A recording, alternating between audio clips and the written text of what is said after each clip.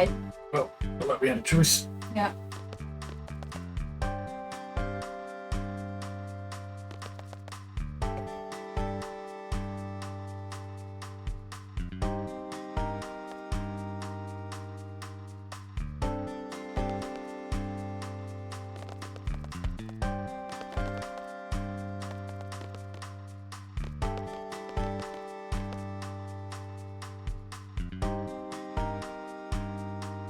Okay, hopefully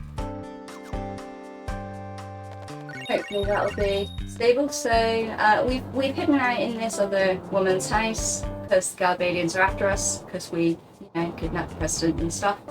And so she's given us a bunch of items, and yeah, it turns out that pretty much everybody in Timber is a freedom fighter. Yep. Distance member, because everyone hates the Galbadians. So we are going to walk. We're not going to catch a train because the train is slow. And we have no encounters, so we're not even worried about that. So we just run. Squall is getting his steps in.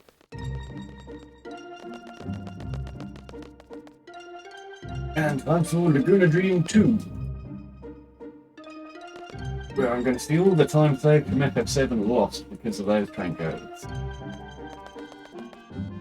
Probably cost me that.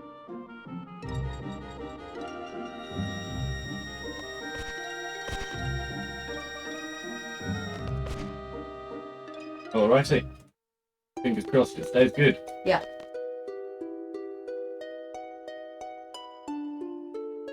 Right, so we've fallen into this dreamland again, where we're following these Galbadian soldiers. With the epic fight theme.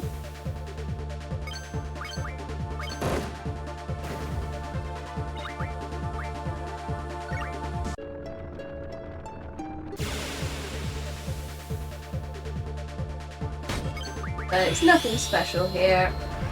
We're using Ward's Limit there because it's an AoE. So that is actually quicker than, because Laguna's the only one with Strength Junction at the moment. So you would have to attack with Laguna 3 times in order to kill the 3. You can use Laguna's Limit Break, but it's marginally slower. And I'd have to cycle to Laguna or do a menu to put Laguna first. But that really. Yeah. Yeah, just run into the end. Where we're on the top of the cliff and we get ambushed by a bunch of soldiers. So, yeah.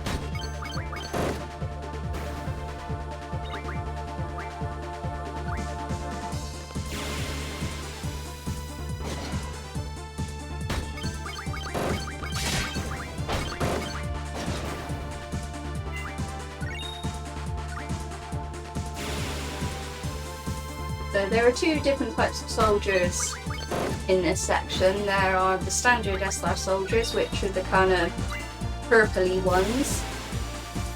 And then there is the blue and green and grey one side there, which is an elite soldier, which has slightly more HP. So yeah, they take a little bit more killing. So we're going to use the limit again. And yeah, that one they have a final attack, so in standard any percent, without the boosters, they will attack Ward if he's still alive, and Kiros, and reduce their HP to 1. We do generally kill Ward off in the standard any percent for level manipulation, because in this game, enemy levels scale with yours, which is a blessing and a curse. Okay, so those trains cost us 1 minute 9 seconds. What a big time loss. Better than expected. Yeah, could have been a lot worse. Yeah. Okay, so because we can't make it back to our home base, our code of operation says that we go to the nearest garden. So this is another establishment which is affiliated with Garden, our organisation. There you go. So yeah, we have gone here and we will find out about what happened since we left Timber. Well, if you can read Japanese. Or we can just tell you. So Quistis has gone and talked to the headmaster, and we found that Cypher, he was found wholly responsible. Garden hasn't been blamed for anything, and he's been executed. Apparently. No, he's been executed because they wouldn't lie to us. Video gamers never lied to anyone. So Squall's kind of having a bit of a crisis, you know, about how he doesn't want to die and be forgotten. So he's throwing his toys out the pram. Pretty much. Yeah, and then these guys, Fusion and Raijin, they are Cypher's little, Friends. yeah, posse. And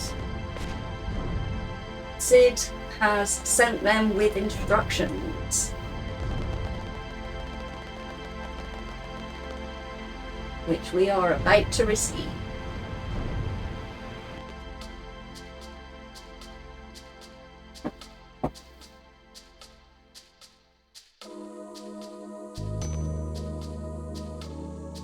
This is Martine.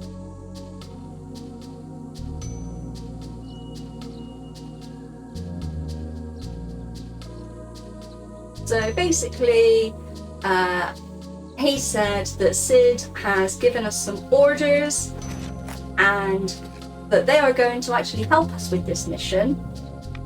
We need to assassinate the sorceress that came to the TV station because, you know, she's going to cause some problems. And so they said we need to shoot her in the face. And unfortunately, we don't have anybody that is capable of shooting people in the face. So they give us this guy. He's a bit of a womanizer.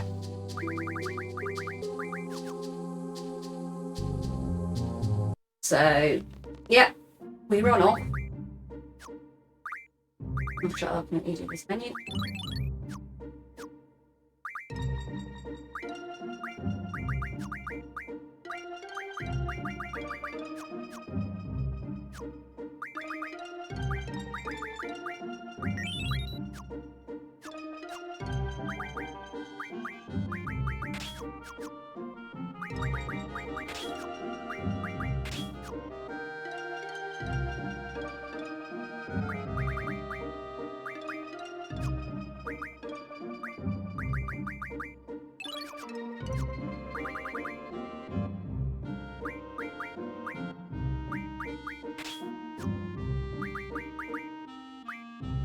Got the best menu, had to be careful there, nearly made a very fatal mistake. Yep. So what Loopy did there was he refined the Cell card and the Quistis card to get that strength plus 60 and the triple magic, which we use the time magic refined from Diablos. Attach those to Squall and put the additional strength on, and then he's done a save and quit here, which will affect, we had to give a code to get into the next section of the game. Now, the standard any % will count these train holes that are coming past in the window, but they're going a little bit fast. So we can either turn ×3 off and count them at ×1 speed, which is slow, or we can save and quit, which resets the RNG so that we know exactly what the code is going to be. So that's what we're going to do, and that's what we did. So yeah, save and quit there, which will reset this code. So we are now in Dalling City. going to see General Caraway, who is going to assist us with the plan to defeat the sorceress.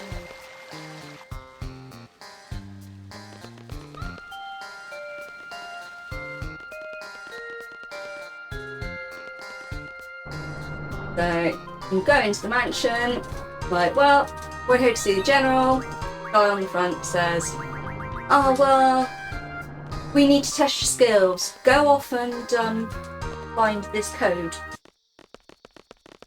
And we're like, but, we're amazing. Here's the code. And we give them the code without even knowing. So we don't have to go there. That saves about 10 minutes on standard any percent. By knowing that code. Chunk. That code will almost always be the same if you hard reset that.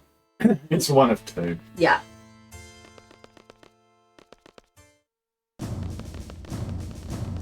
So the general's going to tell us a little bit more about this sorceress, how she's not actually there to be a peace envoy, which is what was said in the TV conference.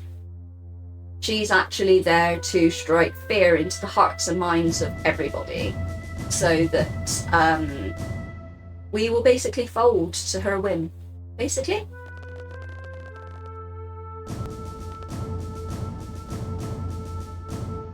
So basically, she's got this procession, and she's going to do a lap around the city on this float. 8 o'clock, we're going to trap her in that arch and shoot her in the face.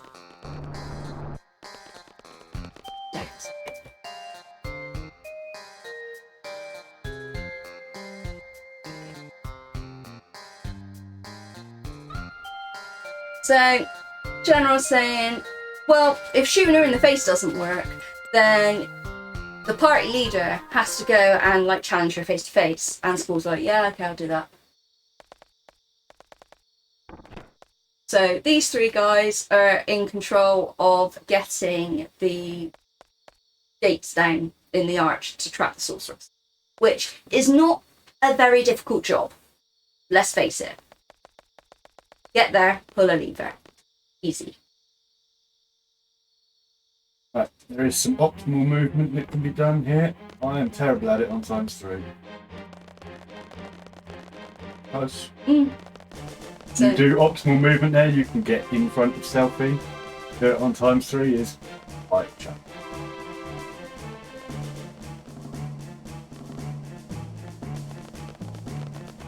yep, so we just dropped these guys off at the arch. And then we're going to wait outside of the presidential mansion because we've got to wait for the gates to open so that we can get in to get to the high ground to shoot her in the face. Twistis is feeling a little bit bad about the fact that she chewed Renoa out earlier. So she's going to go back and apologise. But because the general is Renoa's father, he wants to keep her safe. So he's going to lock her in the house. She realises, she leaves, and we get locked in instead. Smart. Yeah. All you had to do was pull a lever. Now she complains about not being seed, but she can do this. You can climb boxes. Well done.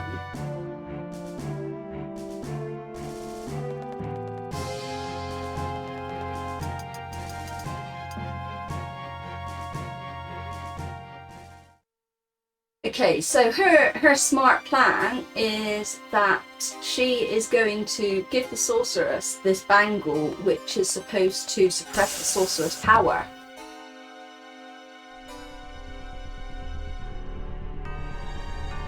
Right. Bit of a break here with Turbo. Yeah, this is quite a nice turbo break.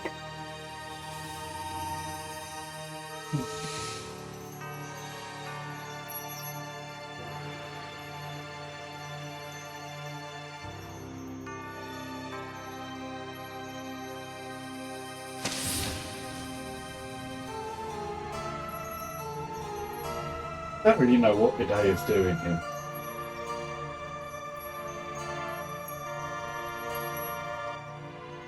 is basking in her own womanness. Fair answer.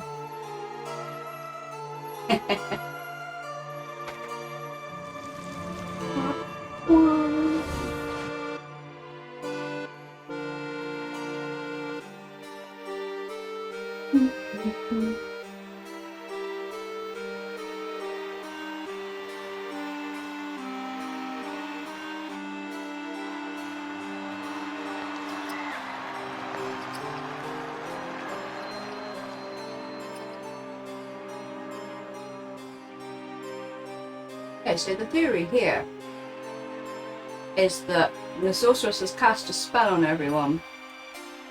But she's standing up here right now saying, "You're all idiots, I hate you, I'm going to squish you like a bug." And everyone's like really happy about it. Pretty much. Mind control the entire crowd, except for the people out to kill them. Yeah. Because, Seems legit. plot lines Mm-hmm. or holes.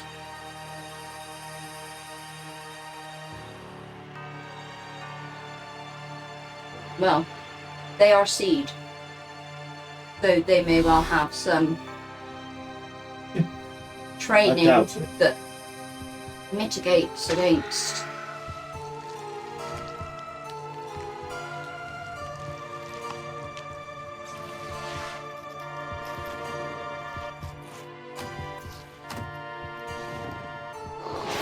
Lizard things whose name I can never say. Something like that. Big ones. Them.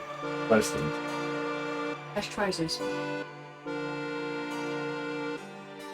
So Quistis has realised that she's made an epic mistake here and that she's got to get out of this room because, you know, she's got a job to do.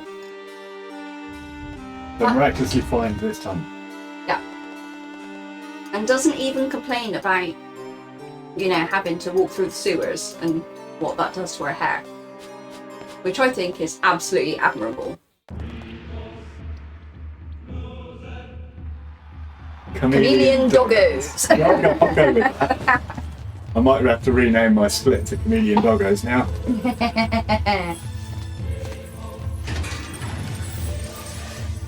But then I'm going to get to this split every time and be like, come, chameleon. Doggos. Doggos. We're not going to get DMCA for that, are we? I hope not. Excuse me. I will reload the player. It's you. That's fine. Yeah.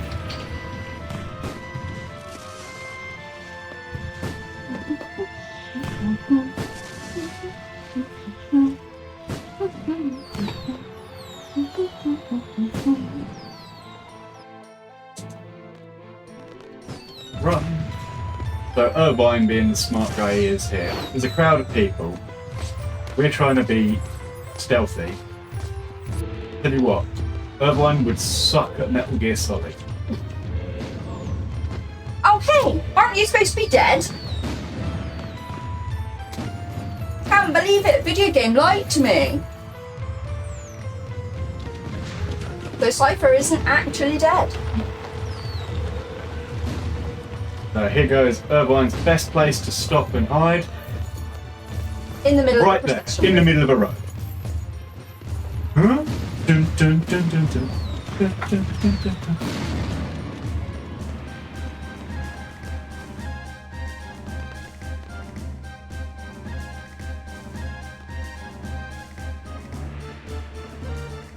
Cardboard box would have made it a lot easier for him.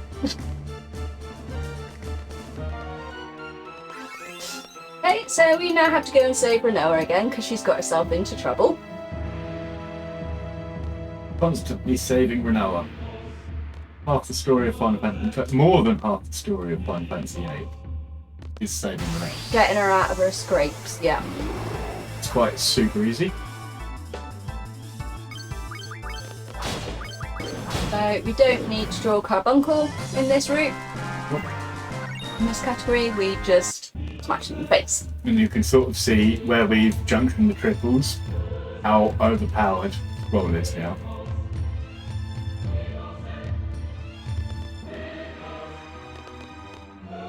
So yeah, it's got Oh, what you do? an extra strong magic with strength plus 20 and strength plus 60 applied. And then if it learns strength plus 40, that'll go on too.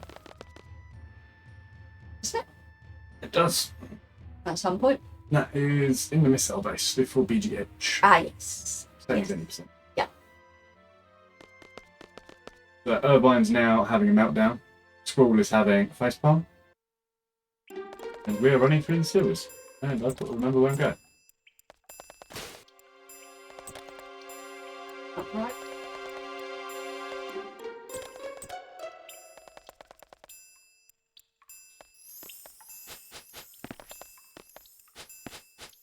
So, anybody who played this as a kid probably got lost. I did too.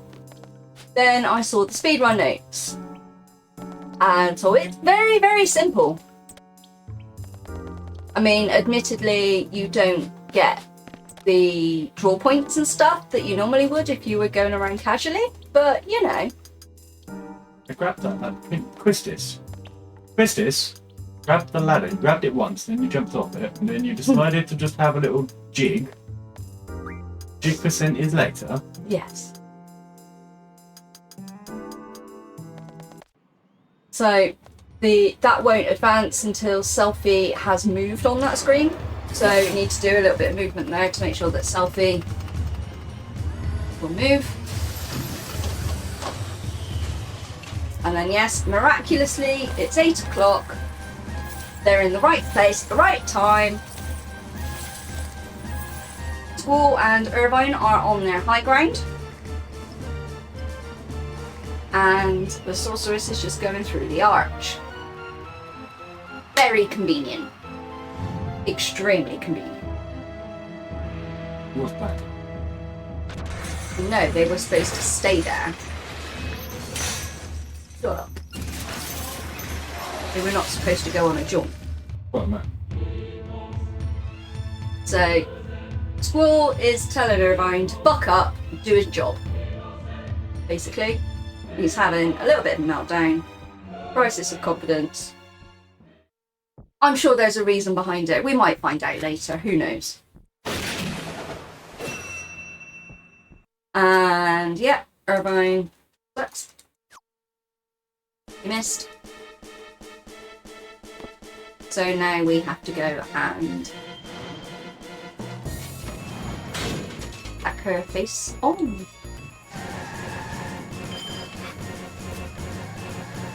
Well, if we skip it or if we don't skip it, unless you can read Japanese, which I can't, you know, I'm just guessing.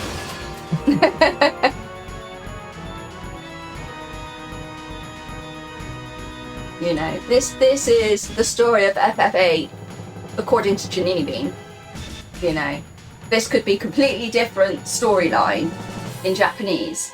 And no one would know unless they could read Japanese. And they know I'm telling lies. Got cats more than that, Bob.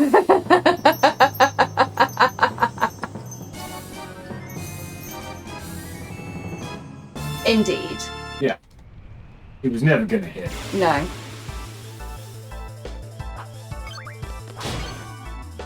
Very difficult fight. Yep.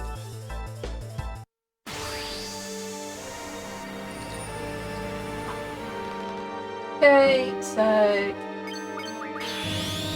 Got in before Thundaga, which is good. He is well and truly dead. GG just won. And what time? I'm sorry guys, I'm just trying to make it entertaining for you, you know?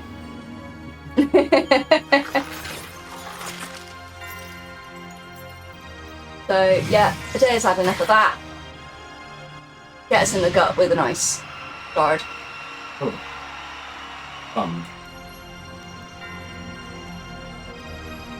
Gut.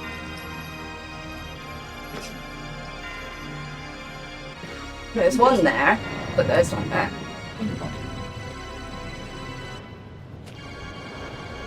Only ever been in his shoulder. No. You're telling us the story of FF8. Yeah. So I say it's in the gut. At least get it wrong. This is the story of FF8 according to Janine Bean. No, we do not. So, Okay, this too. Laguna Meme 3.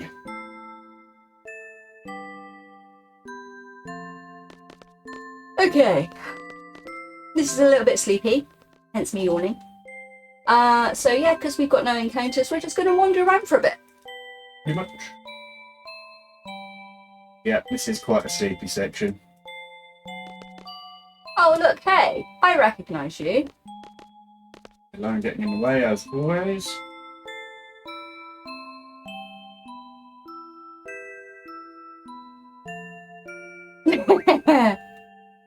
Yeah, maybe I'm being put into Rain's consciousness. Who knows? Yeah, proper sus. Yeah.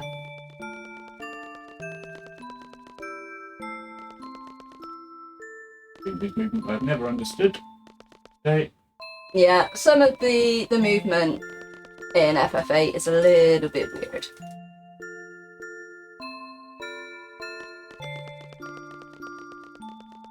So the standard any percent for Final Fantasy VIII is around the 7.5 hour mark. Yeah.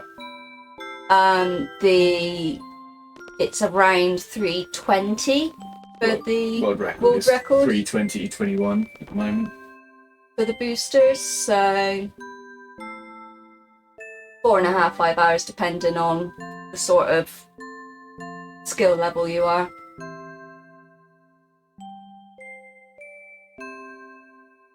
Yeah, so I actually hold the world record for any percent with turbo, but my time is slow and it's in English. I haven't made the jump to Japanese yet because I'm scared of it. Not scary. It is, I can't read it. So Yeah, I mean, I can imagine not being able to read it making it quite scary. yeah. So yeah, we have had a bunch of Japanese runners in the last kind of 9 to 12 months year, yeah. that have really grinded some of these times down. Yes, so the French version is fastest on PC. So PC is the dominant category for Final Fantasy VIII.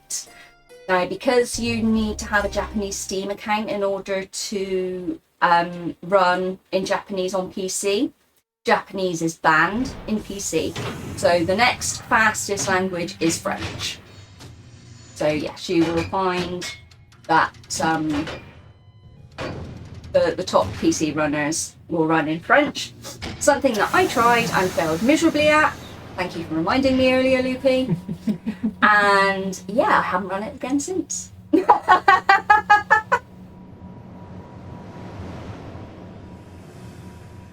So you can change it on Steam, but Japanese. So if you have it as Japanese, it what happened with? It says that it's the European version doesn't come with Japanese as an option for the language, and if you set it to Japanese in a VPN, then it says that it's not available in that region. Yeah. So yeah, there's a lot of jiggery pokery on Steam.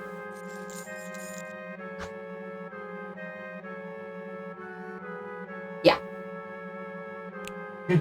It's full of like some of the translations, again a little bit iffy. Red Cross being tense, for example. It bugs me every single time. But yes, the PC will generally run in French. So unfortunately we are not going to save the number. We're going to let it get its head kicked in, which is unfortunate because it's such a big time loss.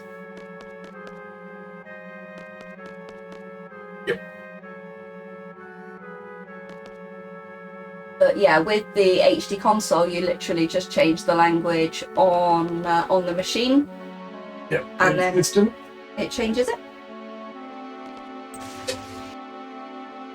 Yeah.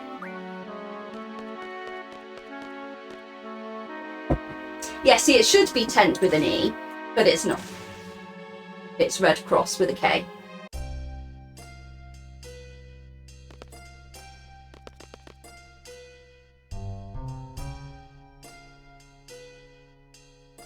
Yeah, Final Fantasy VII in French has it as tent.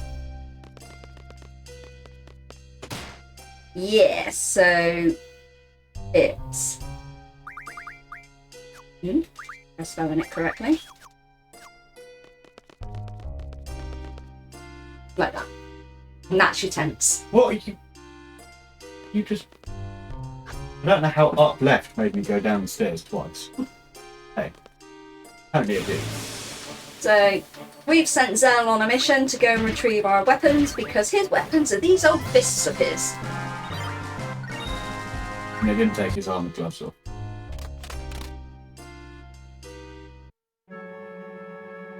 He obviously skipped leg day, so they must just be a fashion accessory.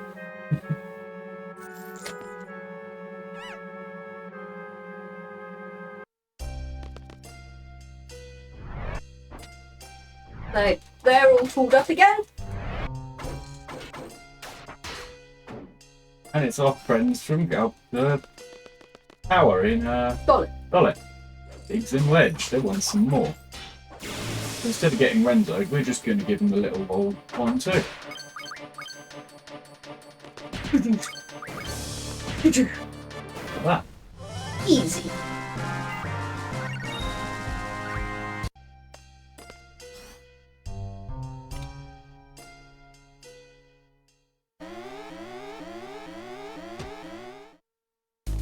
Okay, so yeah.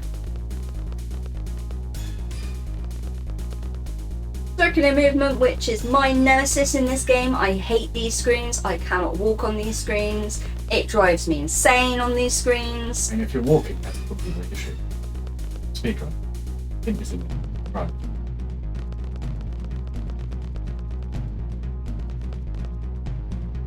Our runner, Yeah, the look I'm getting right now. our runner is beautiful. cruising for a bruising.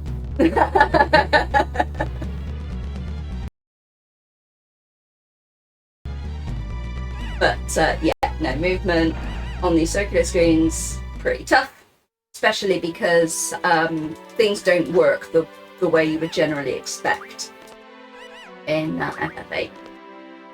So, speaking to the Mumbas, which opens up two shortcuts that I'm sure Lupi is going to walk past again because he nearly did earlier.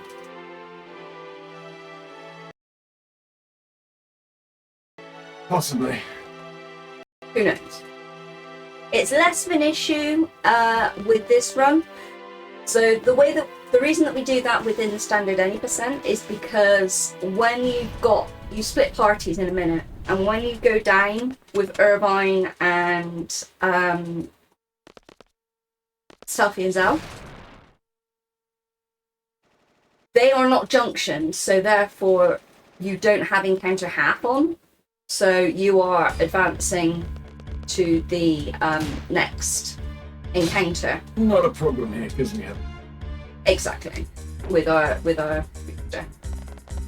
So yeah, it's less of an issue. But obviously, why would you not want to take a shortcut? Quicker. Using the names. Speedrun. It is, yeah.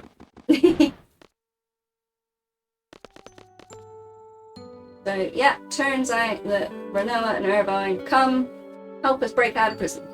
Woo!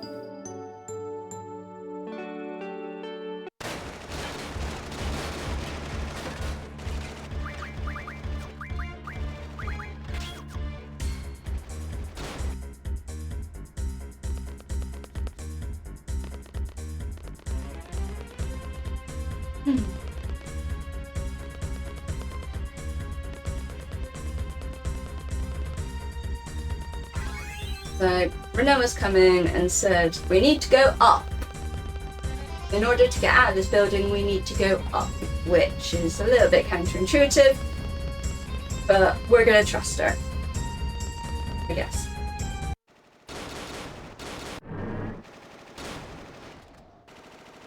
And then these guys are going to run down and catch the lift back up to the top. So floor 6 is the only floor that doesn't have a shortcut opened.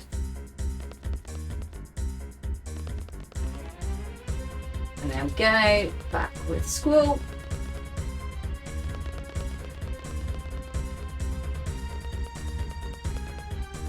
And into the next boss fight. And we are going to use a dog. Yep. Oh, that's very important. So Renoa's going to shoot her dog off her arm, which is animal cruelty. Don't like it. I'm not going to get started on it. But anyway, they're dead. And Zelda's used the machine to bring our friends up. And then we're like, oh? What's going on? So we are roughly at the halfway point of the trilogy now. On time.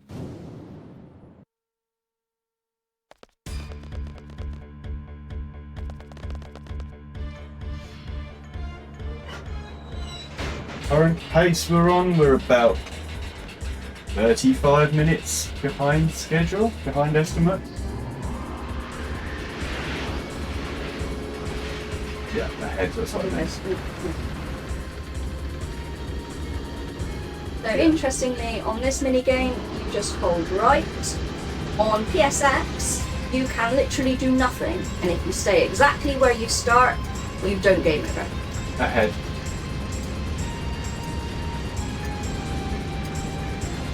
Yeah, No, we're ahead by 35 minutes. Looking like 8:45 at the moment.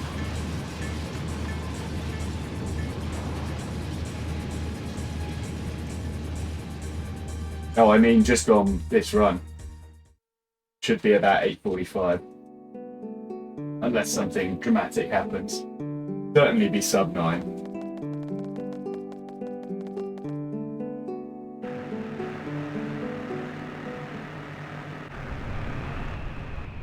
But we are only halfway through, lots could go wrong. It's pretty cozy from here, the only big thing... Oh, got them mashing into space. The only thing that might go wrong is cards in FF9. Good cards. Let's get all that ones there.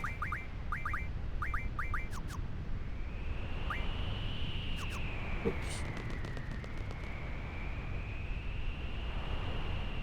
I cannot run FF10. Nor can I.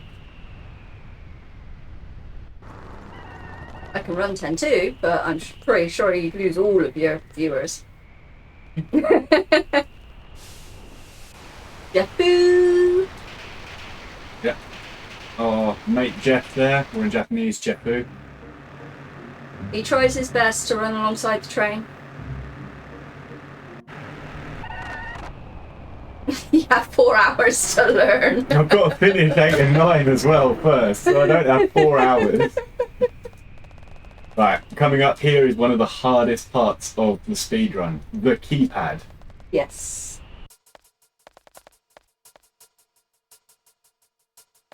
Okay, good.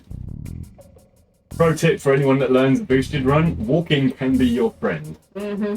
For things that are difficult to interact with or just generally tricky movement, walking really is helpful sometimes. That was awful movement. We utilise that a lot in FF9. Yes, walking in FF9 is very important. Because the movement in that game is crazy. It's only triple speed, but it feels a lot faster.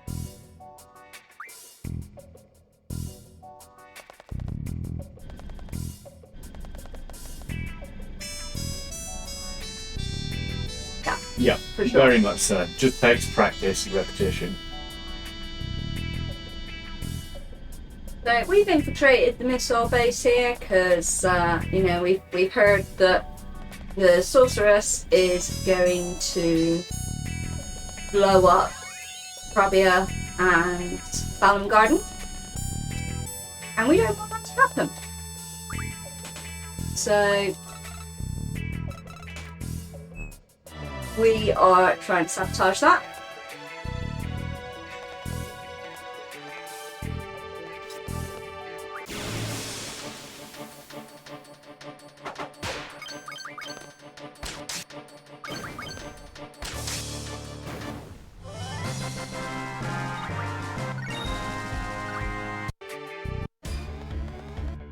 So, yeah, we've broken cover.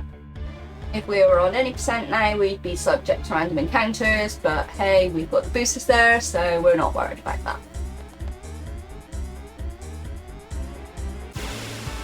Thank you for the good luck. So far, so good. Okay. Gold cannon. Moving down to strength 40. Get some shotgun ammo. I'm very happy about that. That'll be useful for later.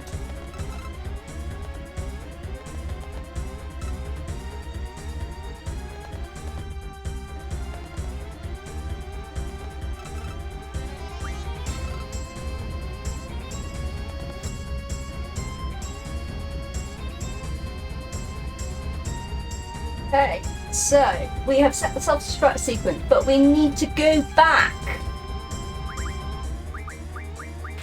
because we need to mess with the error ratio on these missiles. Or, as the well-written notes when you're learning FF8 any percent will tell you, you will game over dramatically. Mm-hmm. So the super secret password that only uses A, B, C, D, E, or F is Adea.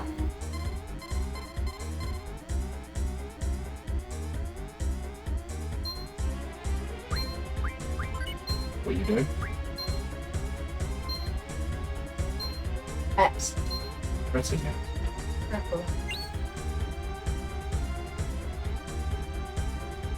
Can't get out. Don't know why I did that. Knew I needed target. Marathon brain kicking in. Strimmer brain. Yeah, so setting the error ratio to 75%, you can actually set it to 1 before the last one. It beeps. I generally don't because I'm scared of setting Home it ring. for 2 less.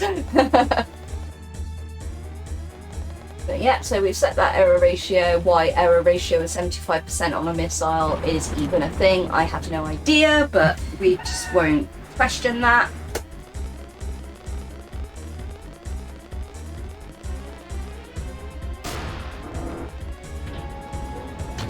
So everyone is legging it.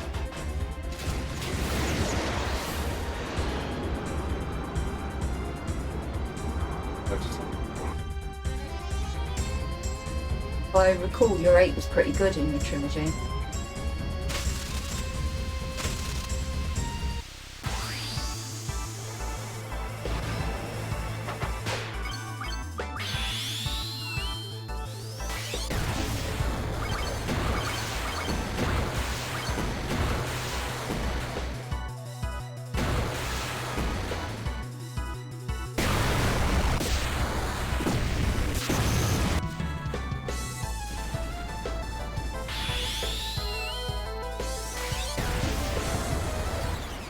Again.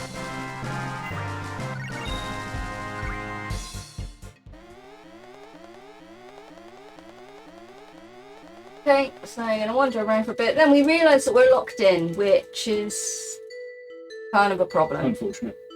Yeah. Luke said something else then. Especially when that happens.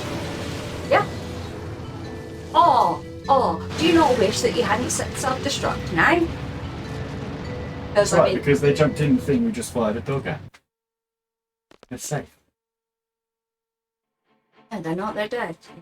Letting you see that they're dead because the missile base blew up. So, despite the fact that, you know, we're over the other side of the planet, we can still get our GFs back from the other party, which is very, very helpful. So, yeah, we're going to do that. This wall is now junction again.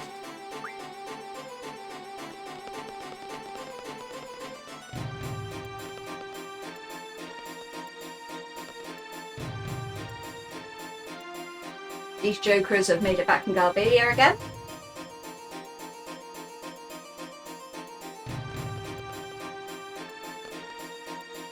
They say they're loyal to Cypher.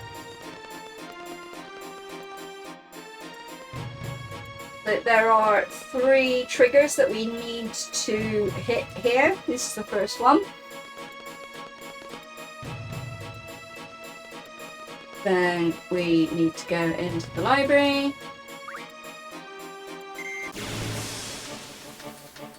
Feel the wrath of this monster. I felt that. Then go into the library and talk to the girl with the pigtails, who will give us a useless Mega Phoenix. Well, less useless in this run because we sell it.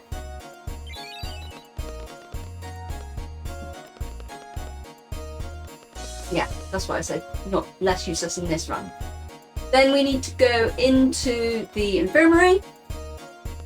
Match. And not get involved in this. So basically we're looking for Sid because we're trying to tell him that there are missiles on the way, or there are potentially missiles on the way.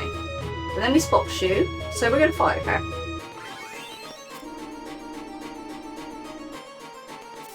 So just to point out for those that are not in the know about how FF8 works, nearly said FF7 then. So skill in this game is not garnered by random encounters or bosses and things like that. So at the start of the game, we passed an exam, and that gave us a seed ranking, and we then get paid after a certain number of steps, and the amount of money that we get paid is equivalent to it's linked to our seed level. So the higher our seed level, the more we get paid. Yeah, we don't do the exams. Absolutely not. Very slow. Very slow.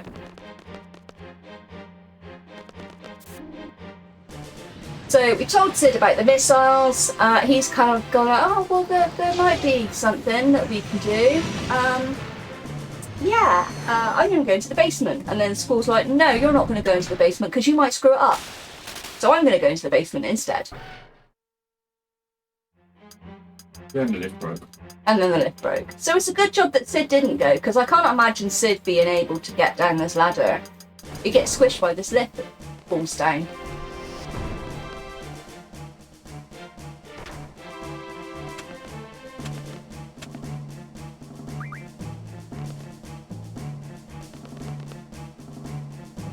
Ladders in this game. Ladders are very troll in this game. Ladders and stairs and doors and valves. Yeah, no. Sid's not great.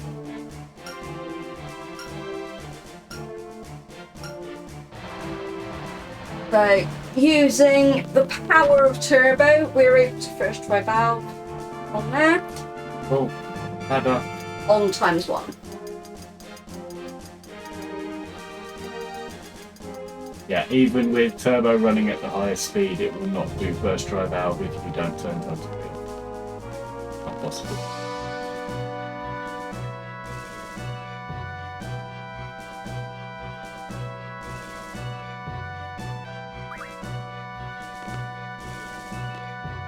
Come on, dude. Grab the ladders. School really doesn't like ladders. Ladders in this game just have such a small hitbox on them. Some of them. Ladders mostly and this part, to be honest. Yeah. Ladders and definitely hard.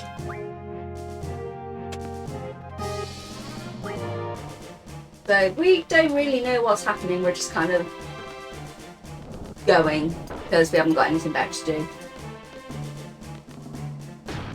So, flip the ladder, and then this is the oil balls boss fight. So the halfway point of FF8. Yep. So generally, roughly, whatever your time is on your oil ball split, if you double that, that will be what you generally get to.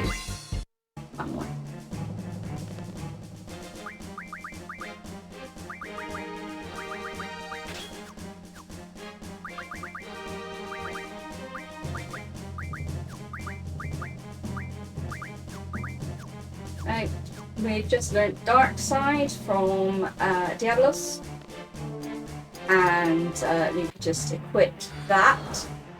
We will use that in the next boss fight. Yep. So, Dark Side can do sufficient damage in places to replace Renzo's, which you can only do in the Twisted Cell route. So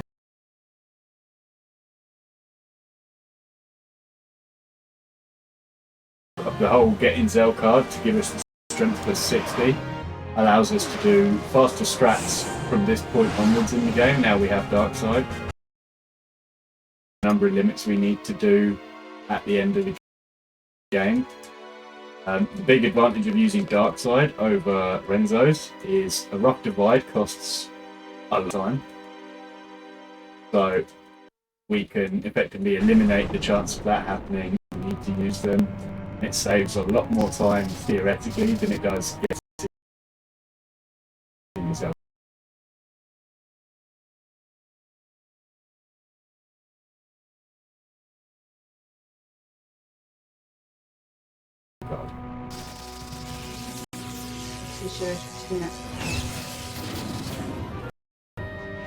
So the drawback with Dark Side is that it will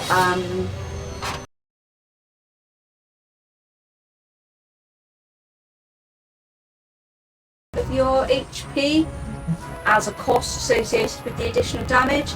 Now, because we get automatically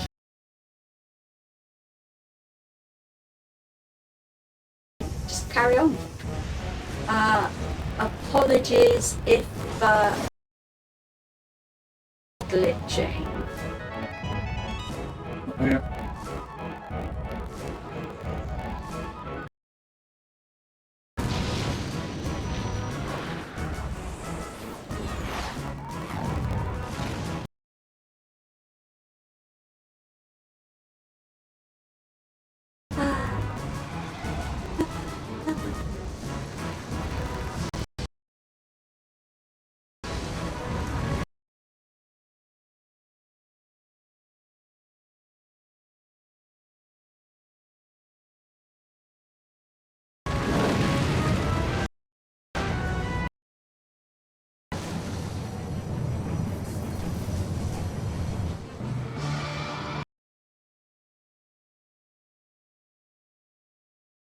And now our school can fly! Convenient. Yeah.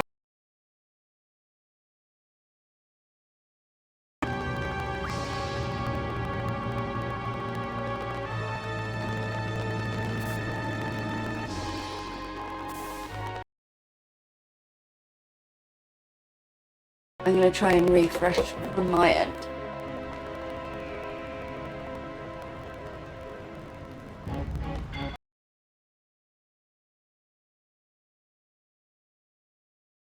Shot there.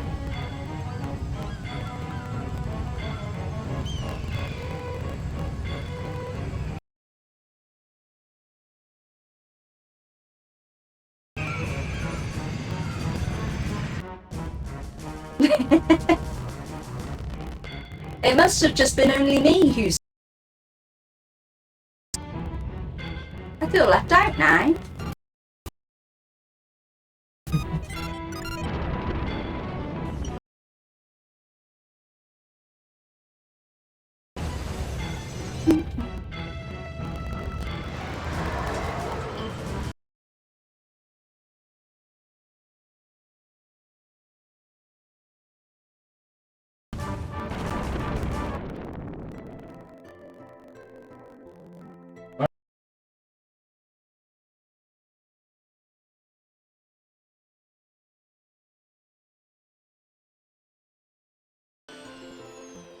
I mean, changing the box like the rest of us do, mate.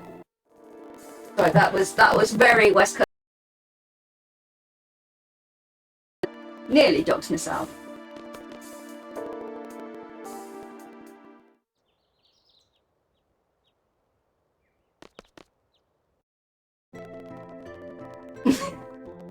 That's very true. I mean, yeah.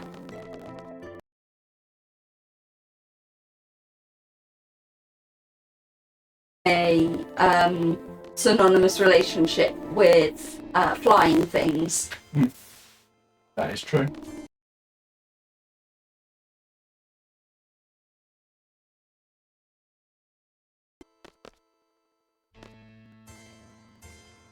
Yeah, still issues there.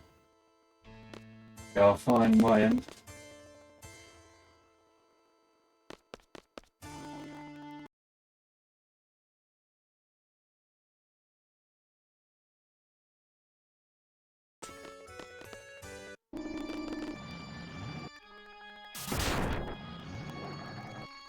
It's to do with the restring. There are tech issues.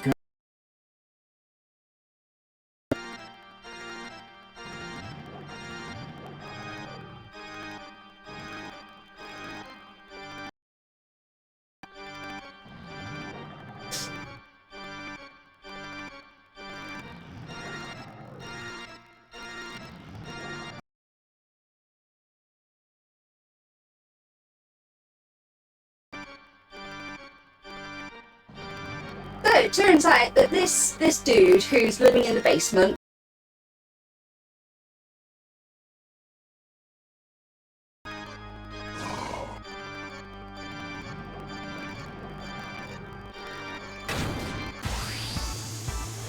We are definitely live.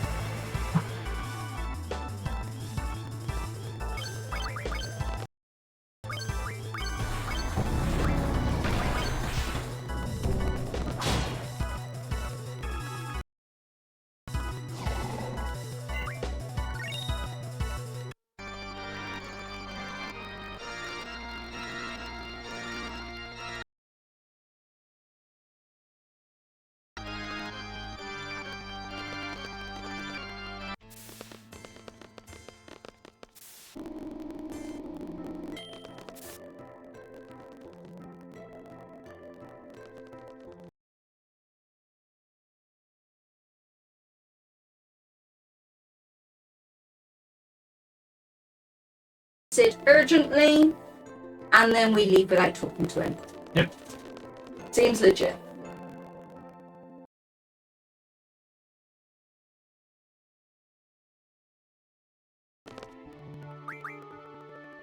Yeah, I just forgot where I was going from.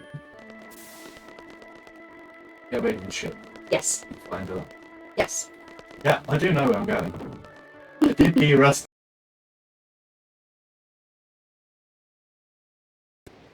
So I find this bit incredibly sus because, like, bearing in mind that the big bad is this sorceress.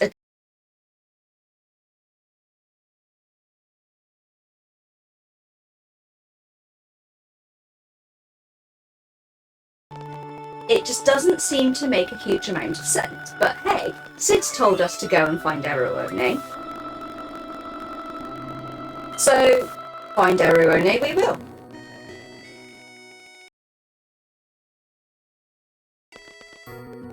She knows us, we don't know her. It's all a bit confusing. FF8 in a nutshell.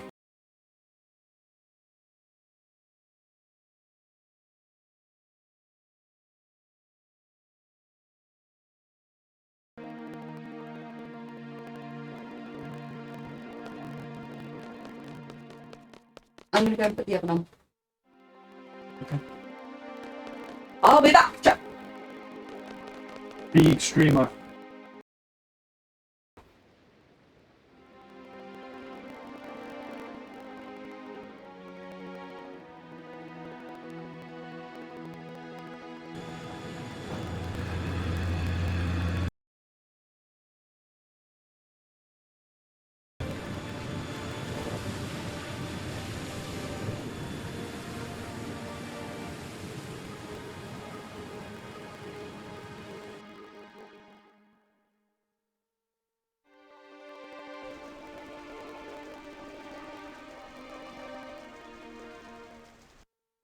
So now that we've had a bit of a nap, Zell comes along and wants to make us feel good. Says, let's go beat stuff up. We're like, yeah, sure.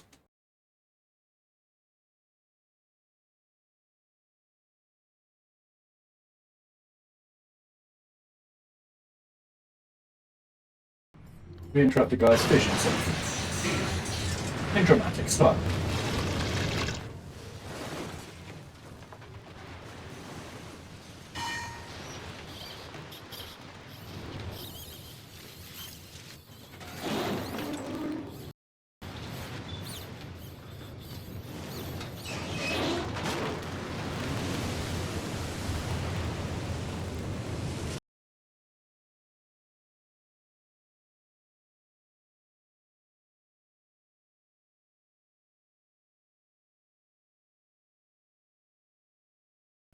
We're like, yeah, okay. But it's not all about fighting.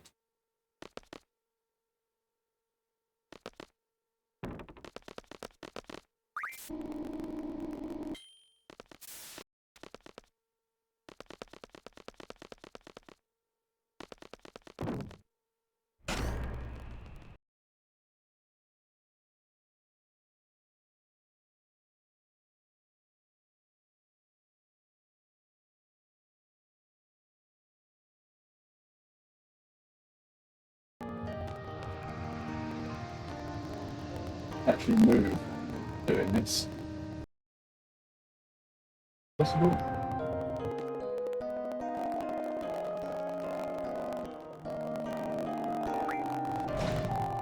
And we go and meet Mayor Pineapple.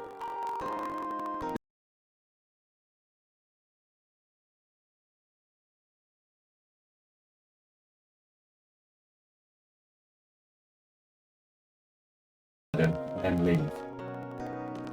Sure, fine. But basically, he's just a bit of a jerk.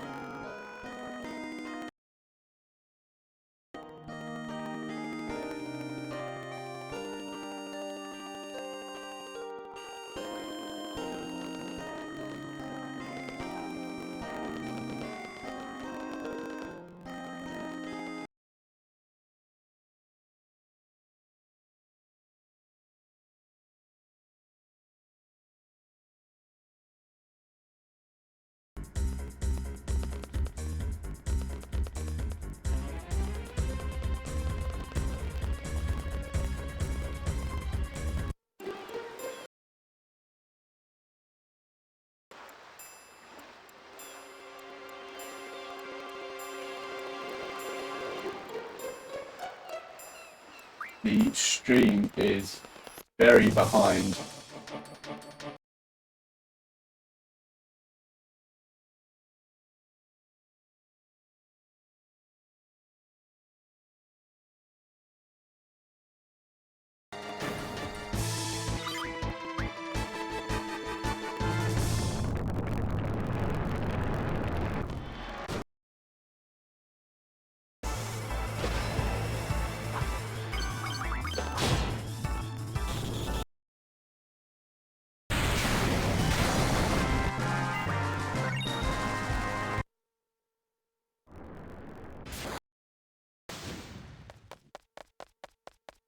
Blow that thing up, and then somehow Renault himself being Christus just.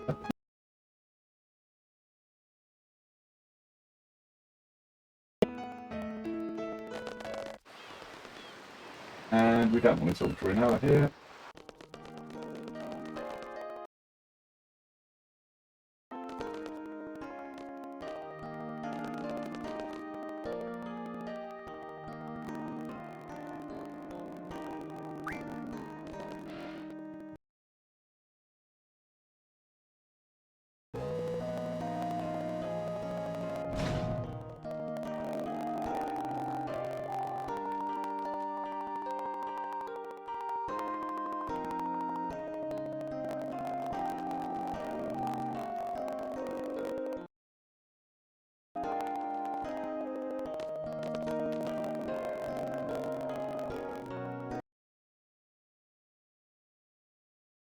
He's good at guns and women. Clearly.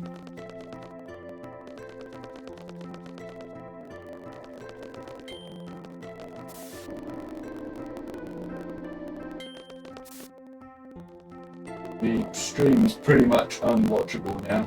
Certainly it is this end. Got the stream open.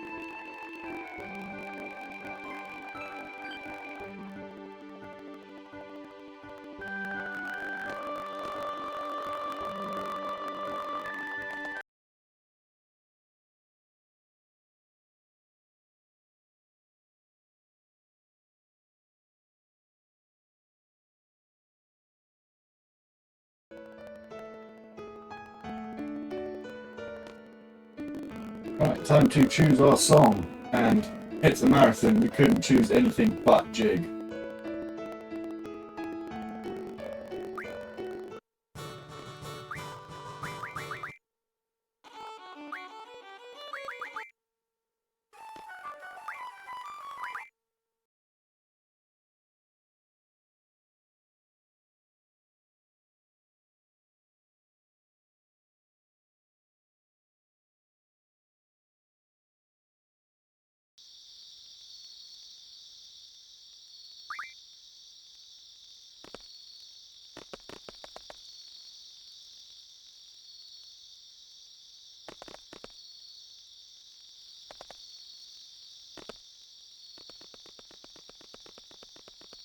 And it's time for the Jig.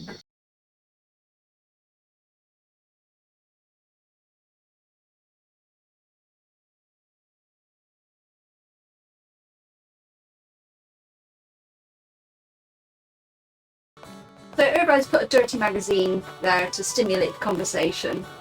Pretty much.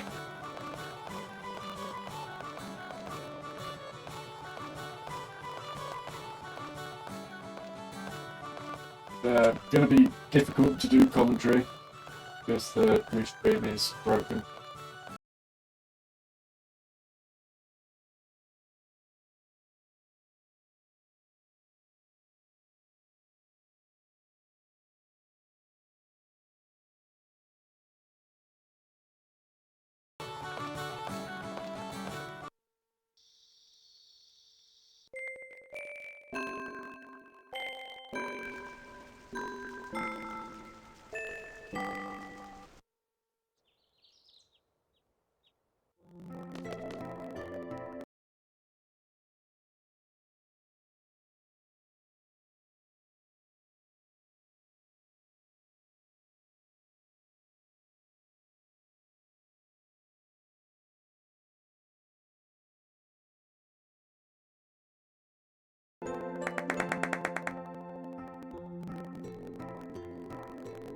On pastries, the 8 mini burgers, and happy black.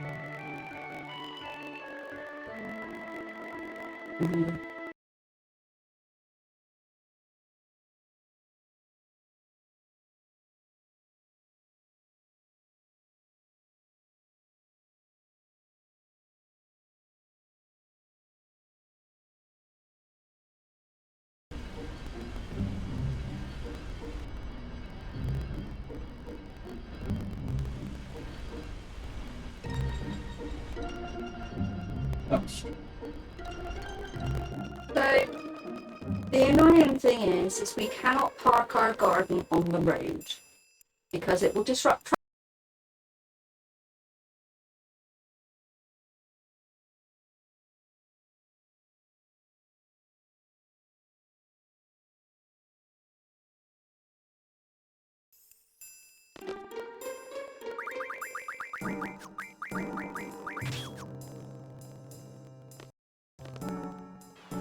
Okay, so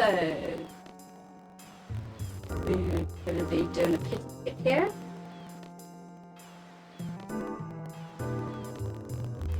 So what we're supposed to be doing is running around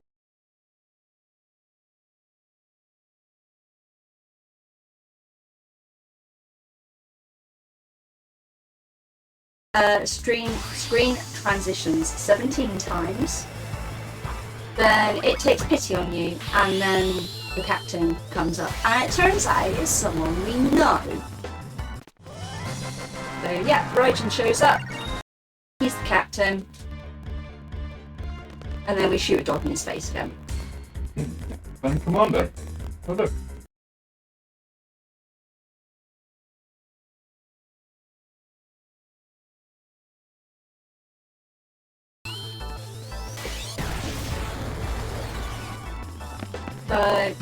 We don't need Pandemona.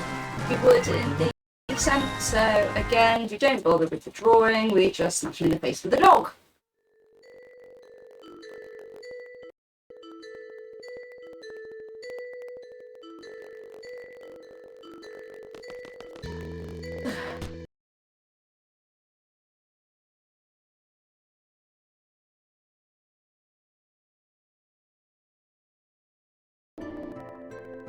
So Selfie wants to go to Trabia, as it got blew up.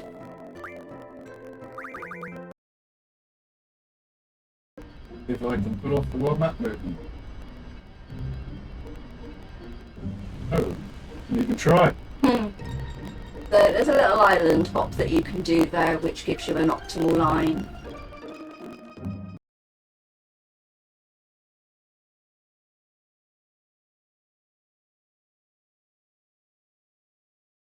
Wasn't as rusty on FF8, we would have probably got that, but probably noticed a distinct bit of rust.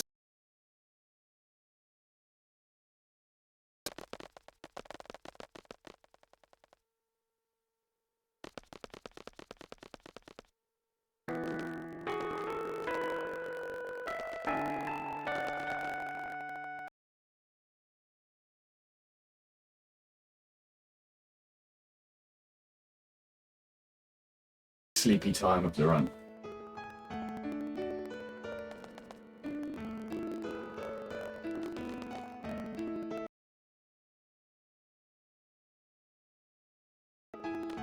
Whole stream is unwatchable. Yeah.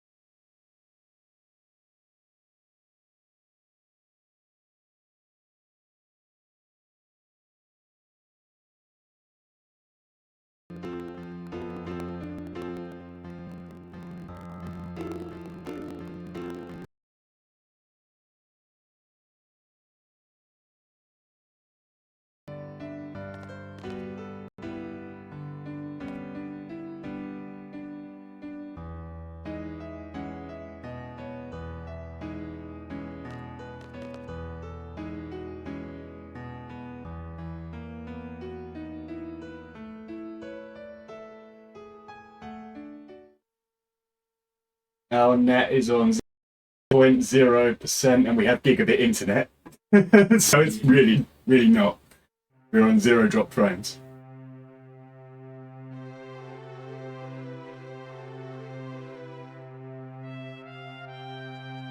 It's stable, no jitter, no ping, and incredibly fast.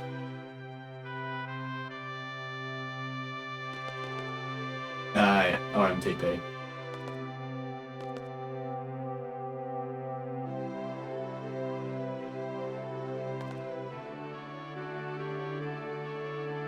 So, whilst you've been away, we found out that we were all in the same orphanage together.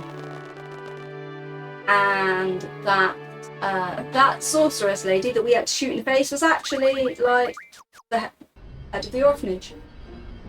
So, kind of like our mum. So that kind of explains why everyone was reluctant to shoot her, I guess.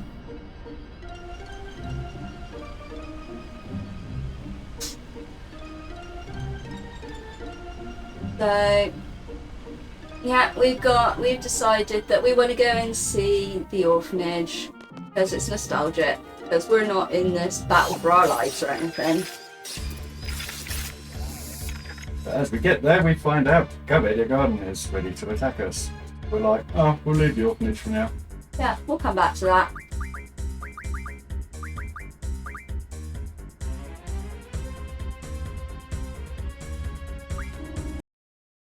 Okay, so we just told people to prepare for attack, prepare for defense, and save the children. Not the hot dogs. Not the hot dogs, unfortunately.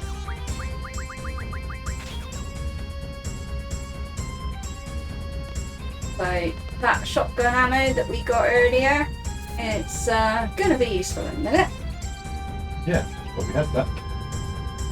That's where I mentioned it. Yeah. The 5 second time was first time game. Say, okay, words. Words am hard. Words! Who'd have thought? So the game is doing a really good job here of guiding you of where you need to go, because it's literally the only place you can go. We're gonna get ready for what we refer to as the Poxy Little Jump. So you may never have noticed it. You might have played FF8 many times, but never noticed it. When Renoa is about to plummet to her death very shortly, she does the smallest little Poxy Little Jump ever to try and save herself, just to exemplify how useful she is at life.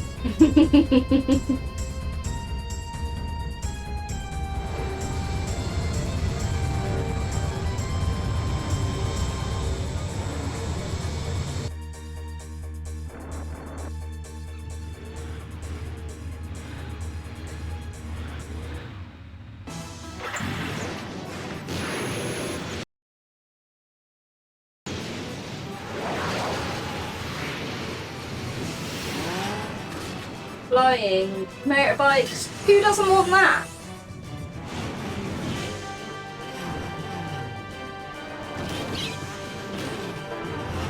Yeah, I do enjoy this cutscene. Just don't leave skid marks on the garden. They're an absolute cow to get off. Nearly said something else then. So, we're being attacked, and we're gonna give Renoa Squall's ring. Right, are you ready for Poxy Little Jump? Oh, we got Ready, paid. ready. Oof.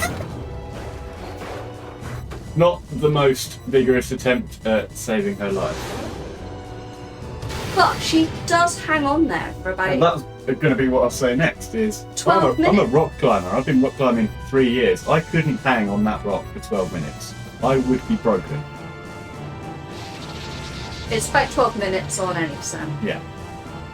So it's a little bit, It would break me. especially as the garden's flying about and everything. Yeah, I would.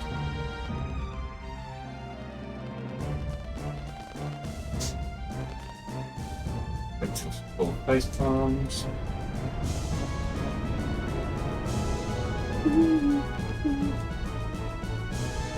Bottom option. Move here. It's stuck. Doesn't soft lock, but so she can. Yeah, you can get caught in the loading zone in a couple of these transitions, and it's very slow. The other big one that comes to mind is in space, in the airlock. Ah, yes. That can actually lead to a total stop. The social something issue takes logs. If you go too far into the end of it.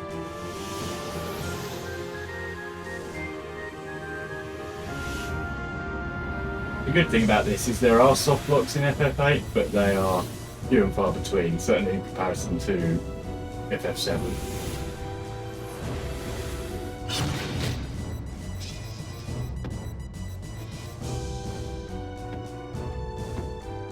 I just generally don't soft lock. Easier.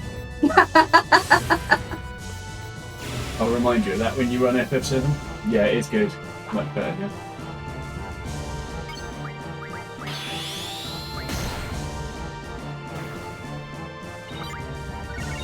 Easy fight.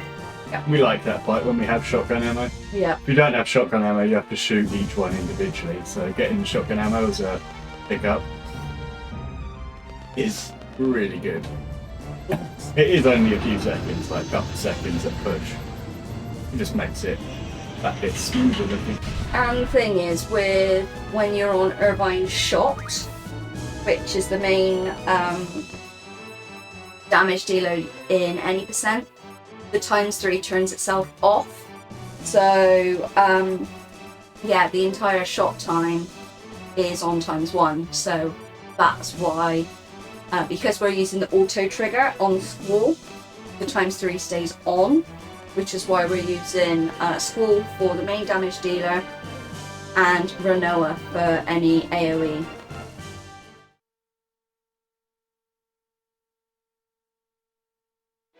Now, if you don't turn it to That auto, goes at normal speed. We're going shot. There's some ×3. But you only have the time to get shots off.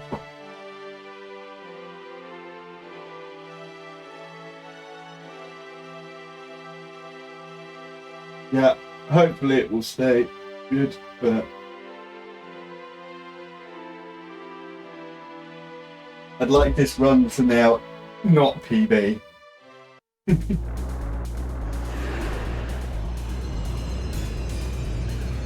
Right, we are coming up to my least favourite mini game of, oh, I don't know, FF9's pretty bad, but okay. My tied least favourite mini game.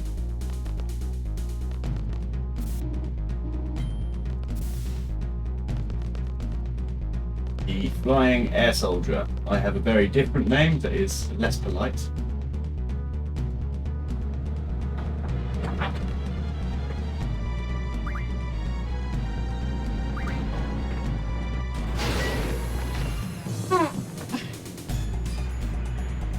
I don't remember what it is.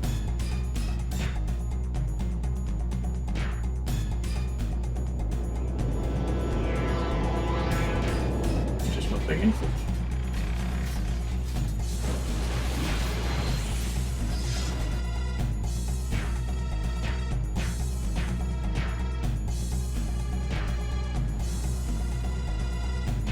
No way.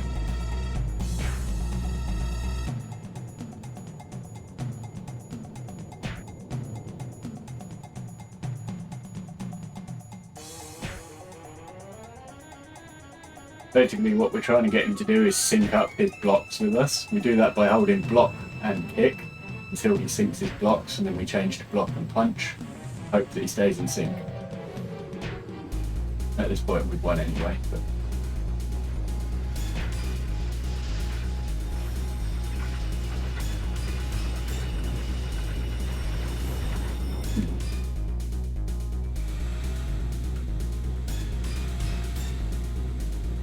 sweet. Good to hear it's better for everybody else. nice. So, approaching the end of this too now. Mashing random buttons. That's basically how I did it when I first started speedrunning Final Fantasy VIII. Just sort of pray for the best.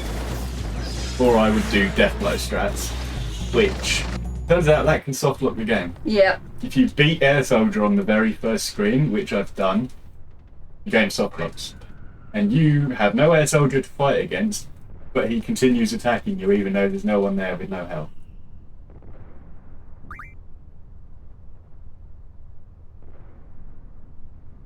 But yeah, it's not a soft lock, it's a bad glitch. There's the wrong textbooks there. station. There's one extra text box. I'm sure we can live. Party is anybody. School on top.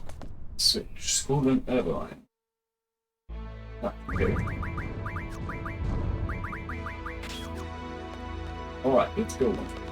Again, this place, if you're just starting out, is an absolute maze. Oh yes, the clothesline guy, yes. That is fun. Yeah, very easy to get lost here. So, running around the Galloping Garden looking for 3 students with ID cards to help us get through locked doors.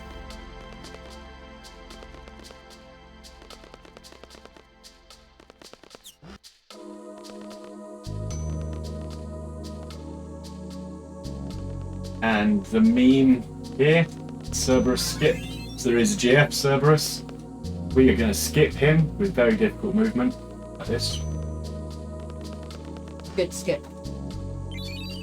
And we have to do it again. Very difficult movement here to avoid this boss. It's even harder on the way back. Yep. That was really hard. Yep.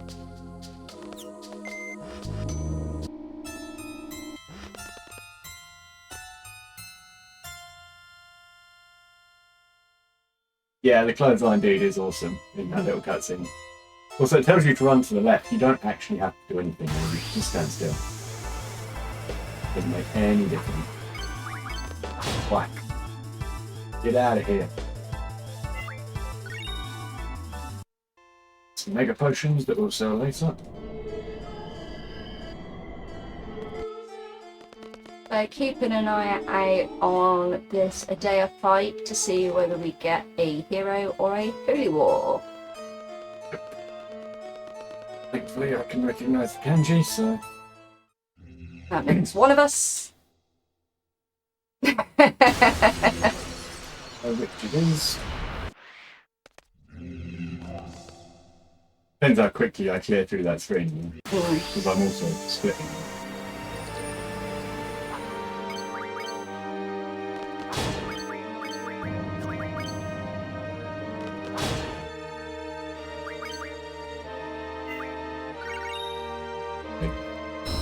I think that was a hero. I will find out in our start menu. Yeah. I'll split. Not quite sure how. So that is disc 2 done. So we are 5 out of 11 discs through.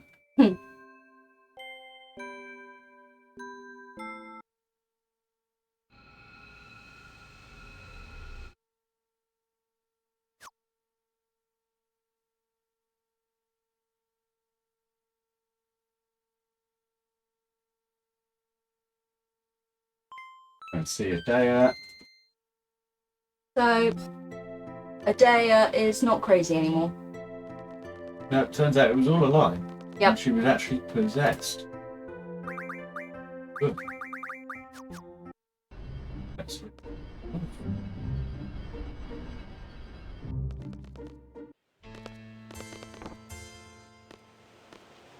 right. Yep. There is a skip there that saves a few seconds. I didn't actually attempt it.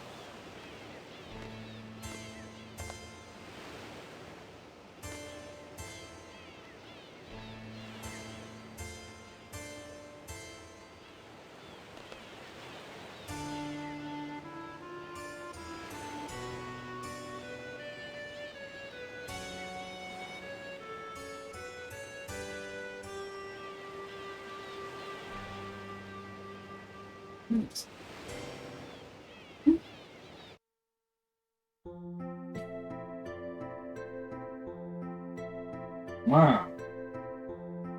I don't really know where to go, so basically what Squad's saying. She doesn't seem to be our enemy anymore, so let's just leave her alone. Yeah. Infirmary. Now, Laguna meme number 4. Yeah, we will be spending a lot of time in the infirmary this part of the run. Not really. Loading pretty quick. Everything that we do to progress the plot involves going to the infirmary. Pretty much. So, Ruby Dragon minigame. One I don't particularly like. Oh, I have an easy way of doing this. Tabber. Very risky. Like that. Yeah, I don't care about it. In fact, yeah, I won't turbo it. There's a game over risk here if you misclick. It would be a disaster. Yep. So you have to hit the dragon several times, and if he hits you 3 times, then you have to start the minigame over. Nice. That's what I think about that dragon. Slap, slap, slap, slap, slap. Followed by Dark Side. Actually, this, we don't need a menu. Way. Gosh. Easy peasy. And Turbo 1 until the end of Laguna Dream 4. That was very fast. Nice. That was a really good Laguna Dream 4, actually. Couldn't have gone any better. Well, he didn't attack at all. Really killed him marginally faster. Click here. 5. Alone, where are you? Right, new quest. Find Arone. Yeah. We remembered that she's on that ship. So what I was saying earlier about forgetting the key to the ancients, this is the equivalent part in FF8. Do not forget to go and get the letter off of Idea, or you'll have a bad time. Yeah. And lose about 2 minutes. So yeah, Idea Yep. is there her seats. She knows them. And she's given us a hint about where to find them. And she's also given us a letter that will explain to them that we are not foes. We are here to help. Correct. And Finding that ship when you're learning this run, or if you're playing it casually, finding that ship can be a nightmare. Even when I was learning this run, it took several runs before I could get to it consistently. And now I know, it's like, how could you ever not find it? Well, everything's easy when you know how. Very true.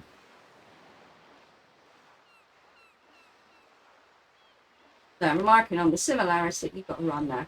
I do. I always forget that one. I was looking at the restream. Check it's alright. Looking good for everyone now, which is great.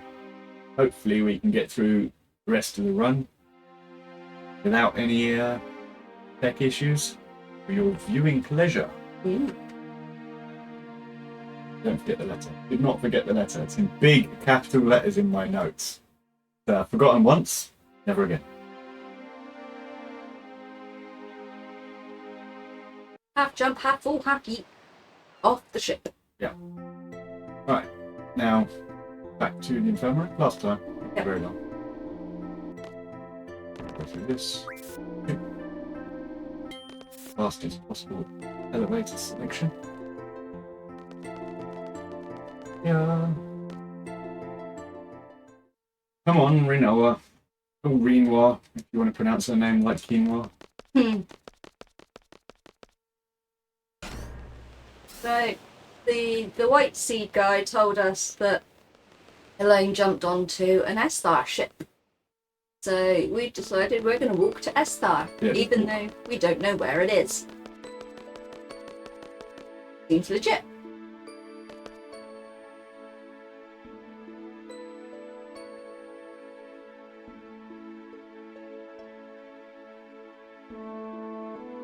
Yeah. I always find the depth perception there really difficult.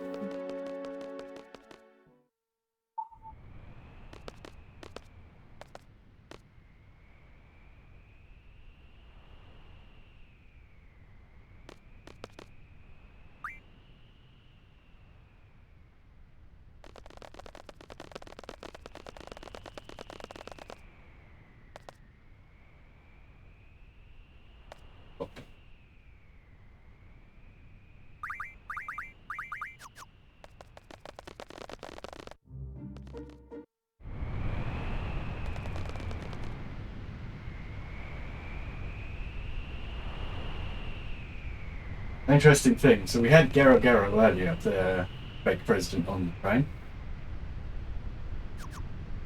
And we used an elixir to kill him. Well, the next boss we also used an elixir to kill, but it decides it's going to give us a tutorial. Saying, oh, this guy's undead, maybe you should use healing items. Like, hang on, we did that hours ago. Useless Disc 3 tutorial! Also has the slowest death animation in the game.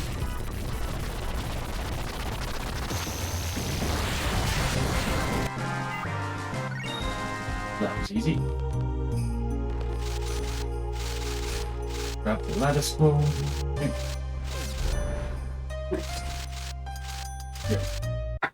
I'll be back.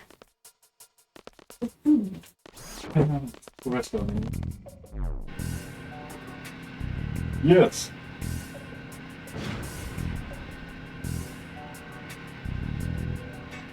So we've got one Laguna Dream left to do in a minute, and then a little bit of driving around, and then Final Fantasy VIII is very famous for its exceptionally big menu. We know as S-Star menu. Our menu in this category, not as involved as any percent is by any means. It's still a big menu. That's the same for the rest of the game. The tricky part here is it being in Japanese, so which again I can deal with, but we do still have a big S-Star menu doing it in Japanese quickly.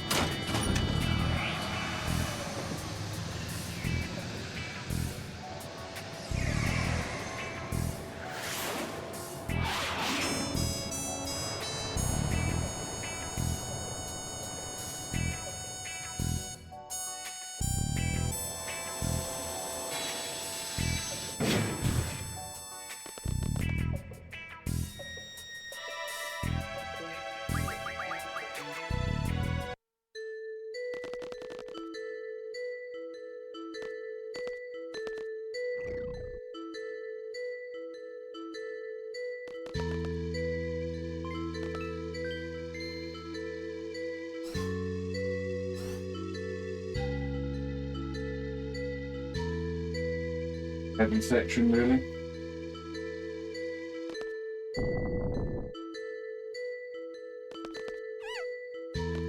Got a cute little Moomba in it, though. I do love the Moombas. Oh no! Okay.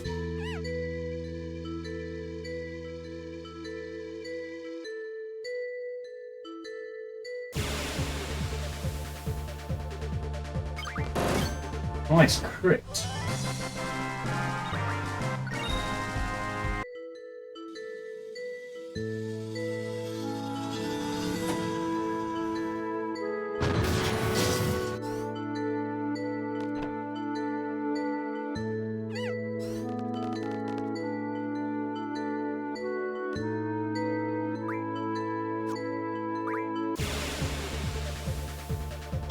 Okay, much easier to dispatch a room as using a limit.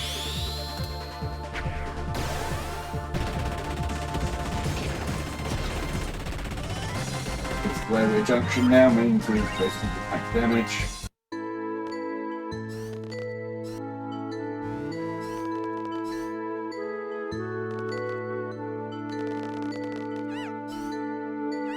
We saved the Moomba, so we didn't save the one in the prison, but we did save the one here.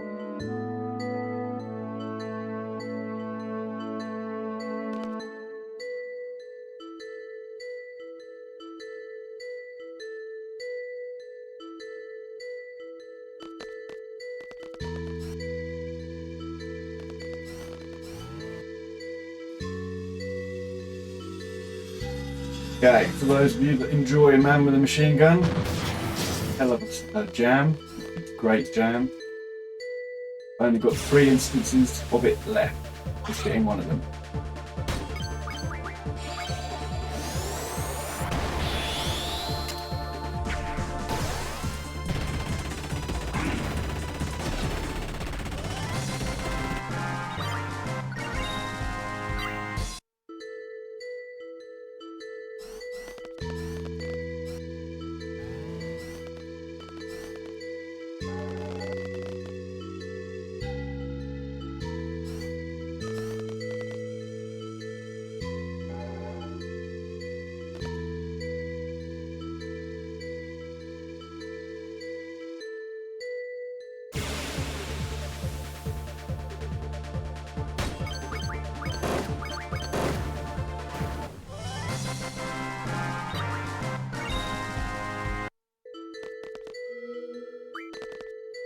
Okay, one final jam left.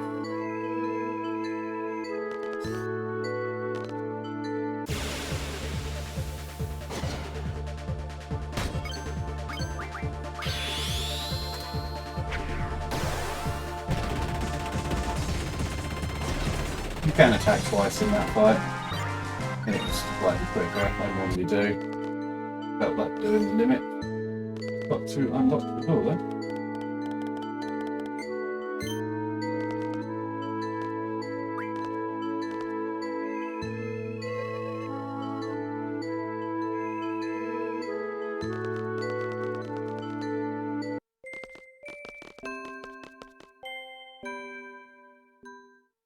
And that is it for Lagoon Dreams.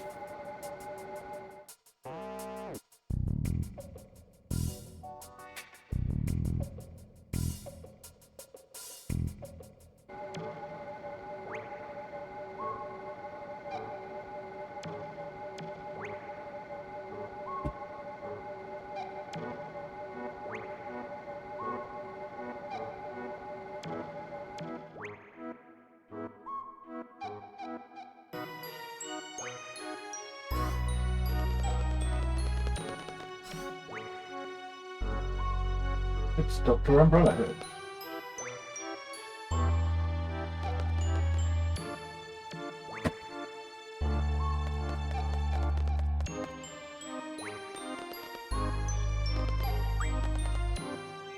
Bleep, bleep, bloop, bloop music! Woo! Right then. Yeah, I think it was warming. yeah. Right, so we are going to go and get a car. The second hardest part of this speed run. Interacting with the car today. Hmm.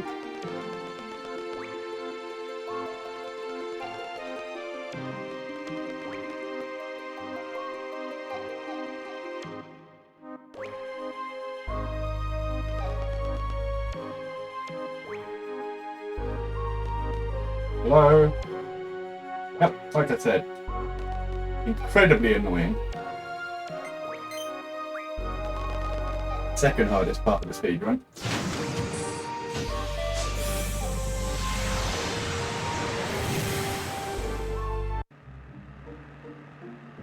And some zoomy driving. Or not.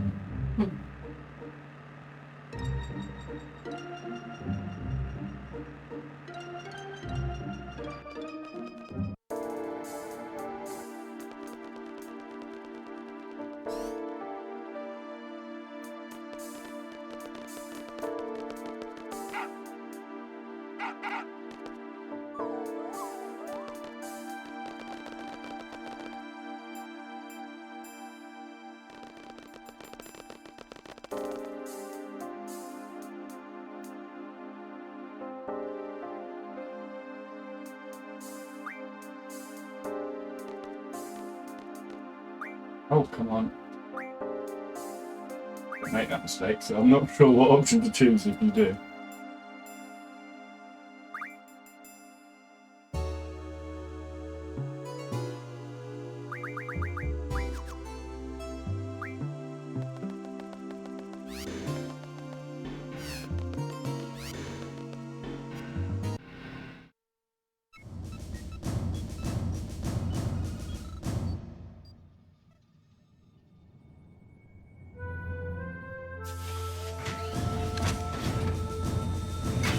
In-frame shooter. I've only just noticed that.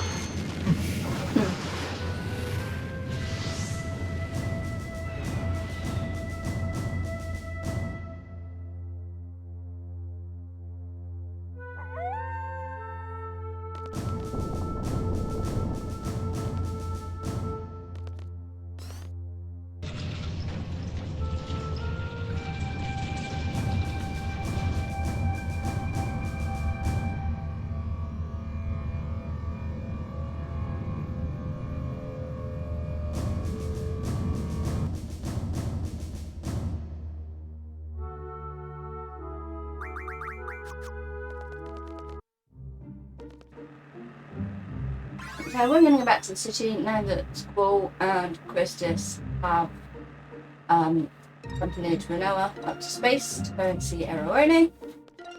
We're going to go back to the city and check in the doctor again. Ah, now is the time for the S-Star menu, which, as I said in absence, isn't as involved in this category. But yeah, doing it in Japanese and doing it quickly, not making any mistakes, is still its own challenge, and it's very important not to mess this up. Because you are effectively setting yourself up for the remainder of the run.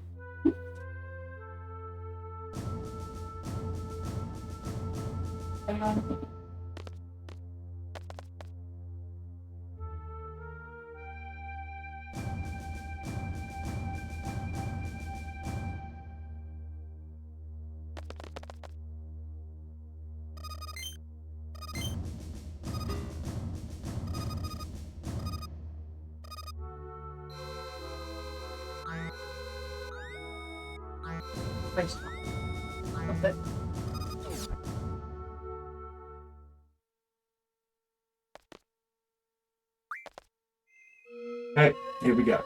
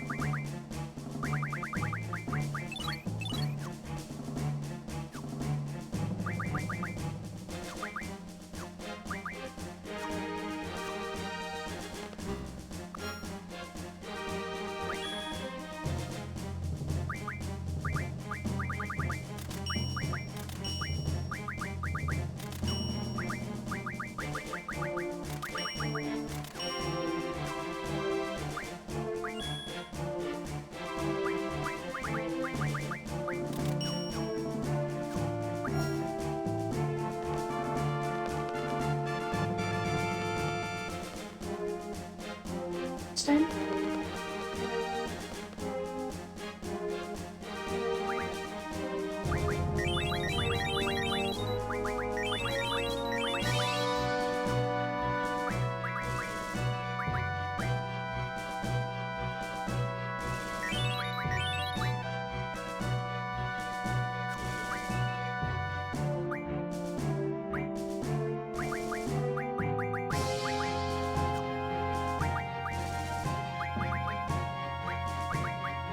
Right. Yep.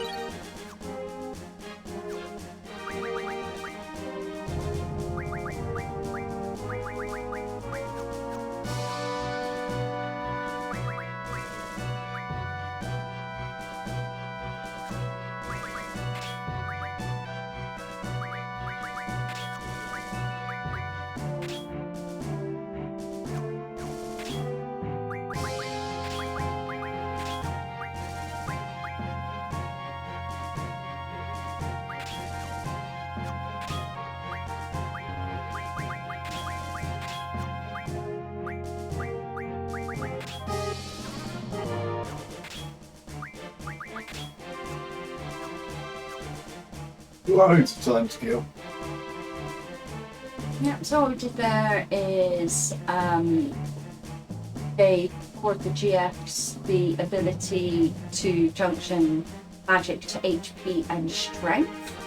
So that our 5 GFs can each give a person HP junction and strength junction, and we gave them Demis and Kiragas to allow them to boost those stats. We also used the 3rd Samantha Soul, which is the item that we got from Quistis, to give 60 triples to Zell. And also did some elemental stuff, which will be useful. Nothing.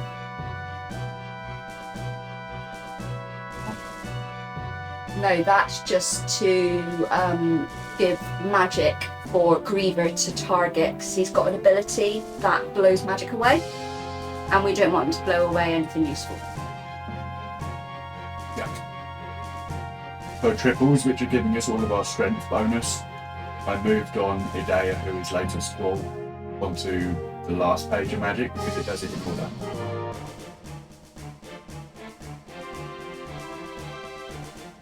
So we've got to wait for 15 minutes, and then this comes. We do not flee from this fight.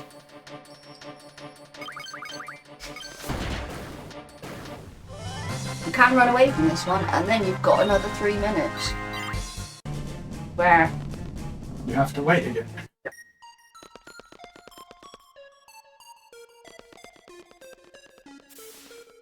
The Japanese isn't so much of an issue for me. Speaking me Japanese.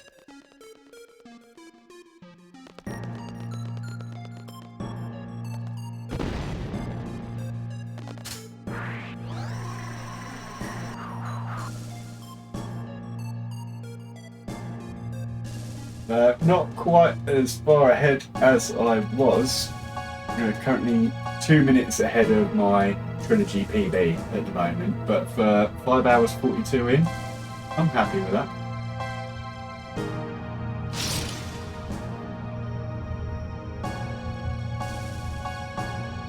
There is now pretty much nothing for ages. Space. ugh, space. Yeah. Space is probably the worst part of the run.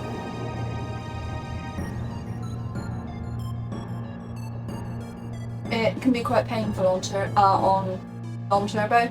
Mm-hmm. A lot of mashing. It is a lot of mashing. On turbo, I can eat my dinner.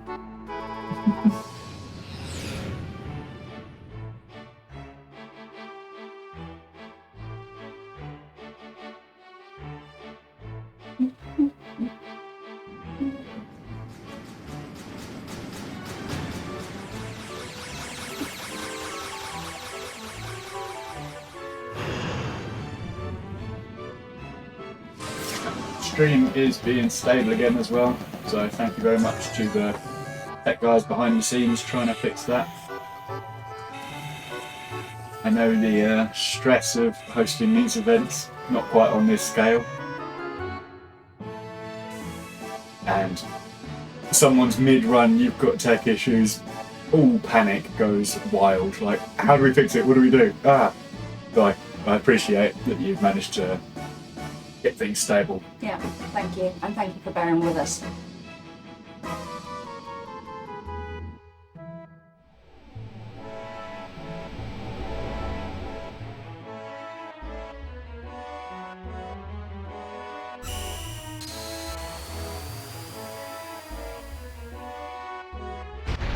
Still going to be some pleading involved to submit this if we PB.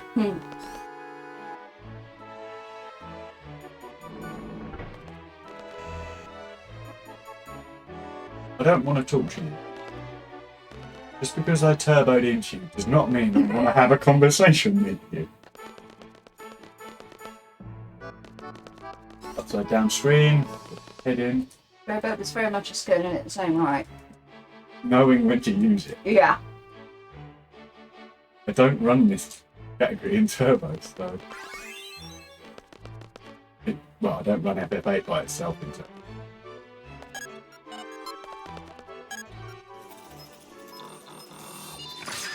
Moon's a bit dirty. It's good clean.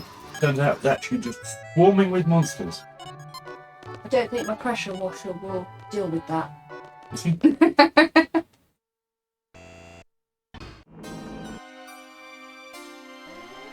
Pressure washer I was using the other day. Hmm. No. Hmm.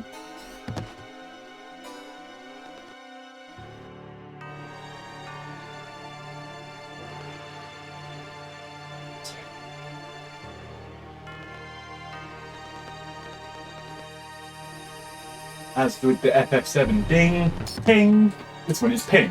Yep. There's nothing like that in FF9, so. It's the end of the ings. Yep. Well, potentially swearing in FF9 when cards troll me. I will try my best not to and keep it family friendly.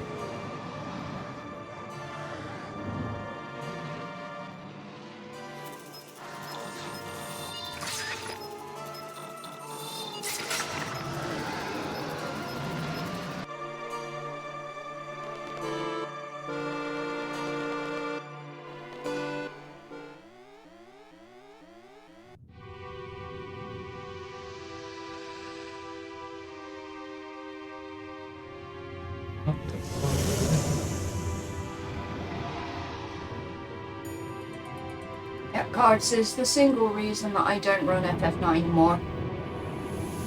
I hate cards.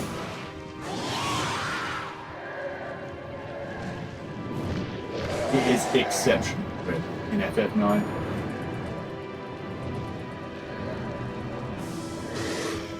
Yeah. At least it is boosted. It's not as painful as any percent space. And yeah, the trilogy category on speedrun.com allows the use of turbo across all 3 games, which I assure you makes space so much nicer. Mm-hmm. I am so much happier not to have to mash through however many hours of dialogue the space feels like.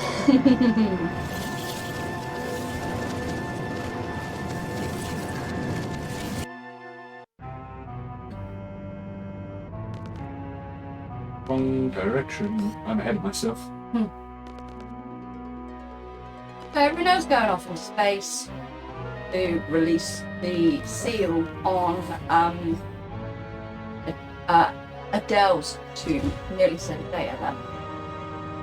So here's one of those loading zone potential soft blocks we were talking about earlier. Yep. So we're looking for a very specific bit of dialogue that I can't read, but I know what it's in a slightly different coloured text box, so I know when it is. It's the position. They only take points in the bottom right. How I remember. Go off. Go to Pete. Mm-hmm. Pietro.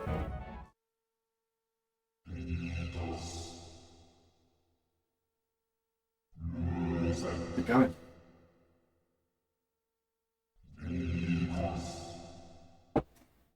Well rationed. I'll drink 3 in a day. Better sleep. Mm-hmm.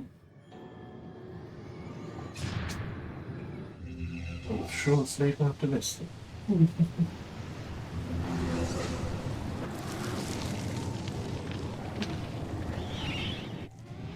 I really can't make my mind up whether I want this run to PD or not.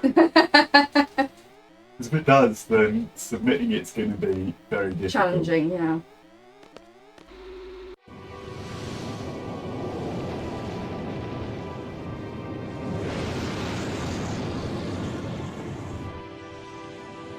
A little bit weird to say.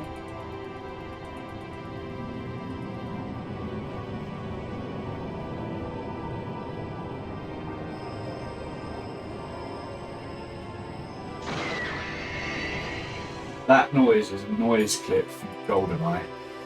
When you fire a rocket launcher in GoldenEye 007 on the N64, that noise is the identical noise.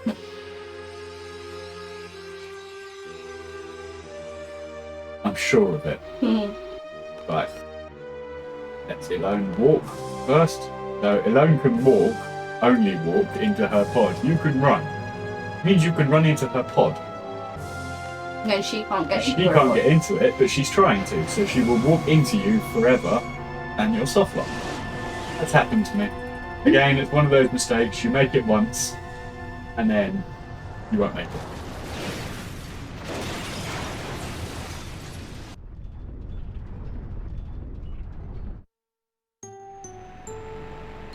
Now we're turbo.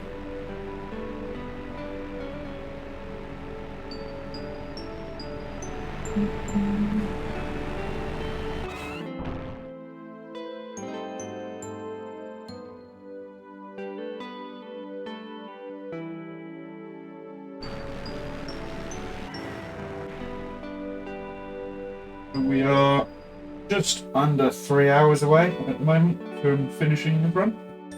We're on good pace, well below estimate.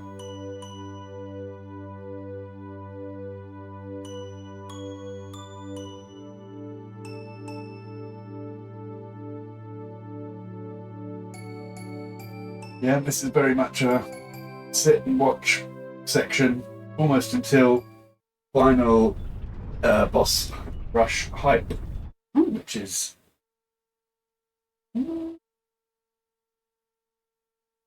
about 20 minutes away.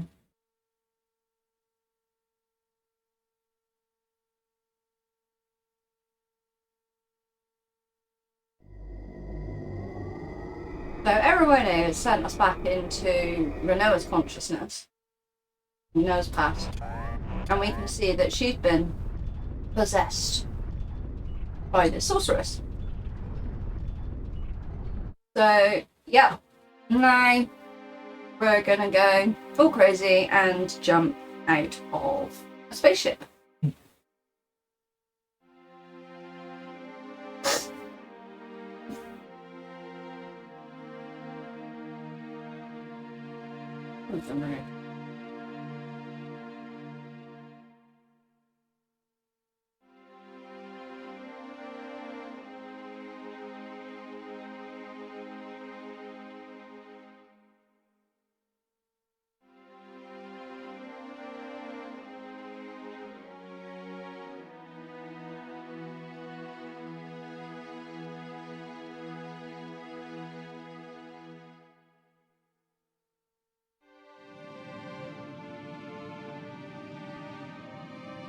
FF8 is full of bangers for sure.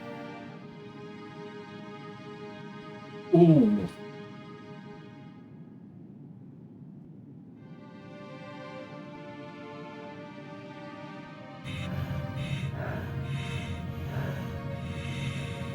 Certainly the end of it.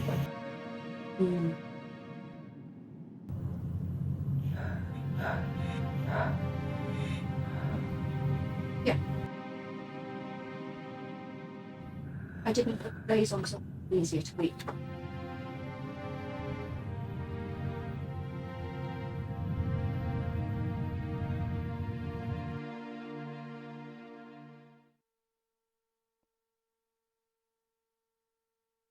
And back to my Fine to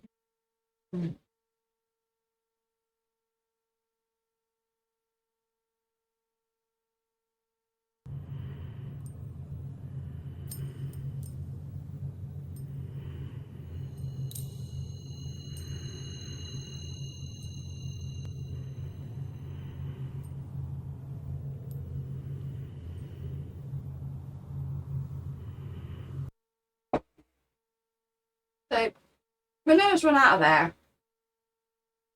Yeah, she's still breathing.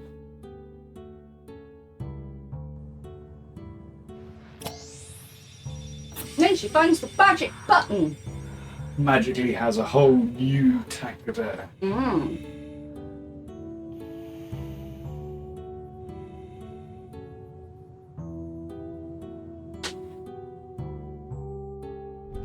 I am trying to avoid saying negative things about Renoa. I'm not a Renoa fan, but I know there are people out there that do like her, so I am being respectful for a change.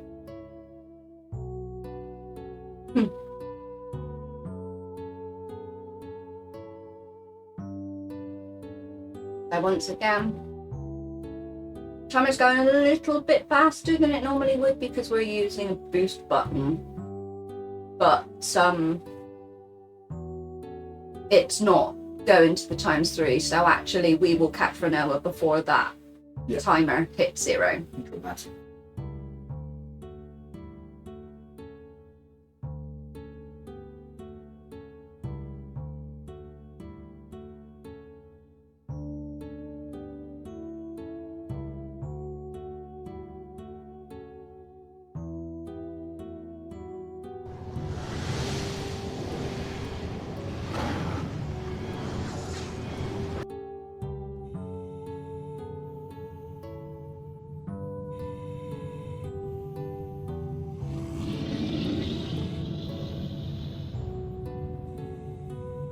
Nice convenient spaceship. Yep. So on the spaceship we have the propagators. They are very quick. They hit quite hard. Thankfully, in 98% of cases we will outspeed them. Doesn't mean they can't hit us, it's just very unlikely. But the key thing with the propagators is there are 4 colours of them. There are 2 of each. They have to be killed in pairs, otherwise they respawn. Be here forever. Endless propagators. Be a good way to power level. Don't think they give you XP. Because AP only. Because they're classified as bosses. Boss music. They're not that hard to beat. No, they're really not. Also in the randomizer they come up as bosses. Hello.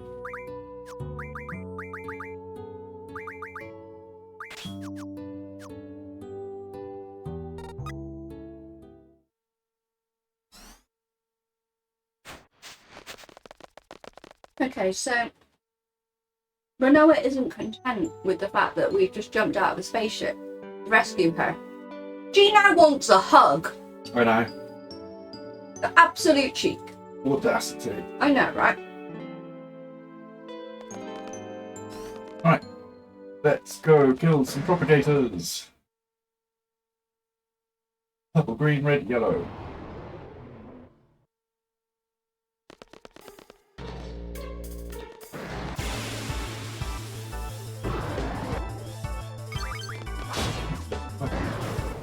Never really made that connection.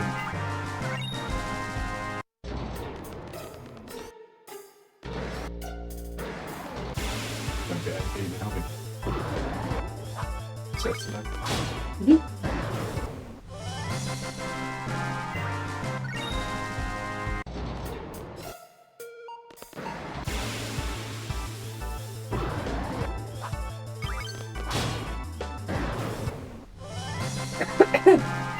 Again, in any percent, we would be looking to try and get aura stones off of the red propagators.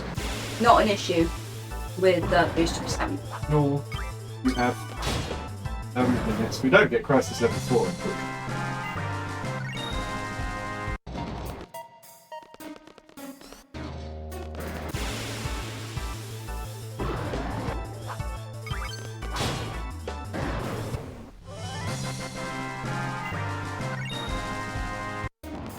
I want the Death Stone.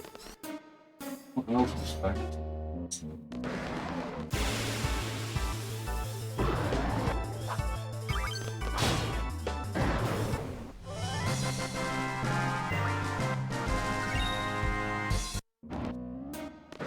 G-O-R-A. Got an orca. Flare Stone. Could use a Flare Stone. I want to.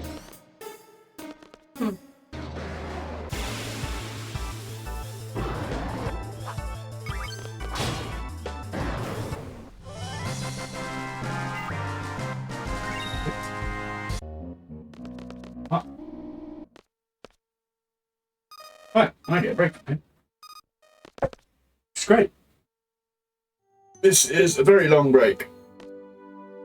5.5 minutes. Bit more then. This part as well. Turbo, yeah. Good turbo. Yeah, that's 6-minute break. Yeah.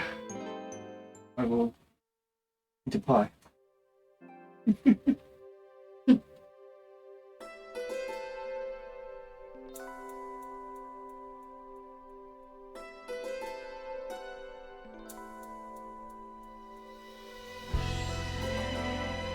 If we try the window, why not?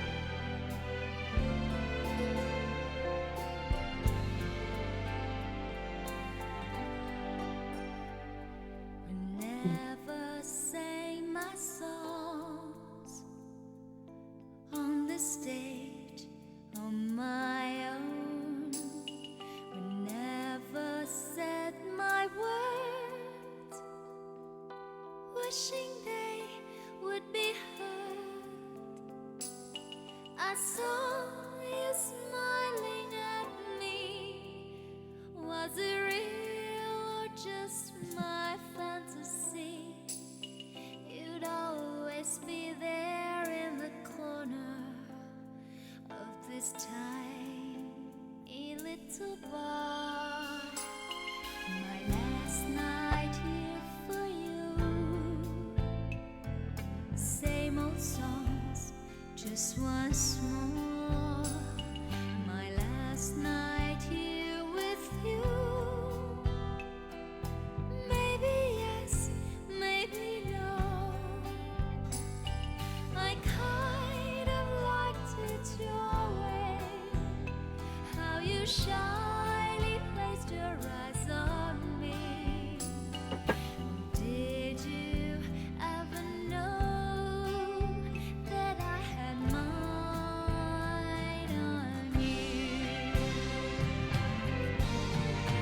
Darling, so there you are, with that look on your face, as if you never hurt, as if you never down. Shall I be the one for you, who paints you so softly but sure? If frown is shown, then I would know that you are no dreamer.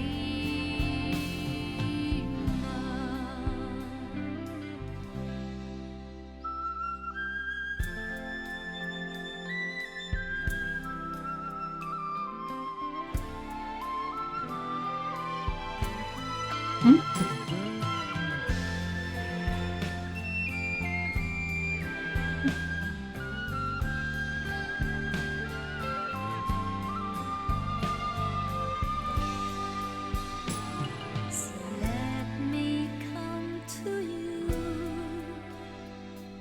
close as I wanna be, close enough for me.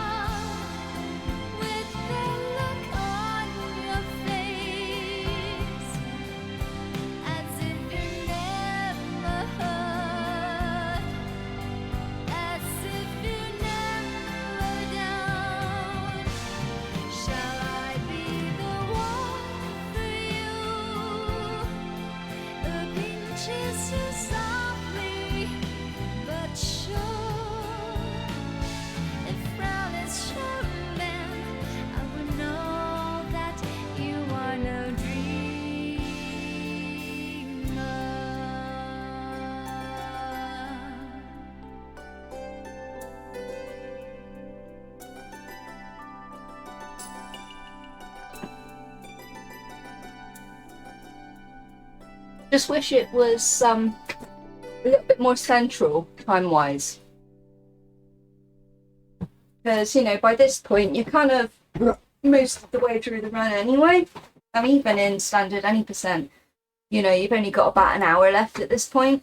Yeah. Maybe a little bit less. That's Depending my last significant break of the entire trilogy. Yeah, FF9 is literally go, go, go, go, go. You got, like, because you can skip all the cutscenes. Yep. So, FF9 is crazy. yeah, Crazy fast. it is very much the epitome of blink and you'll miss it. Yeah. But, yeah, Squall's figured out that he's fallen in love with Renoa. And he's going to let her go. Because Smart. I'm holding up my end of the bargain and not saying anything negative about her. I'm not saying anything negative, I'm just saying it's like, oh, you've discovered you love someone. So your attitude is to send them to space. Okay. So it turns out that Renoa is now a sorceress. And she's a little bit scared by that. So, Understandably. yeah. So she has been taken away by the guys in Esthar, and she is going to be put into stasis forever for the sake of the world. Because that worked out so well with Adele. Never mind. So, Quistis now telling Squall that he's an idiot for letting the love of his life walk away. And he's kind of like, oh yeah, I am a bit of an idiot. Hey, we do have the coolest airship.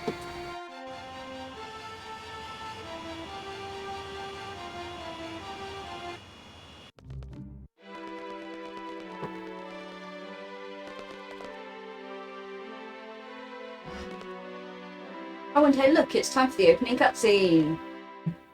Don't say that. I'm not resetting now.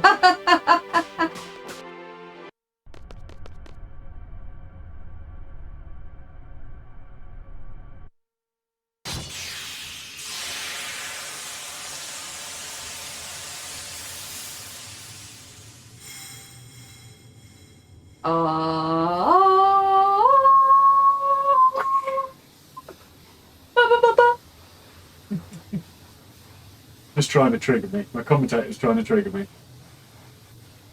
That's what we're here for, right?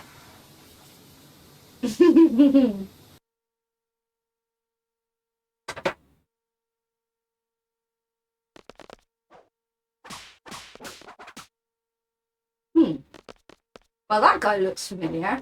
Can't place him though. But anyway, he's let us go.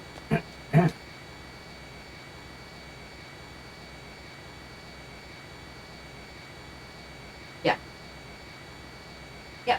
So it's time for that nostalgia trip we were talking about earlier that we got sidetracked because Calvadia Garden was there. So yeah, we're going back to the orphanage. In reverse. Someone showing off.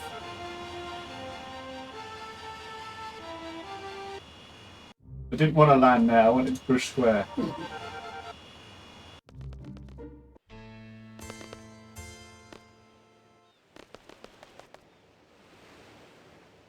Alright, we don't have a soft lock risk here like we do in 80% because we actually have to talk to the dog. Our party choice. You talk to the dog there before an hour, you soft lock in 80%. Yep. Ash, Debo. Reminding myself that for the last 6 hours.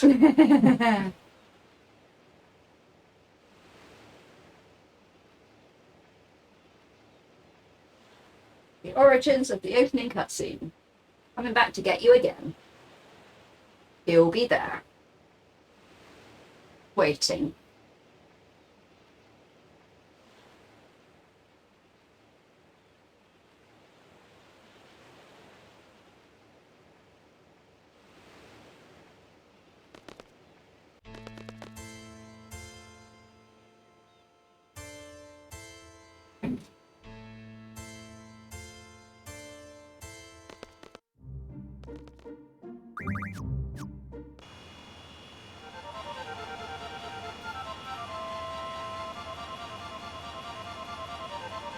So we don't need to worry about fire ammo because we don't do that in this run. Should not have done that backwards. I've never done that backwards before. Why I decided to do it backwards today, I don't know. I don't have the slag of the top any percent runners that do that backwards.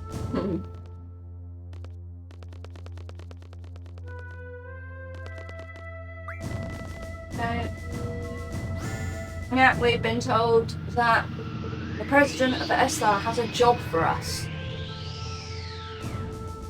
So we are going to go and meet him and find out what the crack is.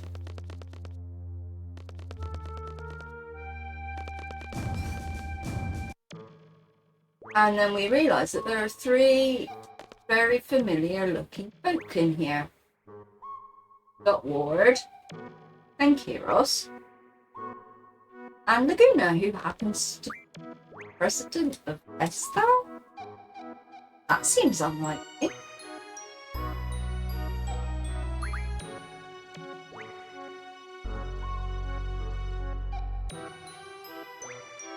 Anyway, they've got this plan where we are going to allow the Sorceress Artemisia to obtain her goal of time compression so that we can go into the future and defeat her.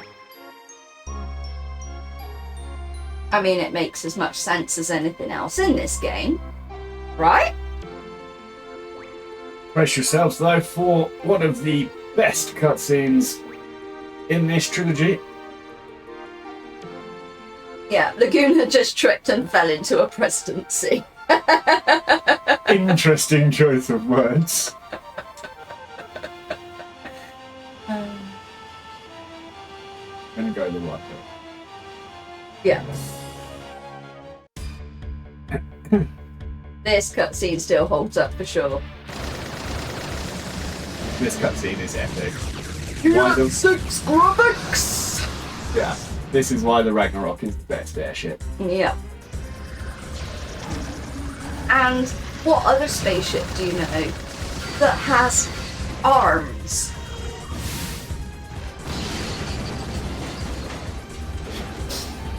Who is the most amazing sour fox in chat? Feels like a trick question. It does. A very loaded question. The one that sucked on a lemon? Why do you keep doing that? It's because Circle is move in FF7 on the airship. Right, easy fight. Yeah, Quick so Renzo on Raijin, and Fujin is weak. So, thanks for timeless. And upside because Fujin's weak. yeah, so any percent we would use fire ammo there with Irvine, because that is Or an power ups. AoE. That is not item. Right. All nice and overpowered. Nice. You eat 2 lemons a day. Oh gosh. Can't imagine that. My mouth is watering just at the thought of it, like to mitigate the sour. Reminds me when I had to do a coronavirus test when I arrived in Japan, and it was done by Saliva, and they had these little booths with pictures of lemons and pickled plums to stimulate you. Yeah. It was a very strange experience after 16 hours of flight. Yeah.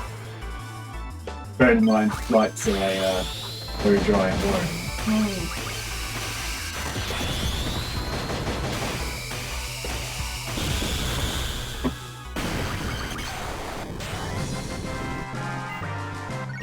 They are, yeah.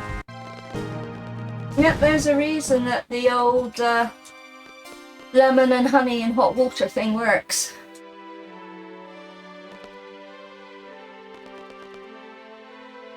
It might not be scientific, but a lot of the old wives' tales are stand the test of time for a reason. I mean, some of them are complete and utter posh, but you know.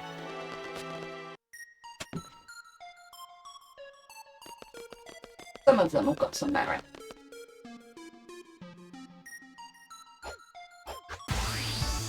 Okay, right, Cypher is done with sorceresses, but he still wants to defeat us for some reason. I don't know. Probably ego. Another hero? It's another hero. Fine. Yep. Don't want Holy War.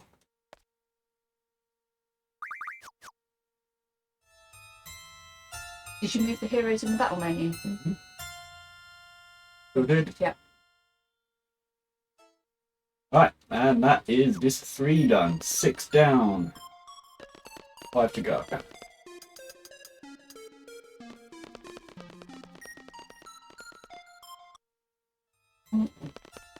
Right, it's very important to target Adele in this. If you do not target Adele, you will kill Renoa. Don't know who might have done that before. Why are you looking at me, chat? Yeah, that's a very good way to game over. Yeah.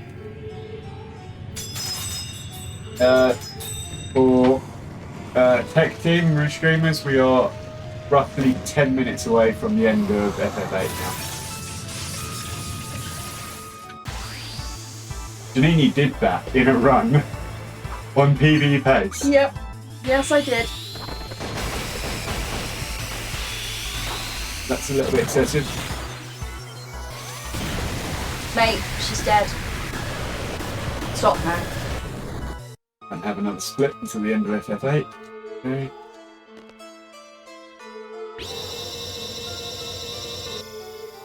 So, we've defeated Adele, and the lore with sorceresses is that when a sorceress dies, they have to pass their power on to somebody else. So, Renoa, I nearly said something negative about her, breaking my promise, so I won't say that, has accepted Adele's powers, so she is now the only sorceress in this time. So she now, Erewhone sent her back into Adele's past to send Ultimecia back to where she wanted to be in order to achieve time compression, which is what all this trip is right now. So we've got past, present and future merging together, which will, once it's completed, result in a world where only Ultimecia can survive. Which is a little bit dark.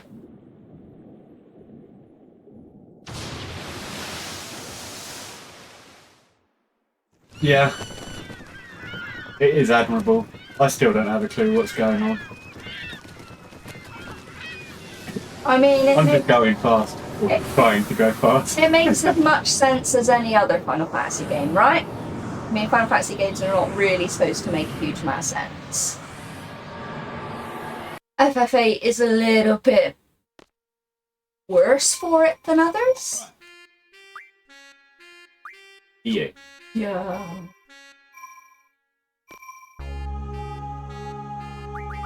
Clearly. So we're doing another save and quit here. So that will fix the RNG for our final party selection. So generally this is done before Ultimecia's castle, but you'll see. In the boosted run, the Japanese runners showed me that it is possible to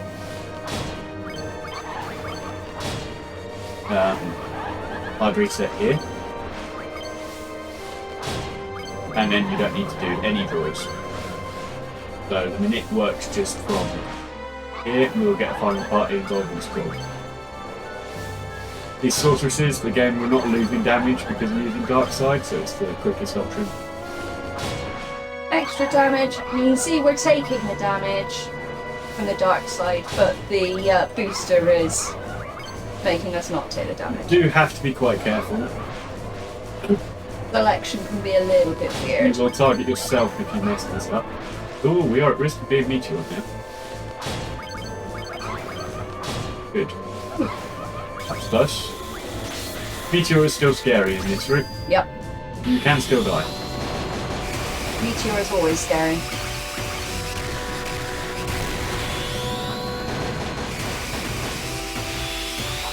Dead school. So the standard any percent with the castle will defeat 2 bosses. The first one being Tri-Point, which then unlocks the limit break, and then goes up to Tiamat. Focus on this guy. I'm explaining why it's going to be 10 minutes. Let's see. I get Tiamat to unlock item. Now, because we've got a booster, the God mode, which automatically gives us limit breaks, even in the castle when there's the seal there, which stops us from using limit breaks, we don't need to do 2 bosses, we only need to do 1.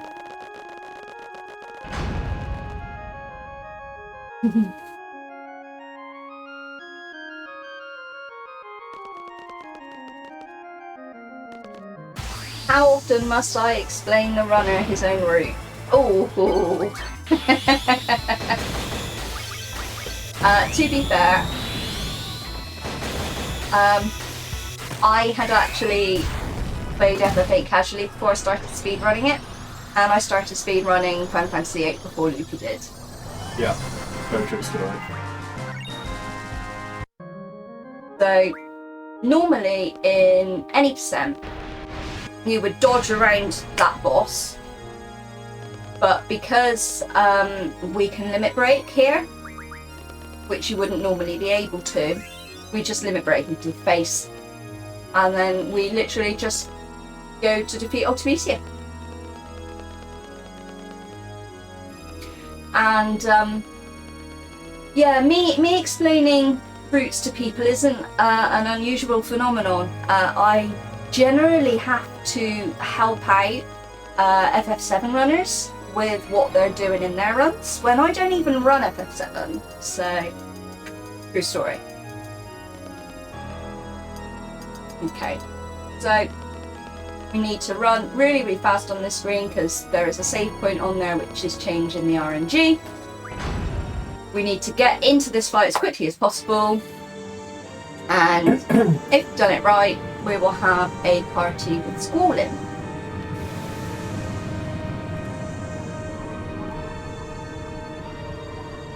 Eid.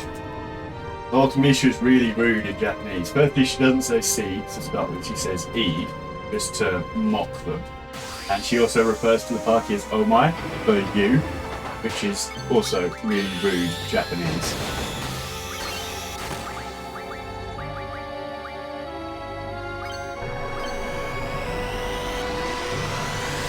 Right, so that's the first phase of Ultimisia. Put that hero on. We're only really interested in Squall here because he's the only one that can really do enough damage. So it makes it easier for the 3rd and 4th phase if the other 2 are dead, because then you can, when you get to the end, you just hold X, circle in this case, sorry, to do the necessary attacks, because the other 2 won't do enough damage to advance it on. So yeah, this is the 3rd phase.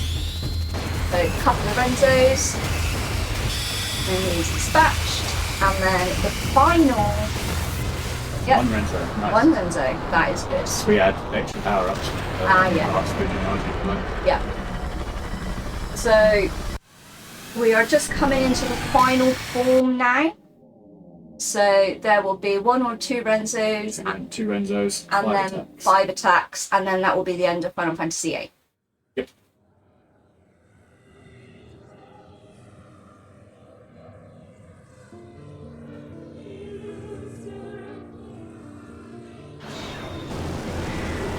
glowy face Ultimecia with another woman hanging out of her back.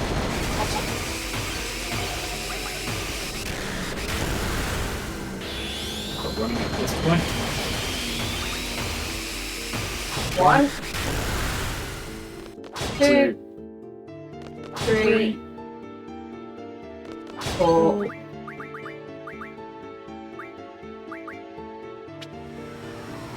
We'll finish off with an ultimate, because why not? And that is FF8. Yeah, so essentially just looking to do 100 damage there to advance those dialogue triggers on. 5 of those. Bye-bye Ultimecia. Okay, now for the very crazy run.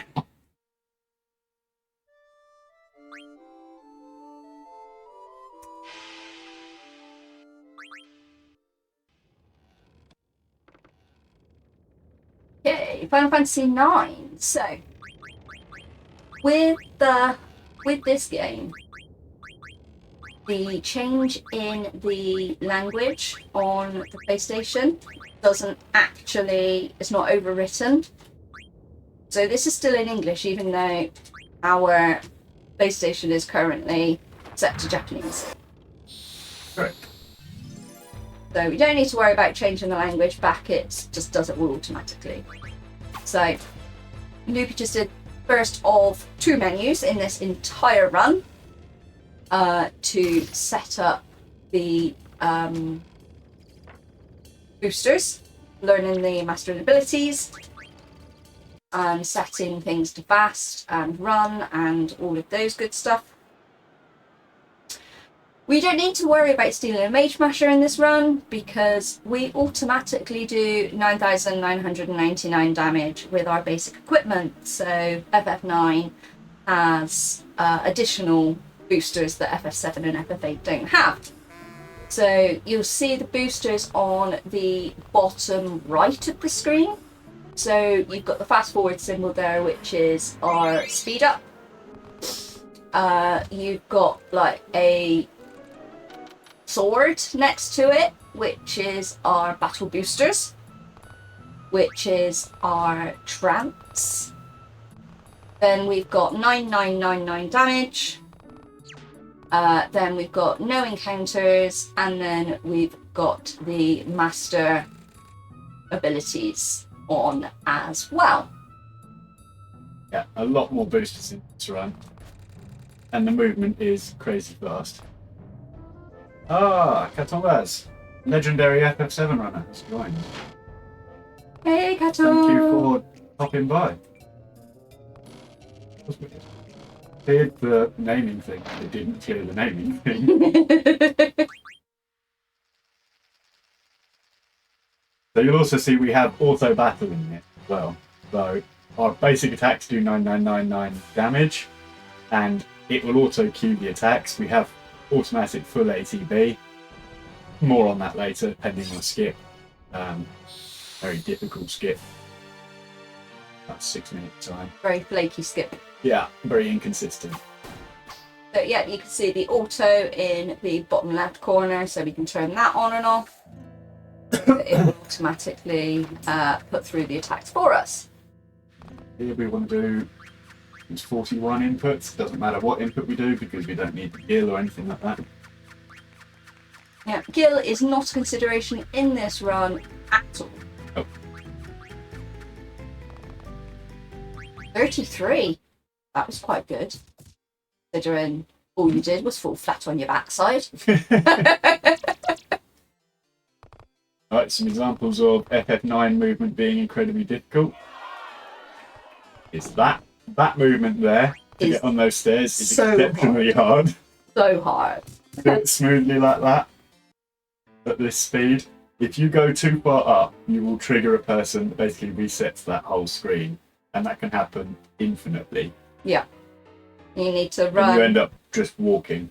back in, and then you come back out and blank has a go at you for nearly running into the guards. It's like, gotta be more careful.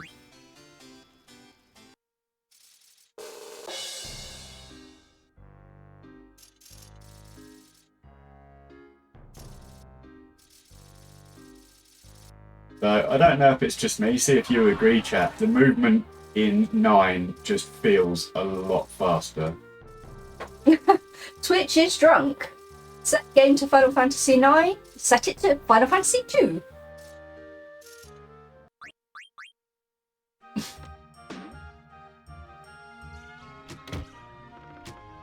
So I mentioned earlier about walking as your friend in boosted runs for some parts. This is a prime example. Getting to those stairs, even walking, I overshot them. Right? If you try and run to those stairs, it's mad. So the skip coming up in a minute. All the skips in FF9 that we have available, apart from a couple of encounter skips, are based on menu buffering. These were thought not to be possible on HD console up until, well, must be about a year ago now, where someone showed with a turbo controller you can do it. It's not easy, it's not consistent. At all. Certainly compared to PC. It's not consistent on PC either, but it's more consistent than HD console. You've got to menu buffer past a trigger point that will put you through a boss, prison cage boss, the one I'm talking about, which is after Alexandria. That fight is the fight you learn trance in. Now, we don't want trance because the battle booster will give you trance every fight. The problem with that is that every character has a trance animation, and if we have that trance animation 4 times in every fight, as you can imagine, slow. that's going to be really slow. So if we can skip that fight, we won't have trance. Now, if we don't skip it and we do have trance, there is a way of getting around it, but it involves pausing the game, turning the battle booster on before your characters are loaded to give you full ATB, but because the characters haven't loaded yet, it doesn't give you the trance. But we have to pause at the start of every fight, play around with the boosters, and again, that adds up in time.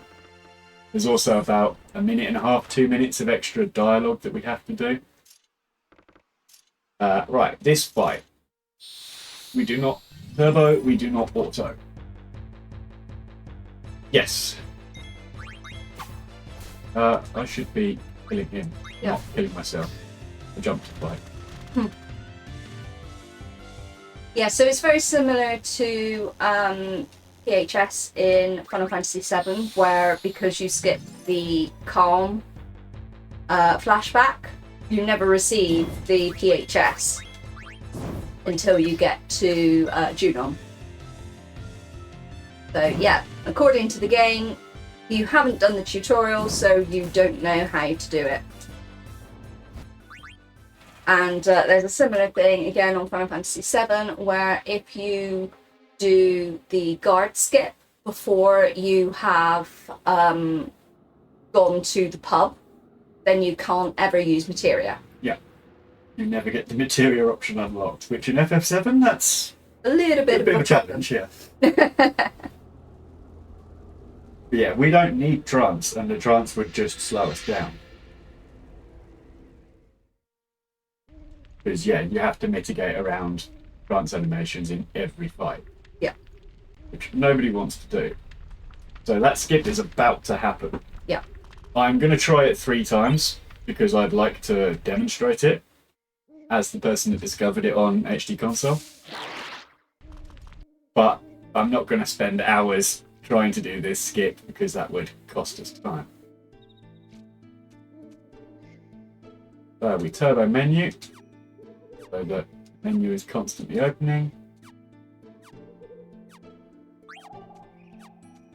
And we Nice! the boss first try. Nice! Nicely done. So now we will never get trance. We don't have to worry about any of that pausing thing. We just ran straight through the boss by menu buffering past the trigger point. That was probably the best PC skip I've done. So to get that in a marathon setting, Absolutely. this one will PB now.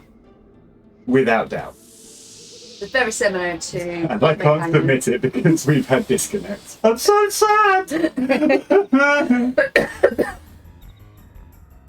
Yeah, so no prison cage, and you'll see in the bottom here, where normally you've got the 2 bars, you've got your trance bar, you've just got the 1 bar, which is your HP. Oh, sorry, your ATB. only one bar. Right, we just saved 3 minutes and 10 seconds by getting that skip. We're now 5 minutes ahead of PB. This fight is entirely RNG. You can get 2, 3, or 4 spider things.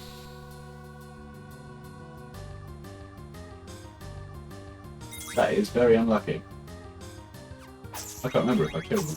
2 killed them. Yeah.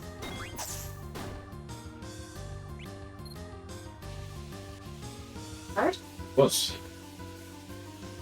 So HD console, because we don't take very many fights and the card drops are a little bit inconsistent, we are on the lookout for card drops. Sure are. We still have to do the card tournament. It is part of the story. Again, the way fights work near the end of the game, there's an item that you get for winning the card tournament, the Rebirth Ring. We don't need it, but it certainly speeds things up and makes things a lot safer. A lot safer. So you can still die in this game. So.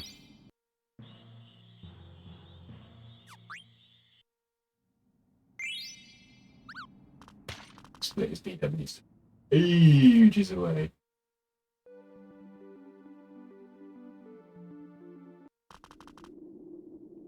Like, because we've got the no encounter booster on, we're not particularly... well, we're not concerned about stutter stepping on the world map at all. Nope. So, yeah, on all the standard versions, or you're not running with boosters, Yep. you will see people do a stuttery movement on the world map to reduce encounters. Yeah. These screens are very difficult with the movement.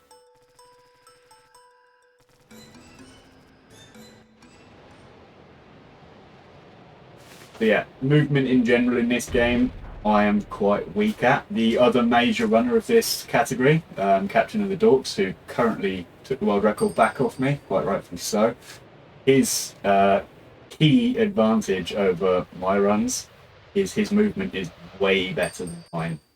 He is really good at this game, and his movement is damn fine. Mine is, not so great, especially as I haven't been running this game much either. Sometimes you can get double ATB there and avoid that attack. Not today. Useless crit! Yeah, crits are funny in this because it comes up as a critical, but whether we crit or not, it still does 9999 damage.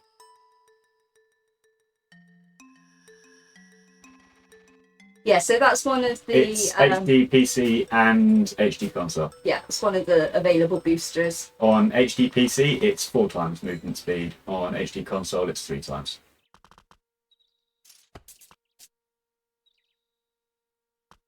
But this run is exceptionally quick.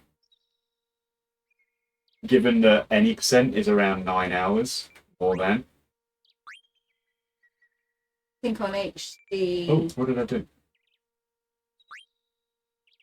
Apparently tried to name her twice. Stream has video issues again?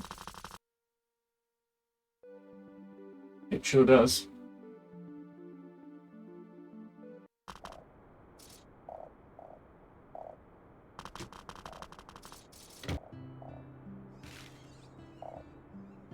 I think the Pixel remasters have boosters as well, but I don't know that for sure. I believe they do.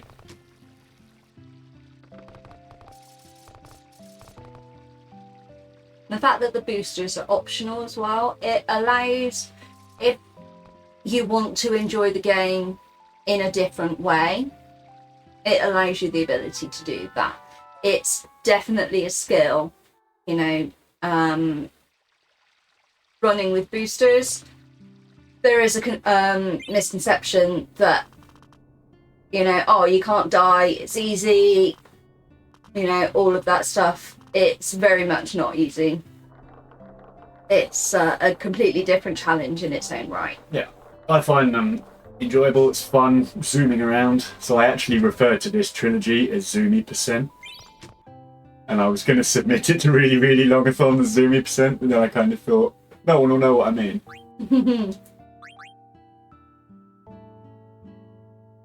So I enjoy the booster runs quite a lot. They are fun, they're bonkers, mad.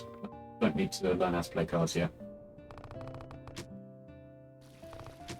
But yeah, I would say, you know, have a go at it before you trash it. The long runs are fun, but yeah, they are a different skill set. Yeah. FF7's probably the one that's most comparable to other speedrun categories of FF7 because you've still got all the skips. Slots mechanic is used, obviously not in those slots, hints in the name, but get out of my way, boy.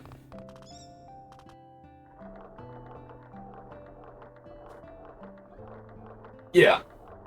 And yeah, even casually, like, there's nothing wrong with using the boosters for a little bit. Like, Yeah, I really didn't want to do that. I walked into it as well. Mm. It's me telling you that walking is useful, and then Yeah. go ahead and do that. Using the fast forward booster is the only time that, not in a speedrun setting, that I got the Excalibur.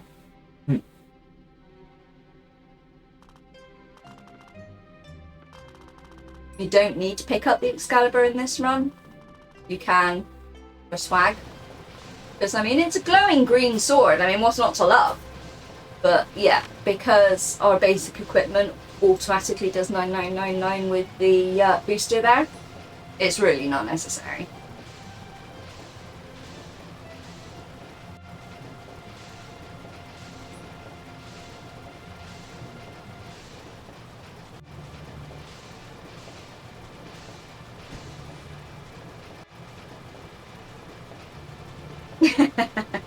Silly Zidane with the zoomies. He's not a cat or a dog. He is in this run. He does have a tail. He does have a tail. That is a fair point. Genomes are actually just cats. Oh, what are you doing? He's like, oh, thanks for the coffee. And then he's like, oh, I'm not actually here for coffee.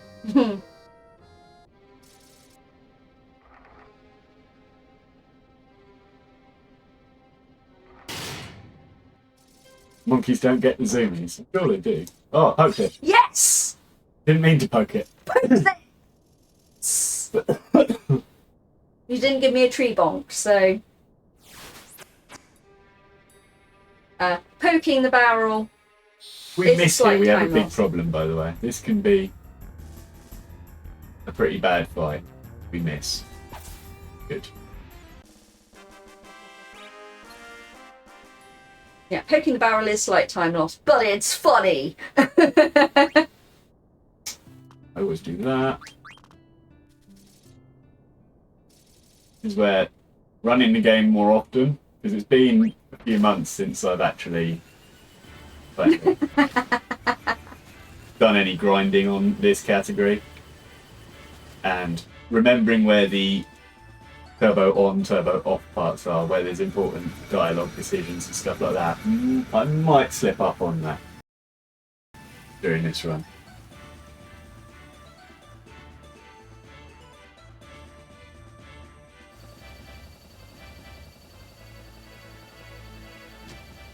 So Zidane tried to cock Beal on the ladder up, so he's been relegated to outside.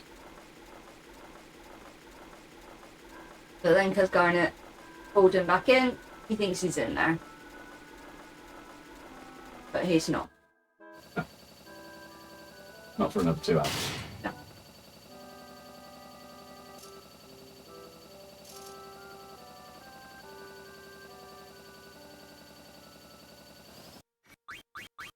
Yeah. Okay, so Steiner's lied to us and said that this ship is going to Limblum, when actually it's going back to Alexandria. We didn't believe Steiner anyway. We got on, and yeah, we just turned the ship around and we're going to Limblum anyway.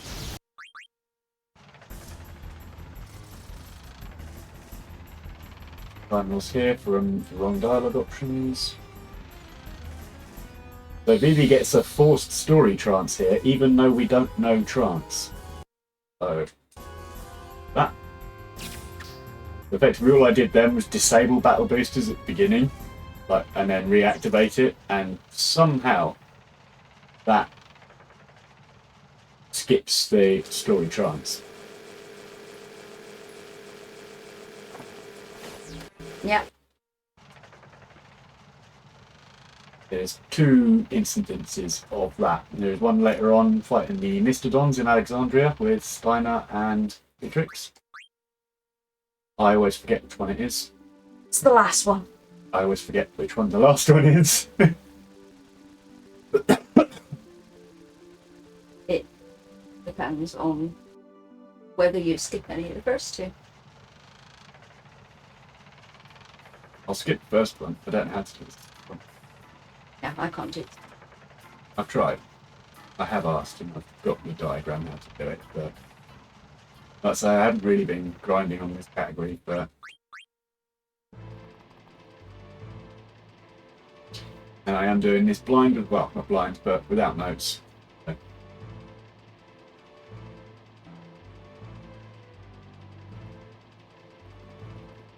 Hopefully I remember where I'm going. I'm not planning to talk to these people. No. God's sake.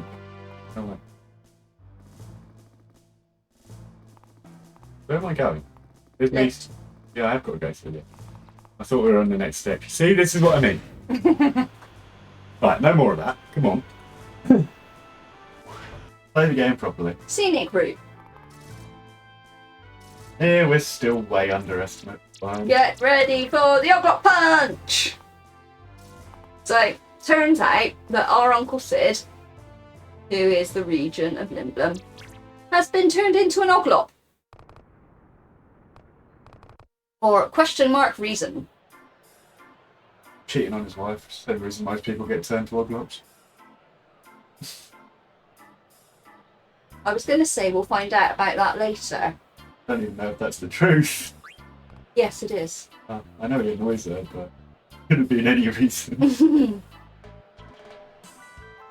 Yeah. Regent Sid is a prolific skirt chaser. And that is the actual dialogue used in. Oh, okay. It shows how well I know this. I played this casually, 20 years ago? And then, having done FF7 and 8 boosted speedruns, thought, well, why not do 9?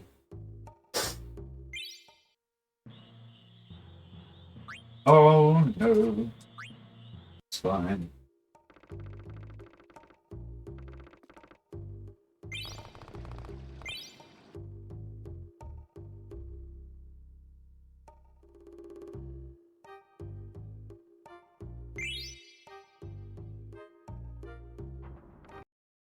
For later.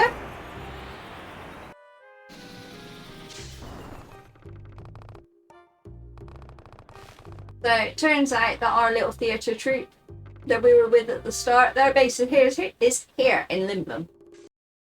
I have no intention of doing that in the near future, Dre.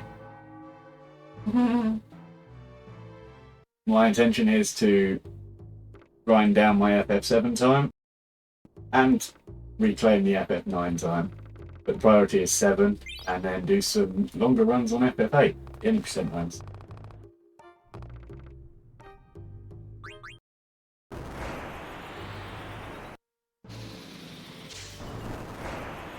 Dre is concerned because Dre is currently 2nd place on the FF7 boosted leaderboard, trying to take 1st place from me. I won't let it happen because I mean.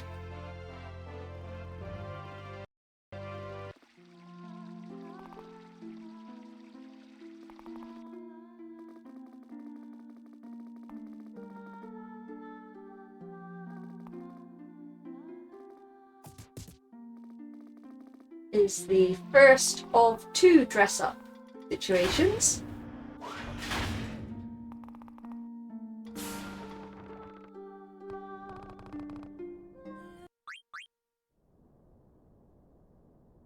Alright, telescope. This can cost you a lot of time.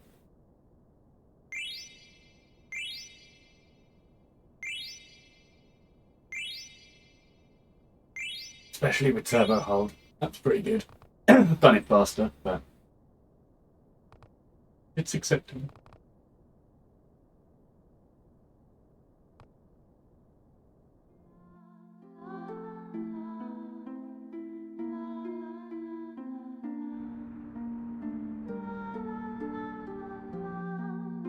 Right, so the hunt fight coming up in a minute. We want to exit the hunt minigame basically as soon as possible. Best way to do that is to 9999 yourself in the face in the very first fight. Yeah. Which is exactly what we're going to do. Hopefully. Hopefully it won't take 4 fights like it has in the past. I couldn't find the button! I had auto battle on, and yeah, I kept defeating the enemies. It's like, no, I want to shoot myself in the face!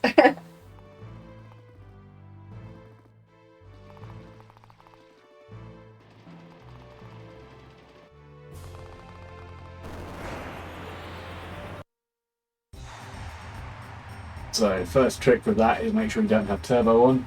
Mm-hmm. I use turbo hold. I turn turbo off there. Let the move come to me. At that point, turn auto battle off and do that. Nice. Turn turbo hold back on. Easy. So the interesting thing with the menu that Luke did at the start, it turns master abilities on. So as soon as we acquire an item that has a specific ability attached to it, You learn it. we automatically know it on every single person that is able to learn that ability. So whereas the FF9 any% run is very carefully rooted in terms of AP and learning abilities, that is not a consideration here. And we only do one menu anyway.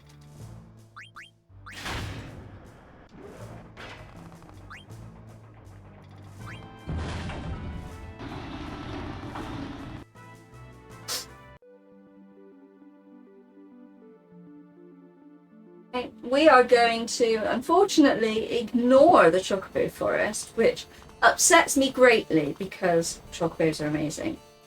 And yet we just run ourselves because the main benefit, with the exception of, I believe they're a little bit faster on the movement speed, is that we don't get encounters on Chocobos, and we don't care about encounters because we've got that booster set to active. So it's not a So, consideration for us. We're going to take this first fight because we have to. We're then going to go and get another bell and attempt to skip the next battle. Oh, nice! That was incredibly tight. So again, the movement for that, to skip that battle, you've got to be very on point to land that. I think I've done it once. Crazy Moogle couple. Absolutely adorable. Love it. Have to get that bell because we just used one. And we're going here. I don't want to talk to you. Screwed over by turbo there. Okay. It's Kubo Kubo Nuts! And we're going for like Gizmo which again, in any percent, can be a handful. So, yeah, no tent strats here. In this run, I do nothing. Smash him in the face. Back.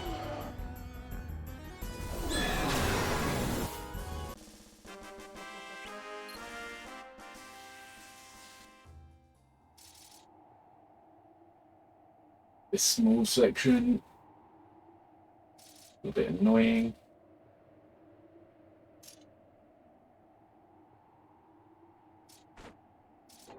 Have to talk to people in the right order here.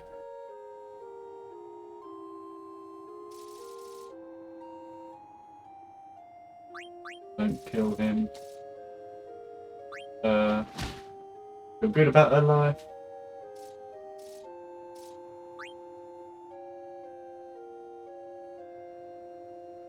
So we're going to dob him in. Everyone's out of the way. Going to talk to him. He's like, can't go anywhere. Give you a gate pass. Now you can go everywhere. Take your stinky bag elsewhere. Turns out the stinky bag is actually Russell. Darn it. And she took the opportunity to come out of her stinky clothes and change into clothes that have been held in the same stinky bag. Yeah. So are, I assume, similarly stinky. That is Final Fantasy logic for you guys.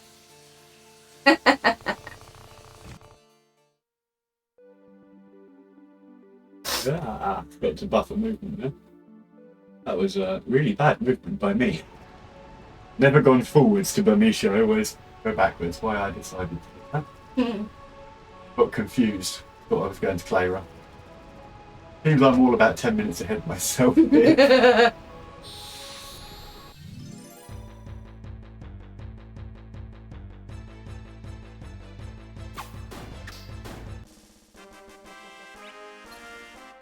Skeleton card. 4. Yeah, thanks, Flutter.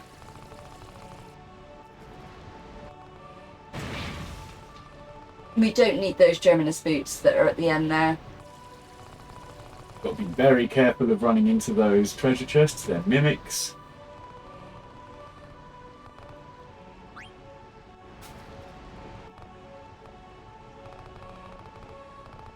Under the bed.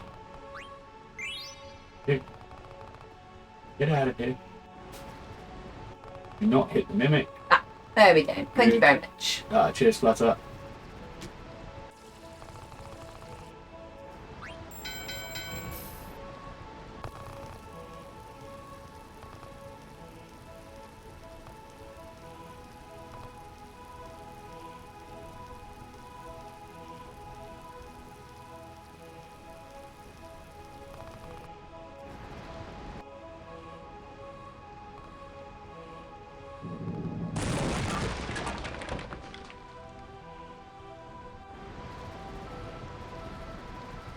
One of those walking spots.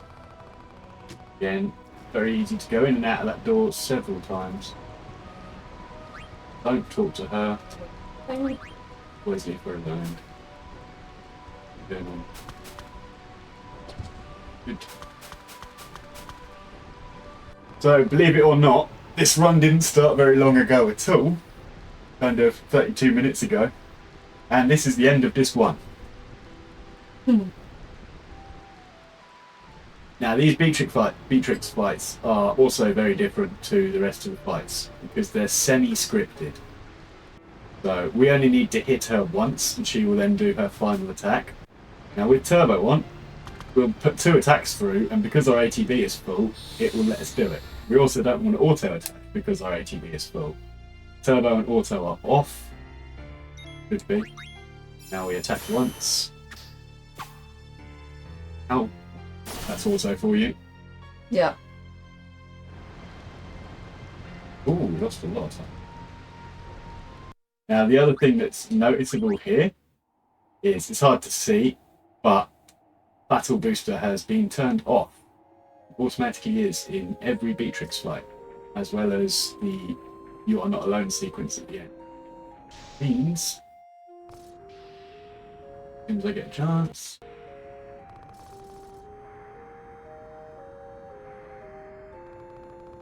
Another useful to walk section coming up here. We need to go first. Talk to the... We need to talk to you first then. Yeah. I know my story triggers. Honestly. Mm-hmm. So we talk to Marcus. Steiner has a go at you. And then you want to talk to Steiner, but if you move on rapid speed here, you'll see that it'd be very easy to talk to this Moogle or talk to this shop. That is a big problem. We walk to Steiner.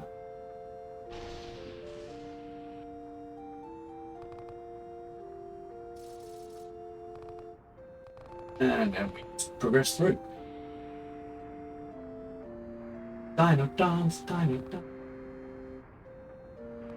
And while I'm talking to you, stop talking to me. I don't want to talk to you all. I don't want to talk to you either. Talk to chat. I'll talk to Jack. Chat listens to me. Right, Black Waltz 3 again, aka Drunken Waltz. Yep. He's gone. Been on the sauce. Yeah, he's a little bit worse for wear. You know, taking 9999 to the face in the air and then getting blown up will do that to you.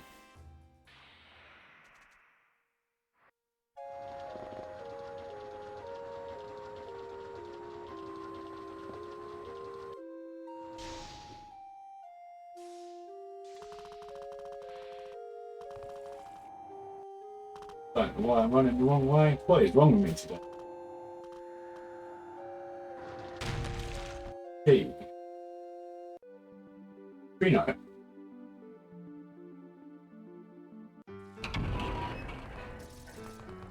So, notice an absence of us picking up bits of equipment. Now, that's because we already do 9999 damage, and we're not particularly worried about very many of the abilities. We'd like a couple of them. We would like Accuracy Plus, and we would like Auto Life. That's about it. Yep. So yeah, it's literally 2 menus in this game. Very first screen, and then just before the You Are Not Alone section. That's it. The rest of it is just whizzing through that story. Yep, go fast. And remember where you're going. Yes, that does help.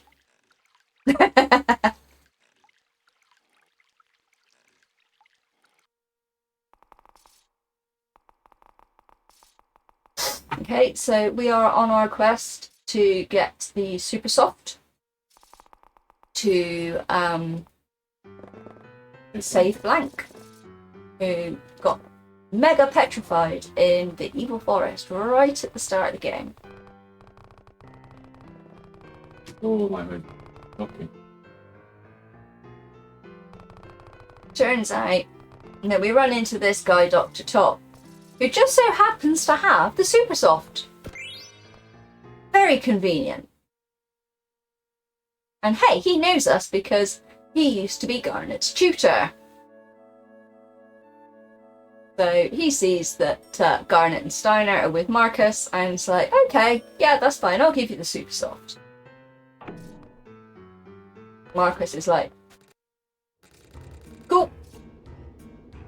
See ya.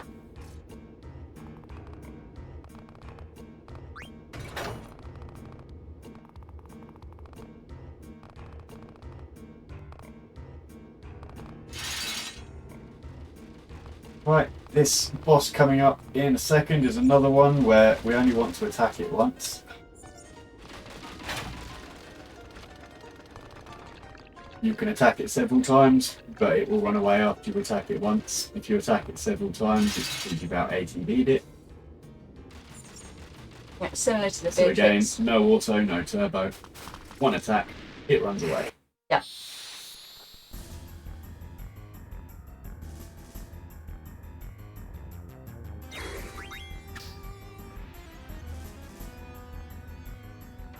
Okay, easy peasy. Yes, we need a soccer. Because Blank got break good. That is good Final Fantasy logic. Yep, There's no reason why that wouldn't be true. for sure.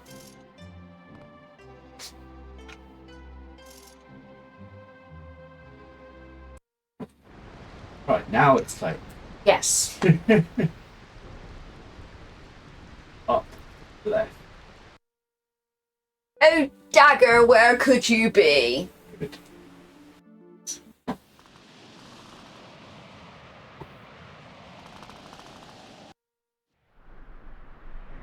I like Clara. There is a potential time sync option here. So FF7 had the materia tutorial. FF8 had tour percent Yeah, at the garden beginning tour. with Selfie. Similar thing here.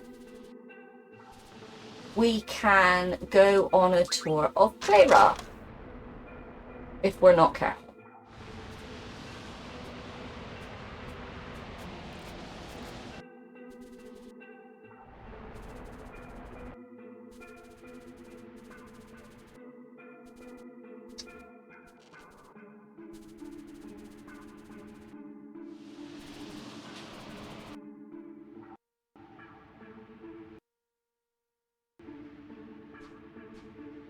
I'm turning the ×3 up there to avoid that first whirlpool.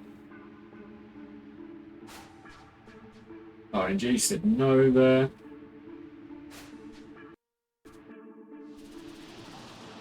Second try's not too bad.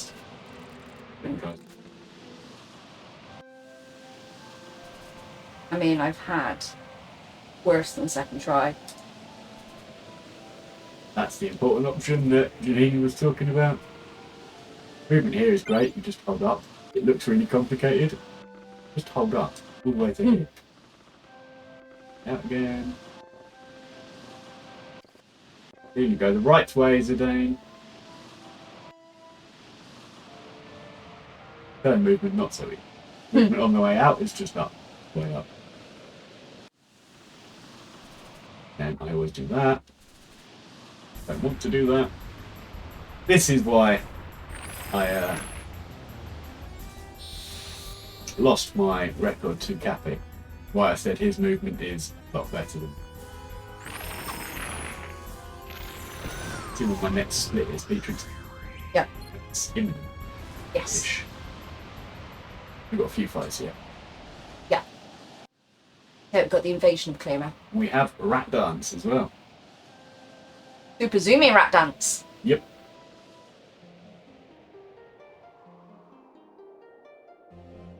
Look at those feet. Michael Flatley would be proud.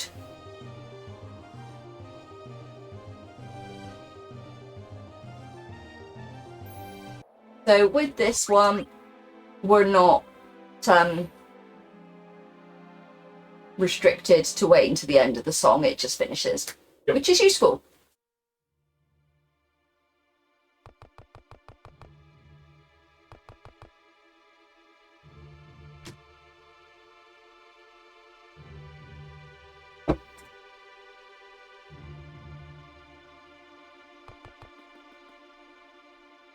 Current pace, we've got about an hour and 35 to go.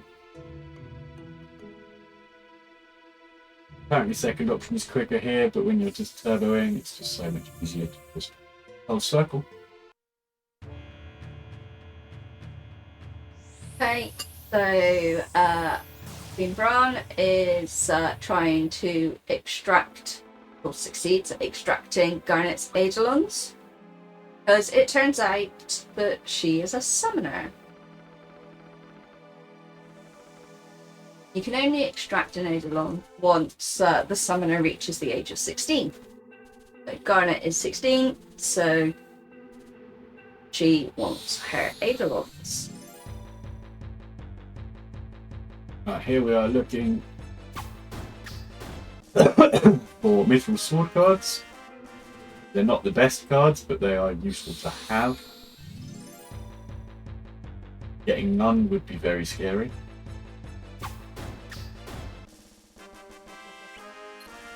Okay, very happy now. Please give me some cards, because otherwise card tournament will be really scary. There's Alexandria as well. Wow.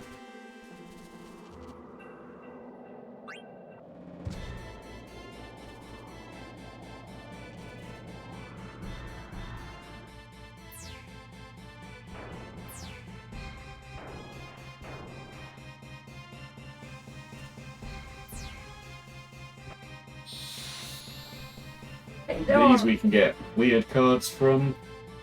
There's a couple of optimal options with this bit in terms of the directions that we go. Yes. We have to sacrifice one of the mama rats to get a quicker fight.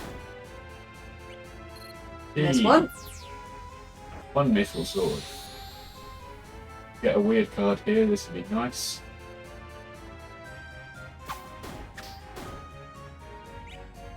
Oh. But you get a mimic actually in that one. Right, it saves us one fight. Here. F. You have to fight these anyway. Yes, that is one of the boosters. We do 10k damage. But FF9 boosters are OP, basically. Yeah. Yep, so there's a lot more. I saved the mama. Makes this have one more enemy. The miss was grim. Okay, saving the mama just cost 5 seconds. We will live.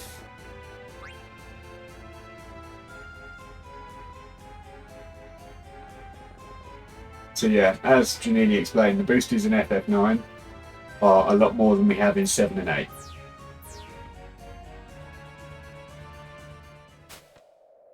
So we instant learn abilities, we have 9999 damage, we could have max skill if we wanted, we have max level, which is good for our HP, that means we can survive things like Meteor on Death Guys later, unless we skip it on that later on.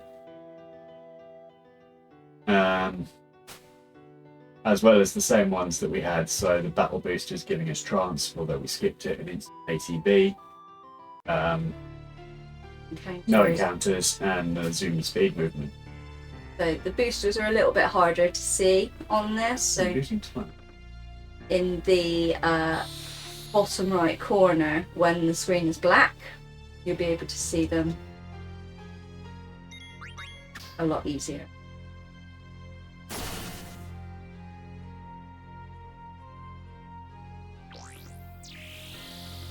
Once again, our battle booster was turned off automatically for Beatrix fight. A very speedy turn it back on by me, as you were saying. Yep. See.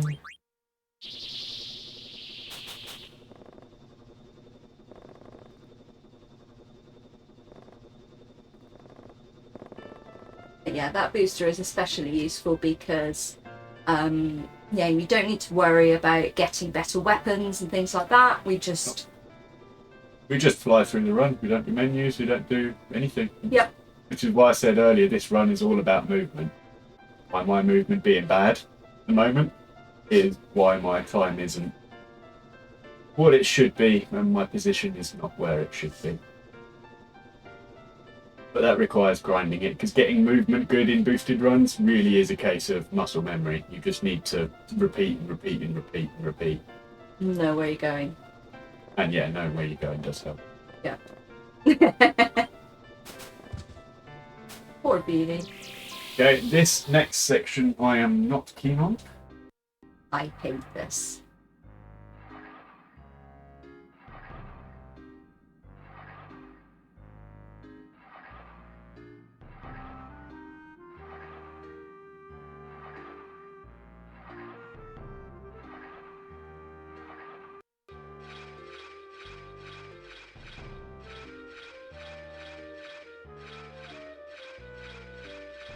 So this is basically nigh on impossible to get it started with the ×3 booster on.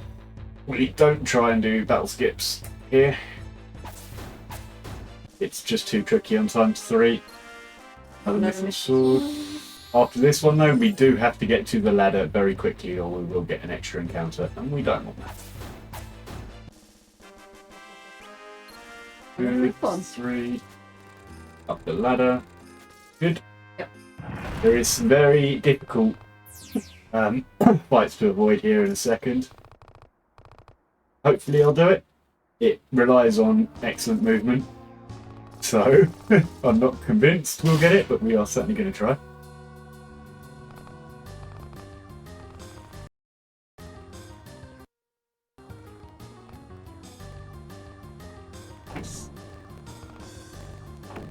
Ooh.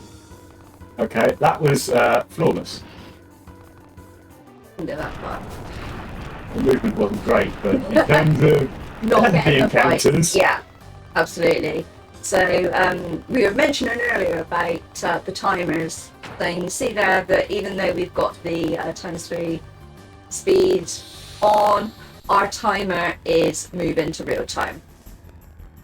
So the only one that the timer is impacted by the speed booster is FF7.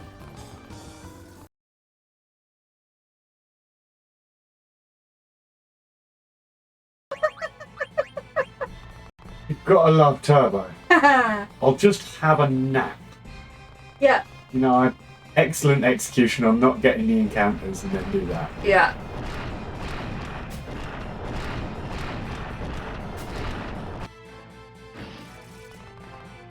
Okay, so going into the last Beatrix fight now. Do you think we'll save time still here?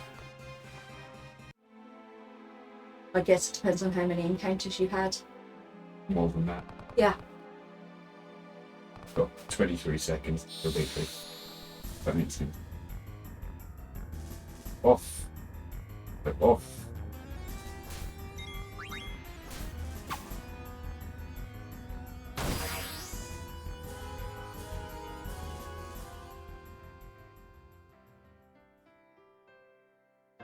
Yeah, we saved 8 seconds. Terrible. Mm-hmm.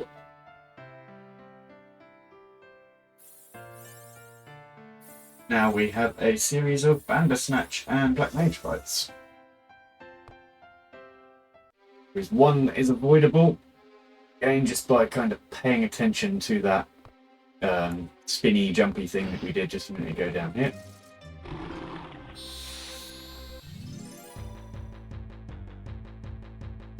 Also back on. Whack.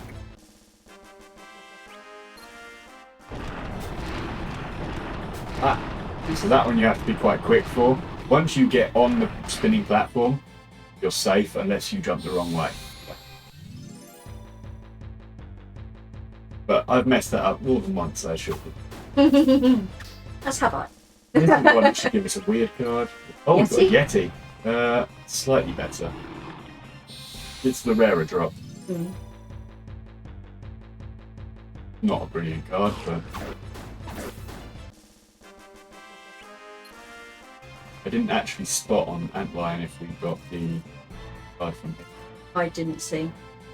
I don't think we did. I think, yeah, because I think I would have noticed if we got it. Well, we'll know in 30 minutes' time. Yep. After cards, it really is just the end game at that point of this whole run.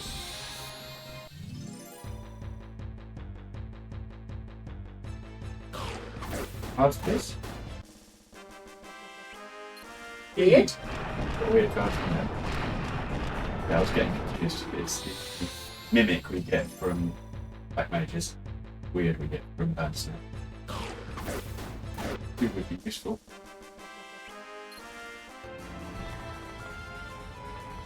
Yeah, it's too much to ask for.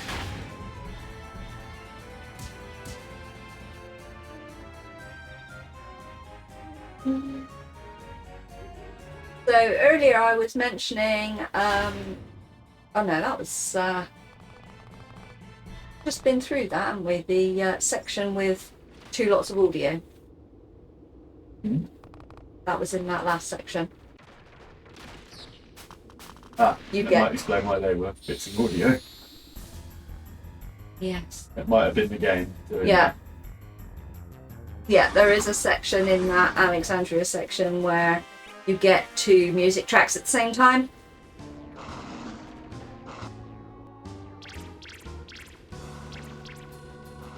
I thought it was later. I thought it was towards the end, but no, thinking about it now, it's when you've got the timer on. So, yeah, apologies for that.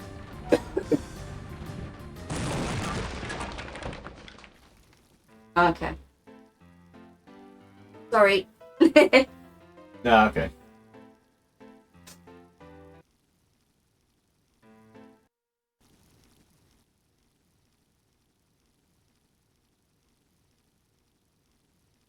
Okay, that's good. Cool. Yeah, do appreciate the behind the scenes stuff. Takes a lot to keep these events going. It's Yeah. easy for people to just join in and watch. It's fairly easy for people like me to do speedruns, but actually keeping these events going, like all the runners and all the viewers really have to take a moment to appreciate the work that goes into these events. Yeah, So absolutely. big thanks to Really Yeah. Really Longathon for making this possible.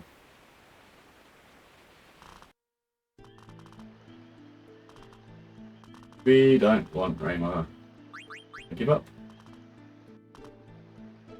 We are turning our back on our summoner heritage. Because it's quicker. So, Right, yeah. there is a dialogue skip here. It's a very, very minor thing. Stay to the left like that, and you don't have to talk to anyone. Hmm. Simples.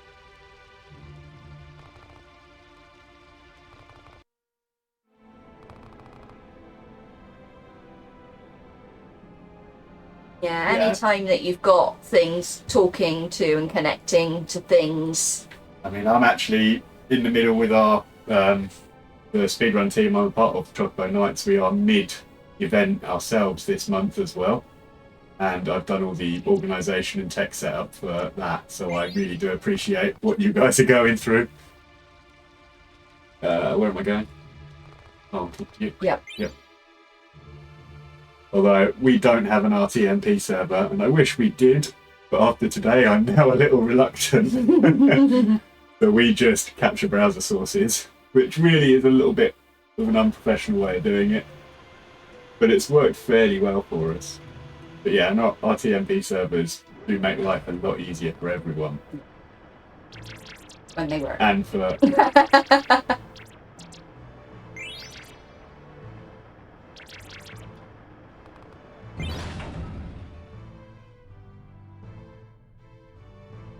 oh, okay. That's good. GG's. Accused March. Yes. So To the right. we are going to go and pick up Tina. our hungriest party member.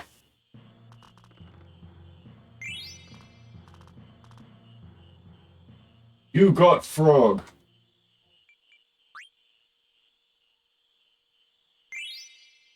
I couldn't remember if I had to choose an option or not there, so I was being slow on the log clearing.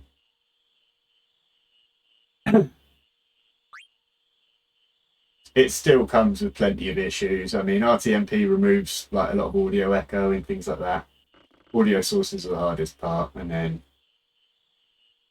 like yeah, there's pros and cons for both. Yeah. But I think having now organised 2 events myself, I really do have an appreciation for what you guys are doing. Of course, I am a little bit upset that I can't submit this run, but hey, it's not directly your fault. Tech issues happen. Where are you? I held right. What? Tech issues do happen. Yep. Oh, this section. I forgot all about this guy. Yeah. So we need to run. Otherwise this happens.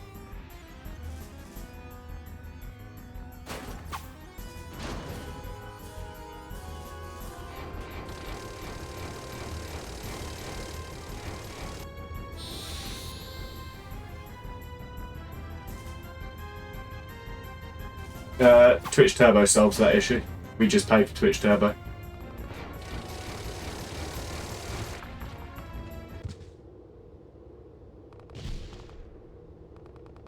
For the length of the event.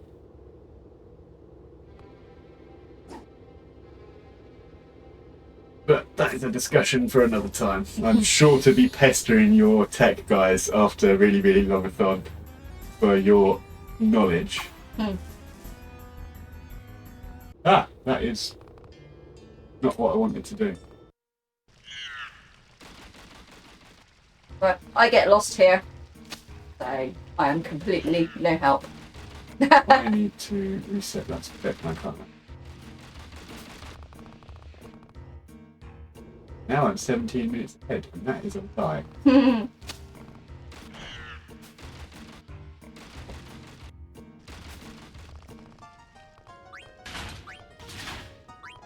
Moron.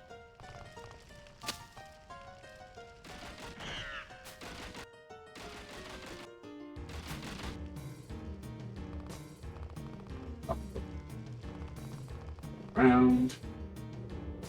You switch.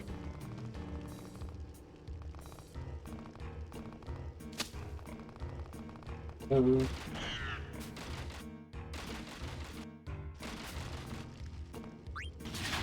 And this. This is an absolute maze, this place. Yeah, it's not bad.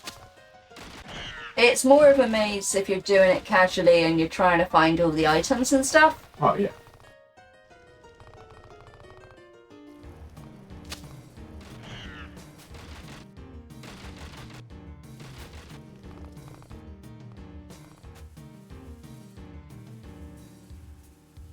Okay.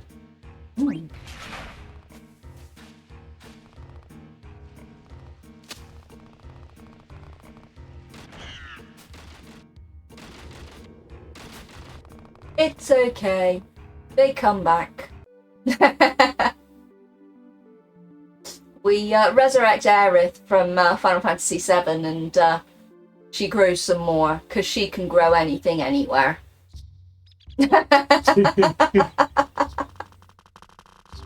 I've never really thought about picking all those flowers. Yeah, you've got a point. Rally ho! Rally ho! So we are just about to meet our last but one party member.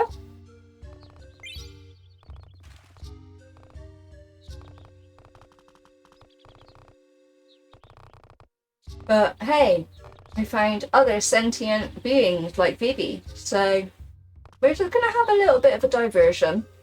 Follow this dude. Because, yeah, Vivi wants to know about where he came from and stuff.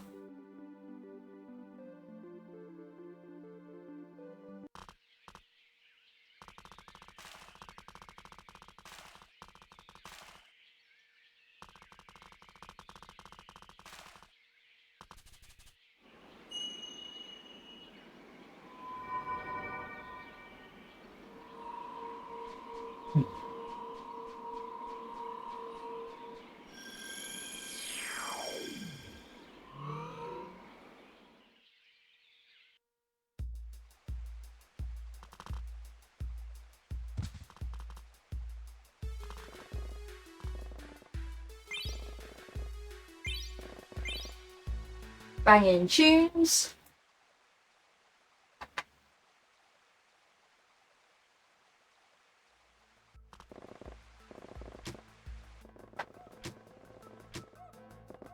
Vivi has found out that life is precious and finite.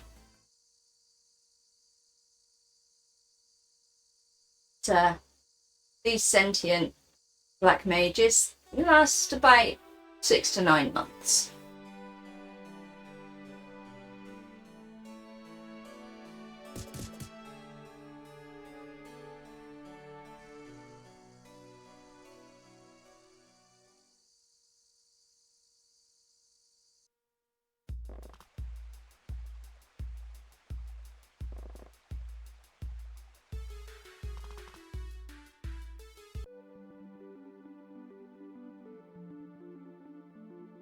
Back to country.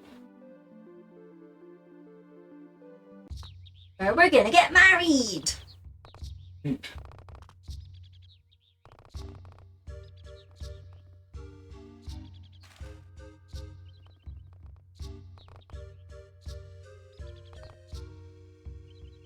Ash for a while.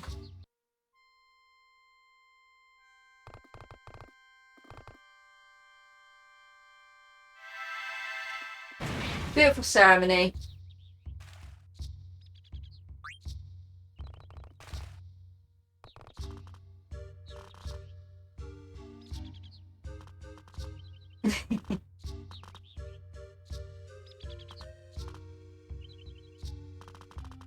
Yeah, should have given a spoiler alert. Oh, sorry. We found ourselves a thief.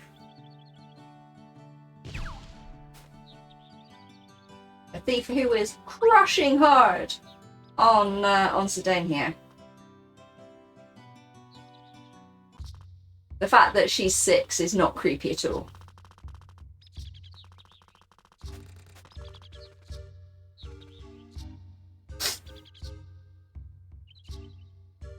So, the next boss fight, Hilgigas. Hilly, as it's known, has the option of giving us an Antlion card, which, if we get the Antlion card, is very good for the card tournament. As we said earlier, there's limited opportunities for us to get good cards. And so this fight is one of the few. It's a rare drop, sadly. Ooh. Run. FF8. Yeah, I didn't think so.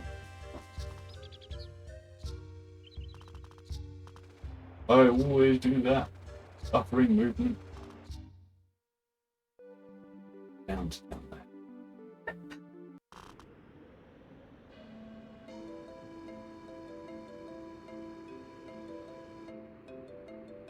Now, it turns out that our horny 6-year-old lives with a bunch of Moogles.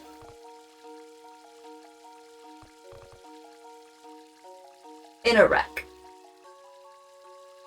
But then, to be fair, if I was 6 years old and living with a bunch of Moogles, my house wouldn't be particularly well maintained either. So, you know, you do what you can.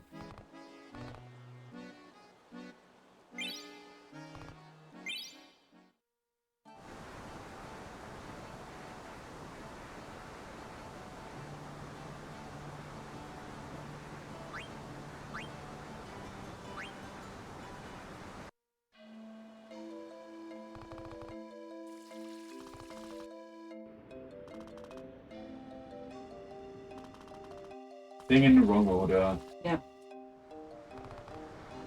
You.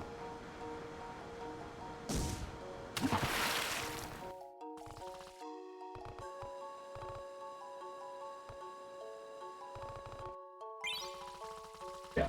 Can you move? Summon magic stuff.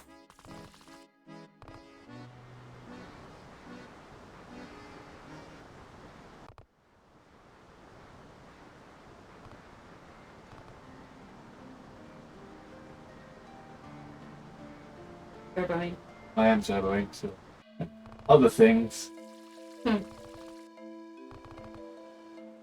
Bow!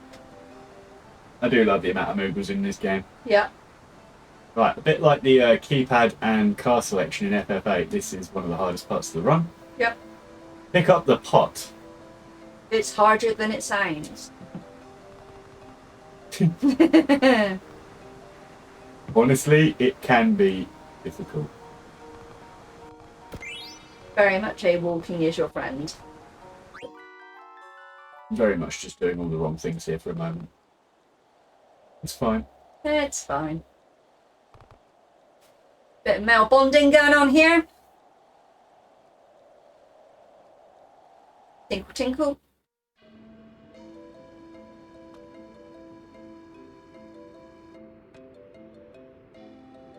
Bonding with someone is peeing off a cliff. I'm glad I'm not Mel.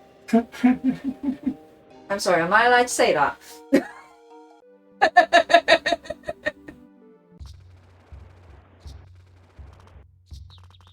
Right, off to the Eva tree. Aren't we the only one that's always referred to it for most of my life as the leaper tree? Or occasionally the Teepa tree. It's not a teeper tree. My We body's didn't body slam it. It's very entertaining, but... It is very entertaining. So, I've already mentioned that movement in this game is grim. These screens are horrible. Thankfully, I've done them a few times, but... they're still not pleasant. The next section here, at the bottom of this elevator, is a problem. It's hard. It's all weird directions and it doesn't move the way you'd think it would. Yeah. Just an annoying section of game on fast movement. But it's over, that's fine. So 2 fights here. First one is against some goblins or something. Zombies. Yeah, zombies, goblins. Zombies. They're all the same to me. Zombies. They're easy to kill. We can get a zombie card off them, and then we fight a zombie dragon. And we can get a Gargant card from it. That makes sense. But the Gargant card is another one of those rare cards that are very useful. And it's the Zombie. last chance for a good card. We can get some mid-range cards kind of shortly.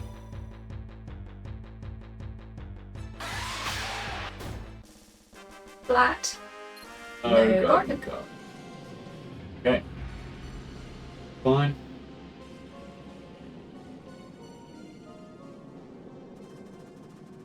What can we get from the Mistodons? Thangolems.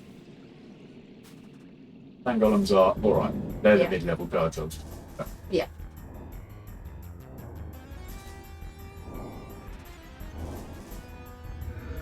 Okay, anybody who has played this casually and has cast fire on the tree because it makes sense, this is a much easier way of managing it. You just smash it in the face for 9999. Easy, right? Hello. Push down about 20 times. Now Alright. the mist is gone. Woo!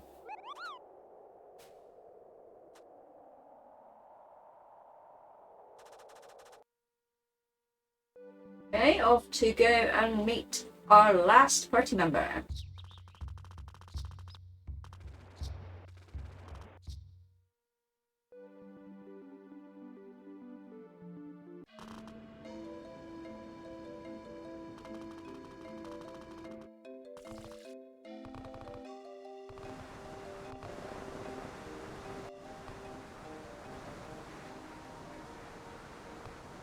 So someone's come along and stolen a precious jewel that was part of the Summoner Village history, I guess. We find out a little bit later on that it was this gem, and it was split into 4 sections. The Summoners kept one, and then the Clayrons had one, the Limblum had one, and then Alexandria had one. And you combine them all together, and yeah, that is you got a powerful summon from it. And Queen Braun is after that power. Okay, so we are halfway through Final Fantasy IX now.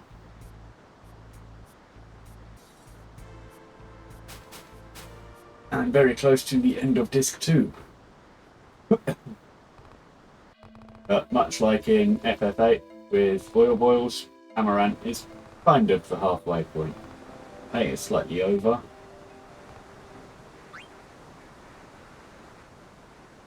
But in this run, this category, yeah, it's about halfway.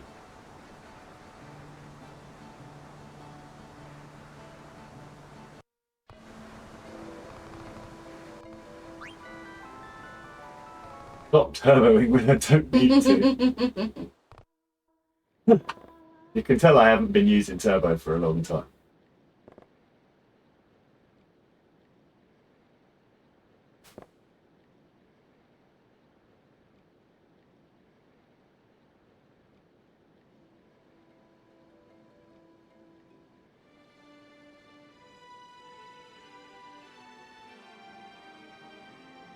So Garnet has a propensity to faint.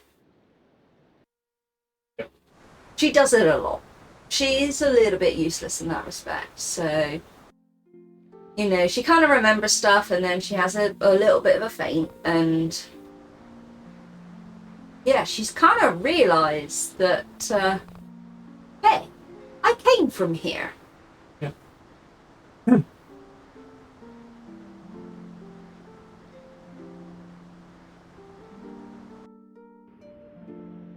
So there is a lot of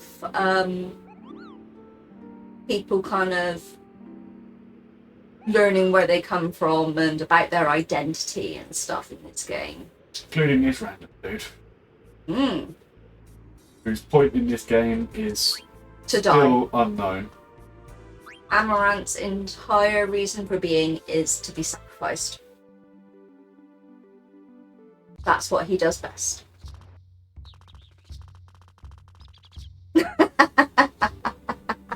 She does. It's startling.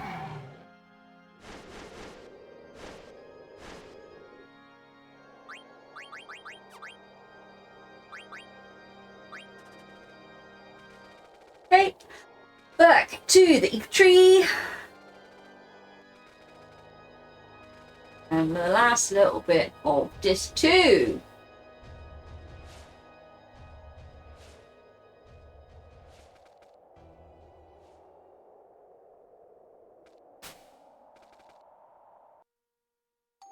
Absolutely twins. I get confused between them for sure.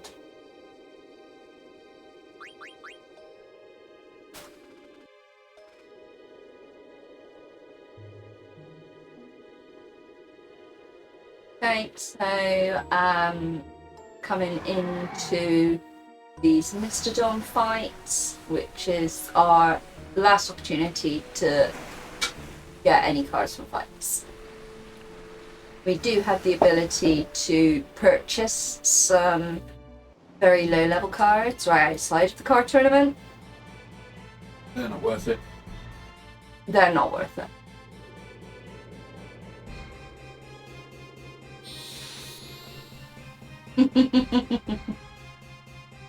Yeah. I mean, Queen Braun Sangon. treats her daughter the same way that my mother treats me, so you know, I guess. That's a joke.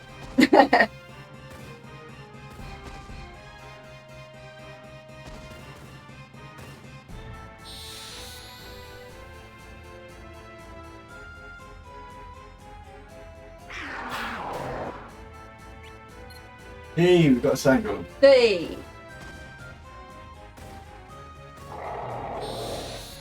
Counter number 1. Hopefully it's the only one.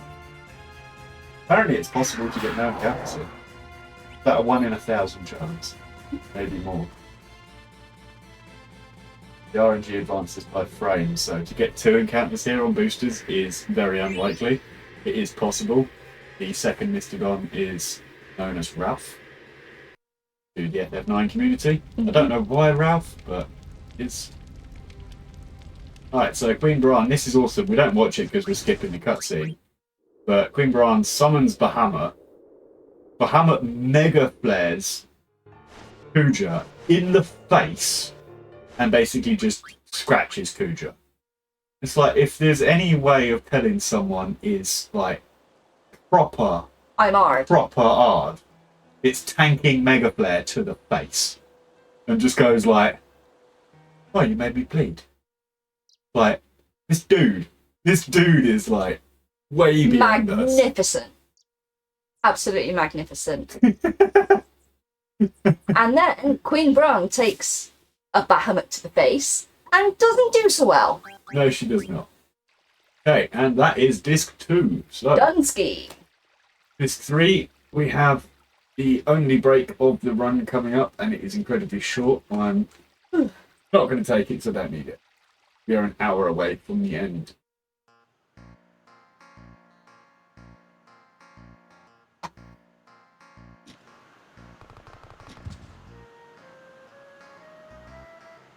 She was loved. The people hate. the people loved her, even though she went a little bit crazy, power hungry. Okay, this is another bit where you really do need to walk in between them, but it's actually quite hard. Okay. And then not do that afterwards. Yeah, that's a really tricky movement section. Phoebe likes plays.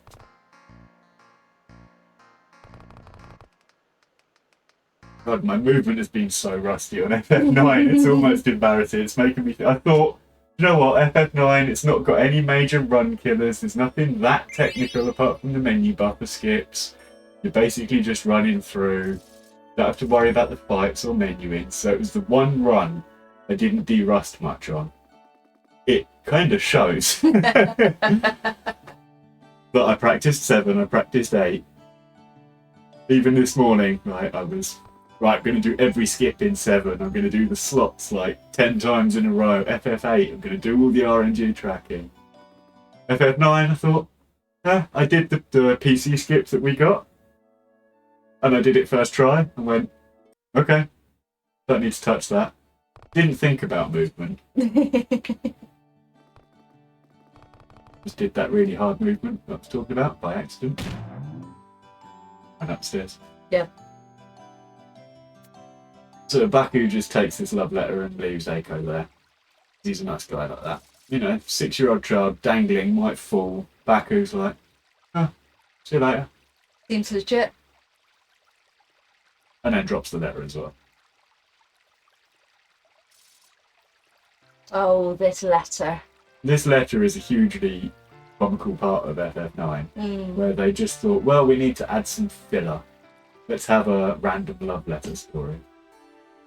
Because, you know, if I was going to write a love letter to somebody, I would completely not address it to the person that I was writing it to. I'd just put a random verse there. So that anybody who found it thought, this is a love letter. It must be for me.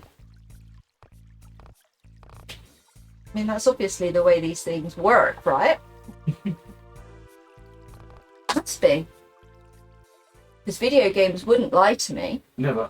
Nope. Right, so, yeah, this is a really dialogue-heavy section, but as soon as this section ends, Oh, you didn't pick up the first lapis. the real fun begins.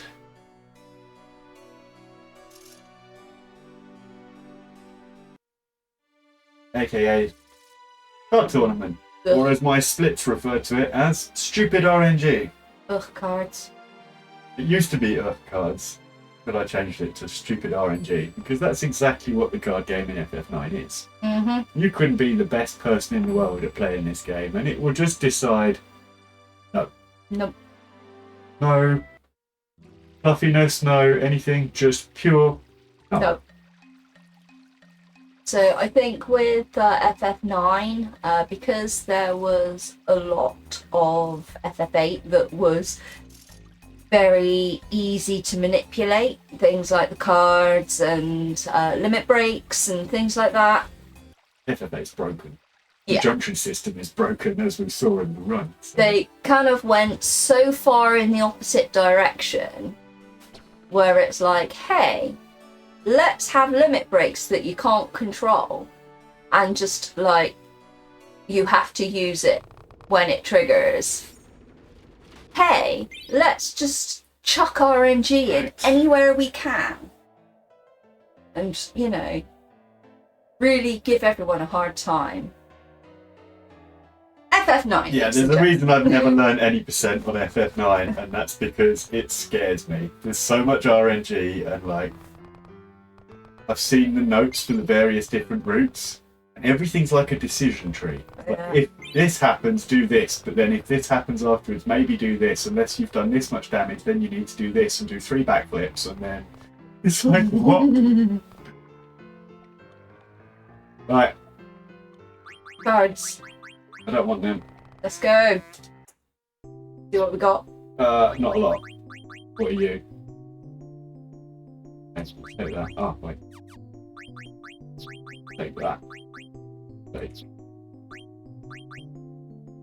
That's definitely wrong. Please do we have.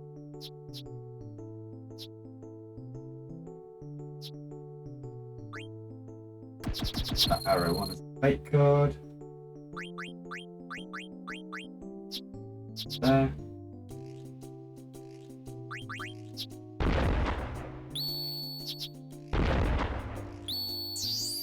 Fine.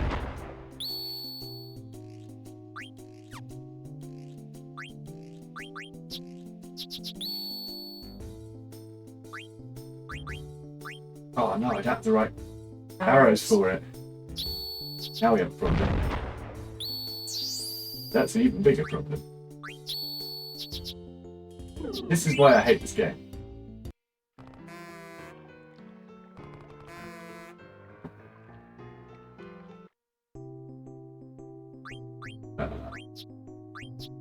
Really not have any better go.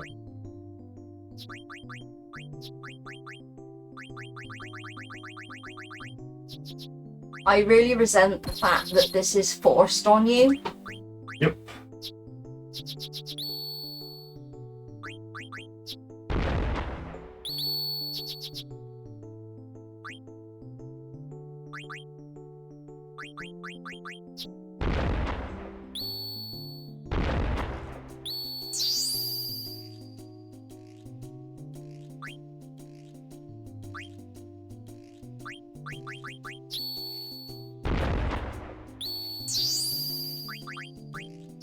Unbelievable. I hate this card game. We have terrible cards. Right, so I will try and explain this. It's not worth trying to explain. It would take too long. It's too complicated.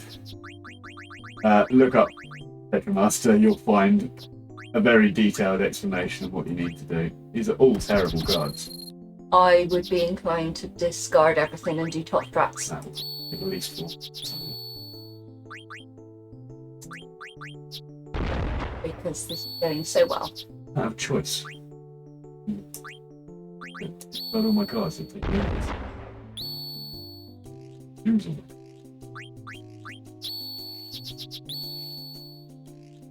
It's awful. We can't win. Yeah.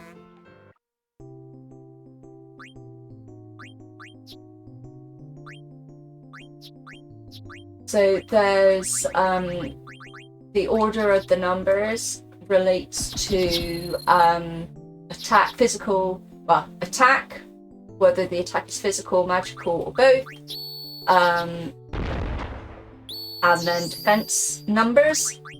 But yeah, the way that the RNG works, there is an absolutely massive swing. That's unfortunate. Well, the run's over in terms of PB. It's impossible now. And this is the easy game. But all of my cards are terrible. Yeah.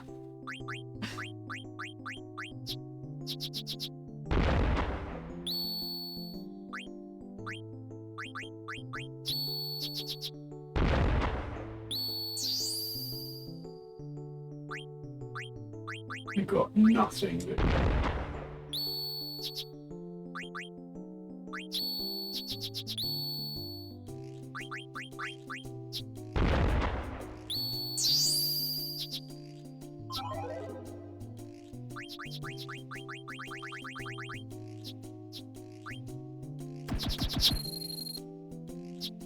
Marathon luck, ladies and gentlemen.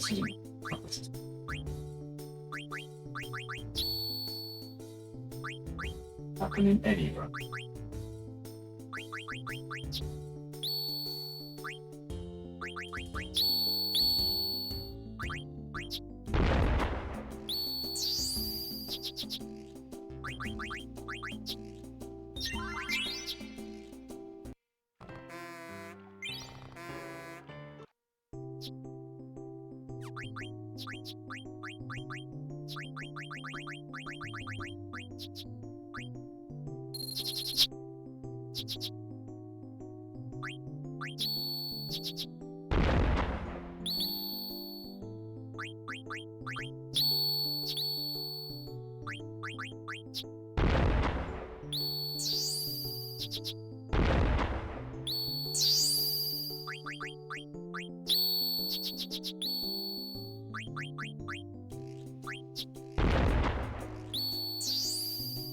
Oh, nice.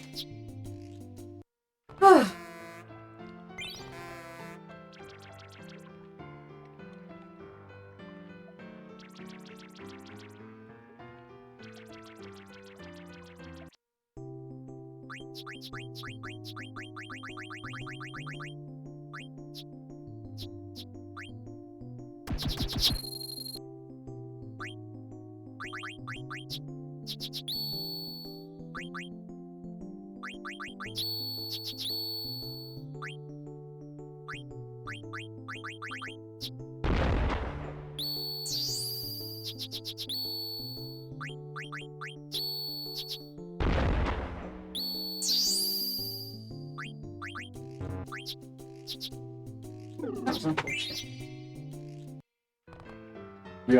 We went from being 4.5 minutes ahead at one point to 0.3 seconds ahead. Cards. It's fun. We've been on a really good pace. We've been on PB pace for the entire run, like 4 to 6 minutes ahead for most of it, and then that happened.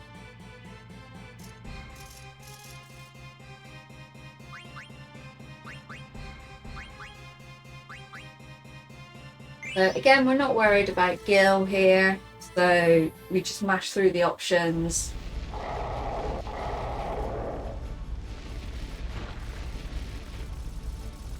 Oh, come on, I was out the screen.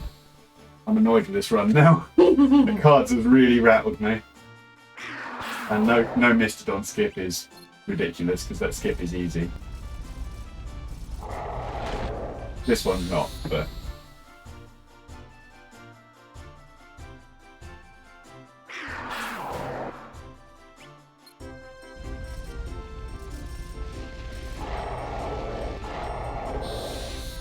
Yeah, Tetramaster is basically guesswork.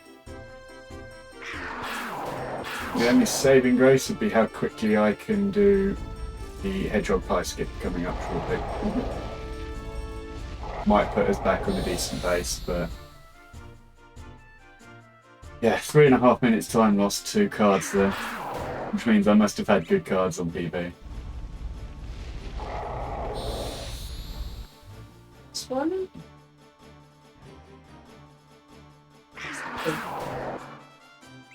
Still fly Ara. This is the other story trance based fight, where even though we don't have it, we'll still get it.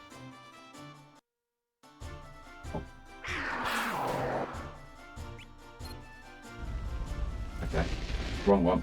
Told you, I would do that.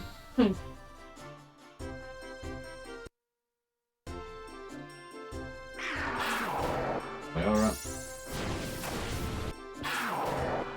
I think that's scripted. 100%.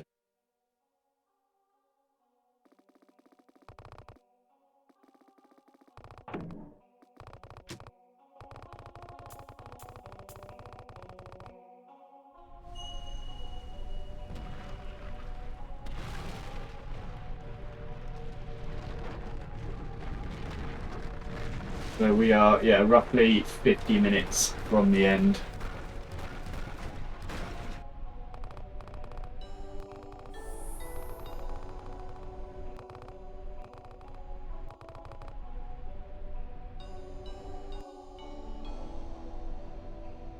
Garnet's kind of clueless. She kind of got this urge to go there, but doesn't really know why. And now the small child is glowing. Yep. Seems legit. Lots of cutscenes here.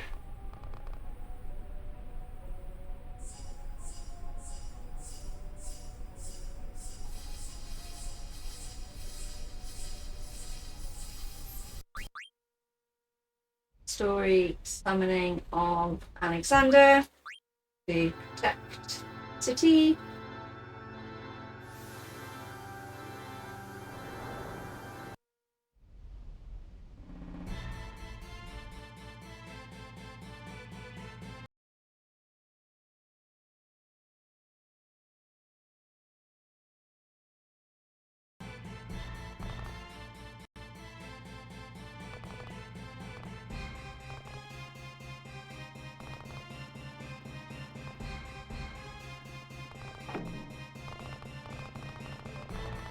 Come on, up left, mate.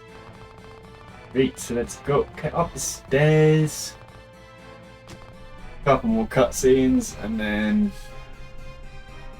finally start heading towards the end game.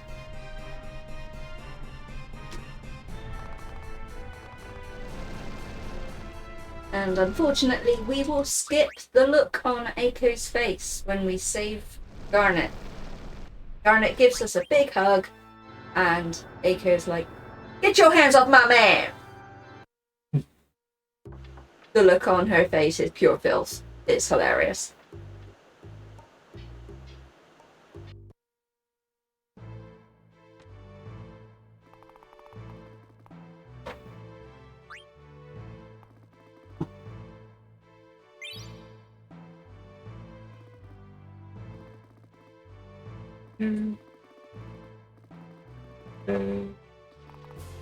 What?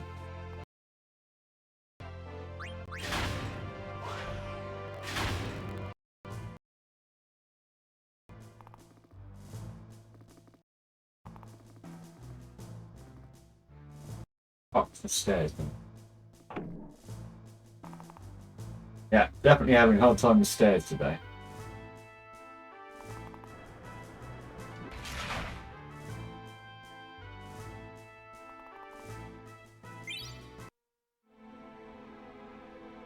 Like, got a little bit of buffering. Alright. Yep. Thank you.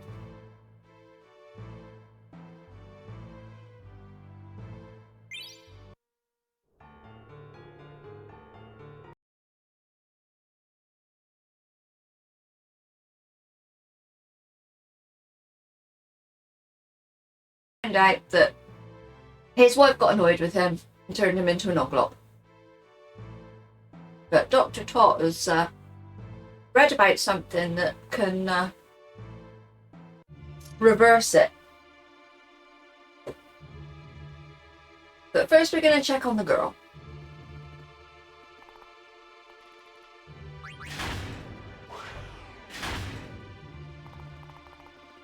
Because, you know, Regent Sid isn't the only skirt chaser in this game.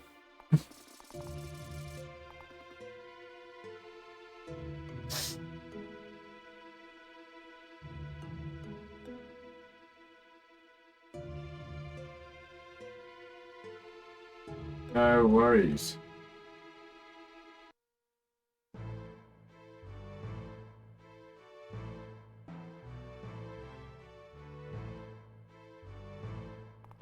So we need to find 3 potions, mix them together in a specific ratio, which luckily we don't need to remember because the game does it all for us.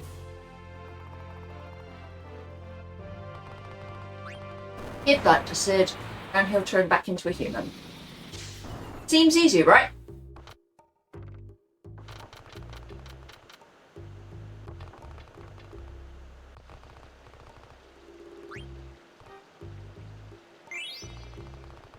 Much. Which is giving you an old potion. Difficult. Said it's too old to sell anyway. So I can't read.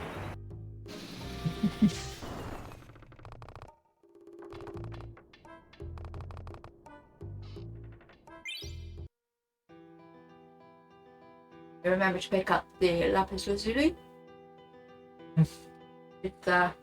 In the artist's house. It's all the rat children.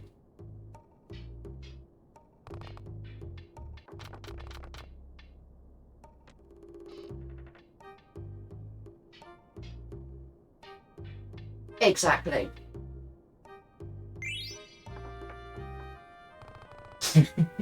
We got one of the potions from our mate Sinner.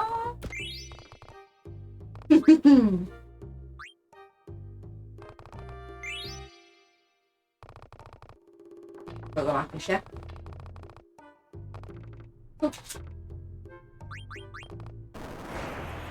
It absolutely is. Absolutely. I mean, dying in FF7 probably wins Dad of the Year award. not. Don't turbo me now.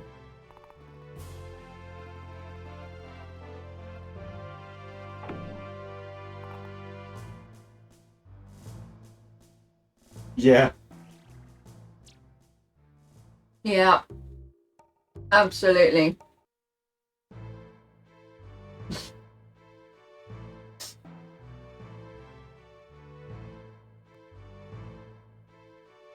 Oh, my dead wife's all by herself. I'm gonna murder my child so that she can have some company. A little bit dark.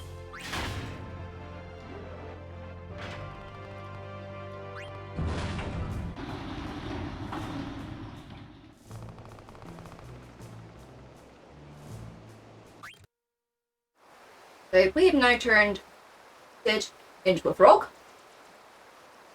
Quina is very interested in our talking frog.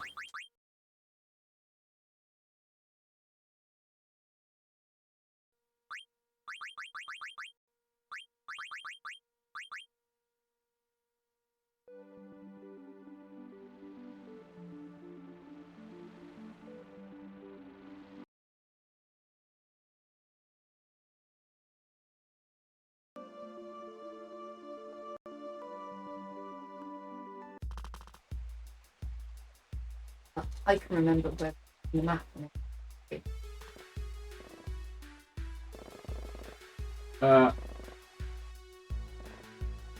Yeah.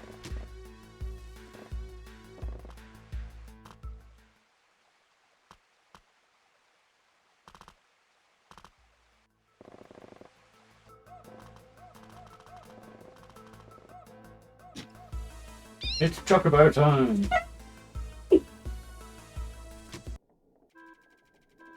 Oh, It's so cute. It's such a cutie! Tired of your lazy teenager sitting at home complaining. Exchange it for Odin. As you do. Yeah, seems legit.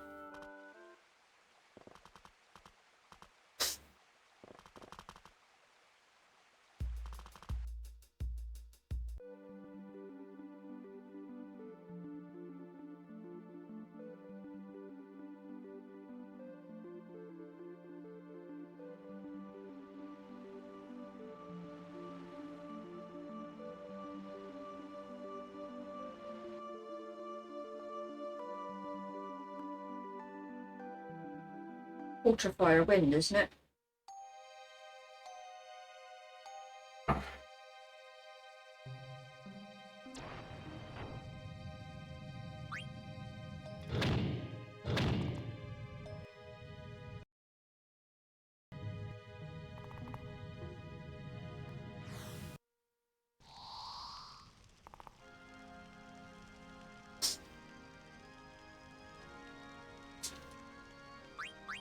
Home or Bahamut? Yeah, that's not really a question, to be fair.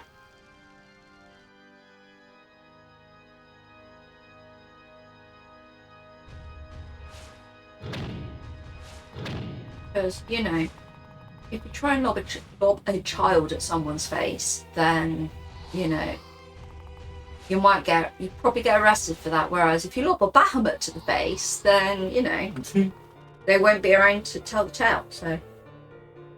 Fine, right? Unless they're Kuja. Unless they're Kuja. Anyway.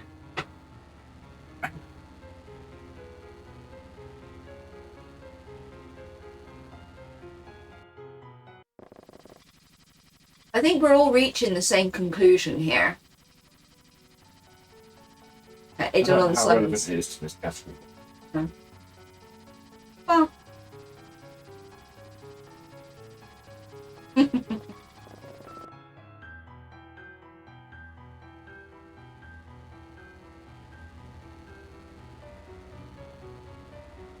Yeah, there is that.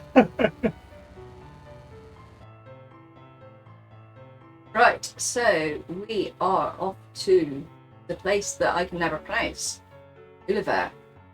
Uliver. Oil, Oily boilies. that's oil boils. That was hours ago. Yeah.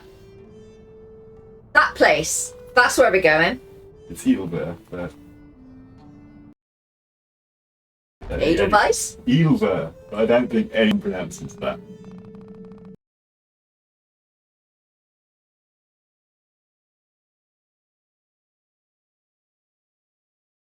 Find out some stuff. Sure, it'd be very interesting. Zidane can read a very strange language that no one can. Yeah. Yeah. About it.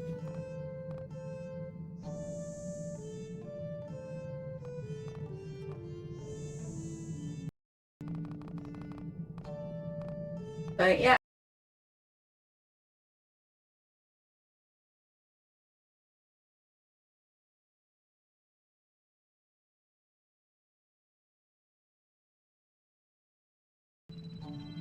We're just finding out all about this ancient civilization, ancient planet. Don't really know why this place is on this planet when this planet isn't Terra. This is Gaia, so I don't know.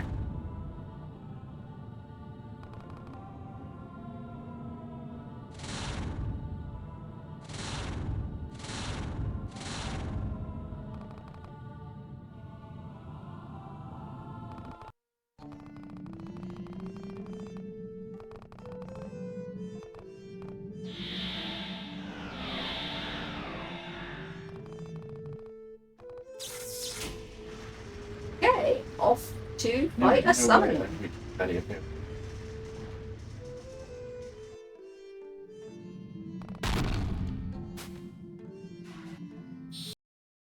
Right, first enemy in the game that doesn't die in one hit. Takes 3.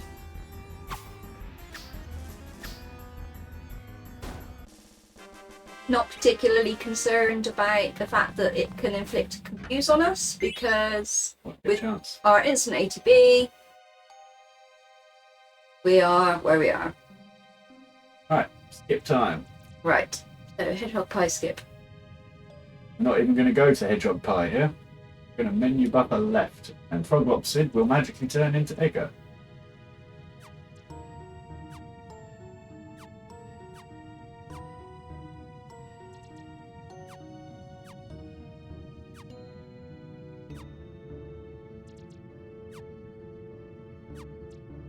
If the menu buffer wants to work,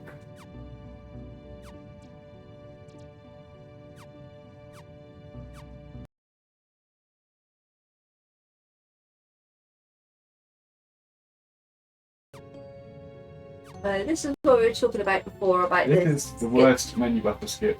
This is the easiest one in the game to get.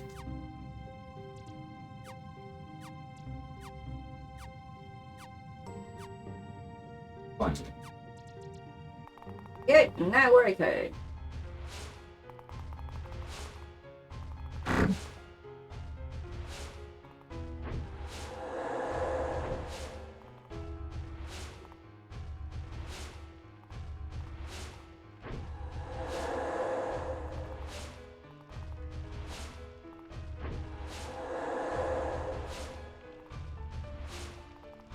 No, You're good. no. Back. Yep. You're fine. Yep. Remember now. Okay, hitting these accurately as well. Over 2 at the 1 top. times 3. This is what happens when I run with that note.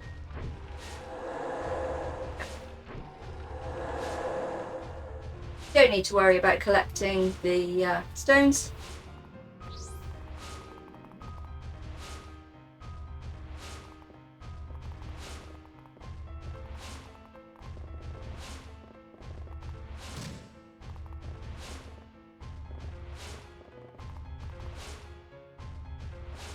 And go at the top.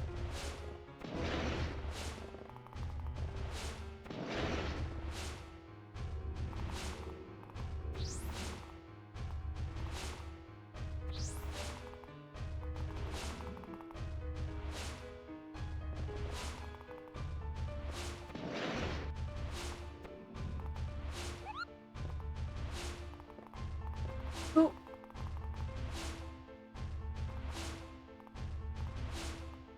Come on.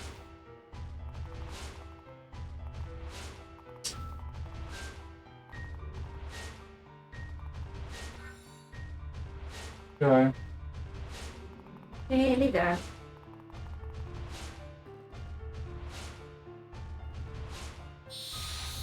So if you don't collect all of the candles, it won't allow you to try and light that candle, which won't trigger this boss fight.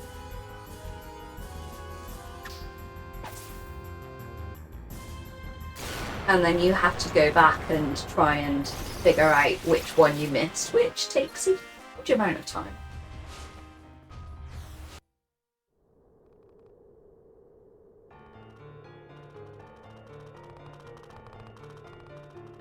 It does look very cool, for sure.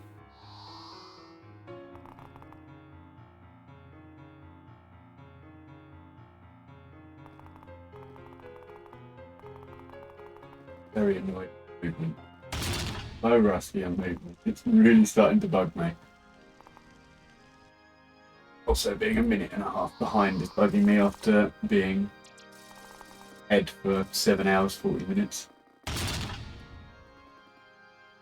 It's alright, we'll get there. There's really not much left.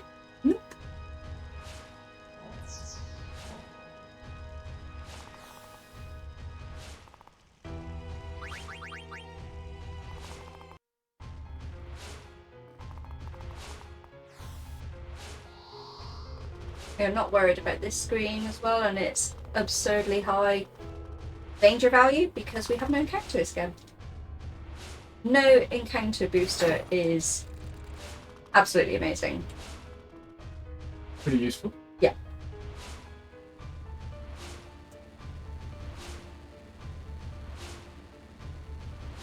Zoom.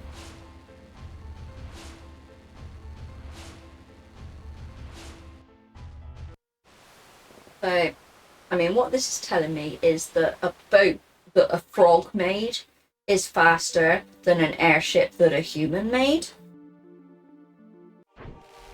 No, the Hildegard 1 was Sid's.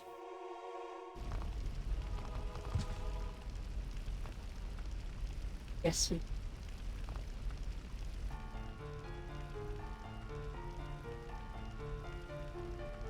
So, yeah.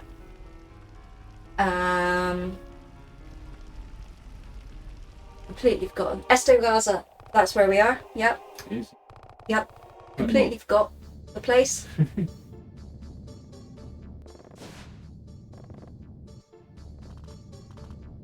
Air resistance.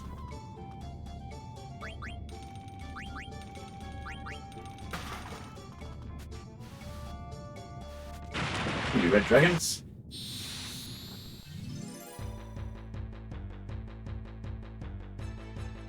Zidane is very dense. That is very true.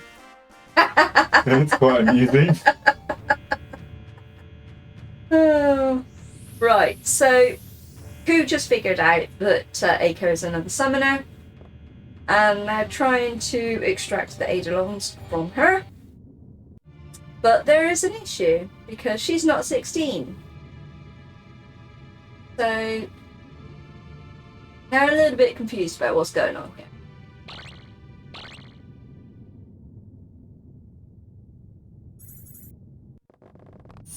So our pet Mog turns into an Eidolon.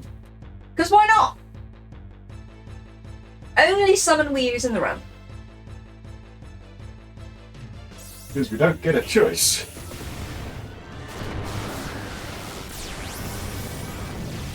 Bye, Medine! Mog. Bye, Medine!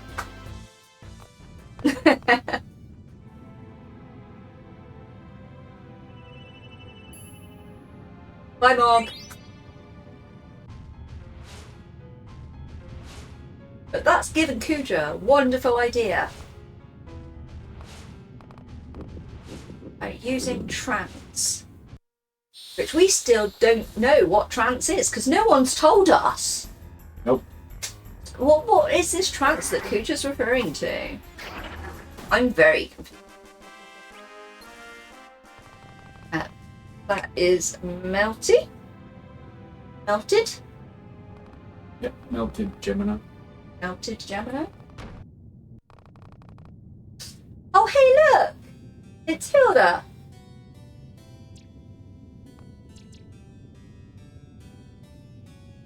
So, if you read this section at normal speed, then yeah, you figure out that Hilda turned Sid into a froglop because he is a prolific skirt chaser.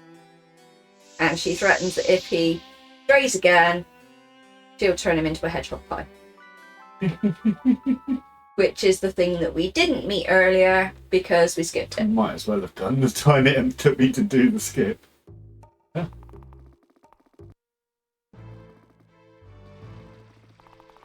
Okay, back up to the conference room for more Plot City.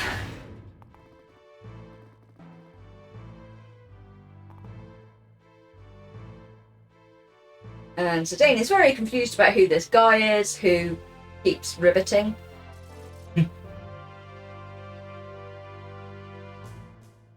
Entirely deserved. Absolutely. So... This is a huge dialogue section. Yep. Lots of ATEs. Garnet's gone missing. No idea where she is. I guess we'll find her at some point. So Hilda's telling us all about Kuja's master plan to take over everything, basically, because, you know, what else does a antagonist do? Answer us on a postcard, please.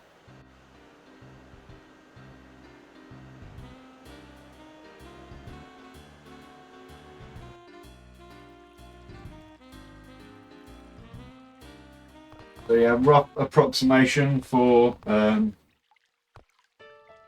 tech team and stuff. We are probably going to finish 30 minutes under estimate, as in we've got 25 minutes left. If you want to be making sure the next person's ready.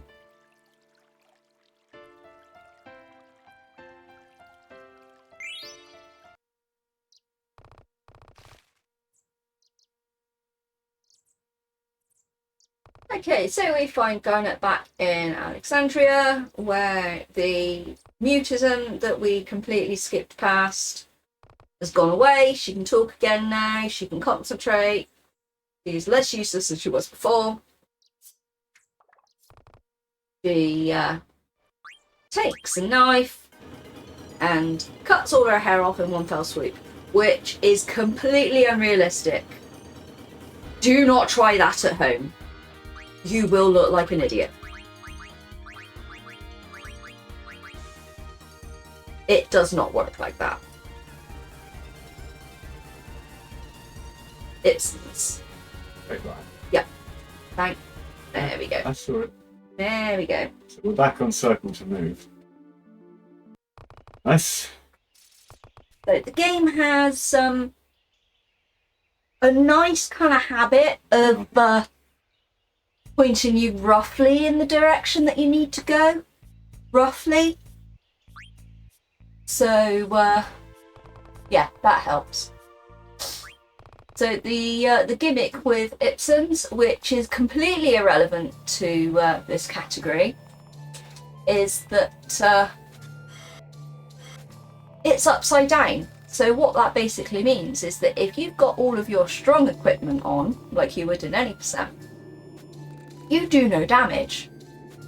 So what you need is you need your initial equipment in order to do the maximum amount of damage, because everything's back to front. So weak is strong and strong is weak. But hey, that doesn't matter to us because we're just going to do 9999 anyway. Correct. So, movement here is Mirrors can be a little bit troll. That's fine. And Tahaka. So, He speaks fluent English despite being a monster. yep. Seems legit. So, not trying to inflict heat here like you would in any percent, just... Oh, now we get decent fights. We've got a rainbow colours. What's on it? Oh, come on. Walk then. Be like that. Yep. Yes.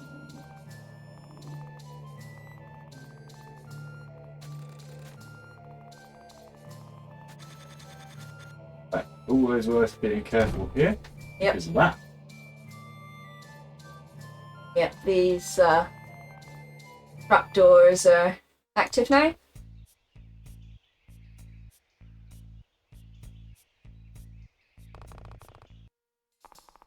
Have to go and save Amaranth. Can fall down the trapdoor there, but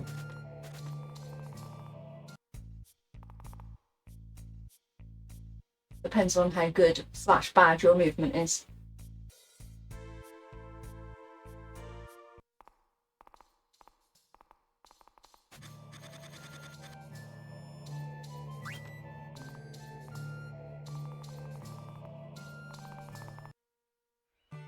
do. Okay, so we have been told that we have to defeat these 4 guardians. Okay.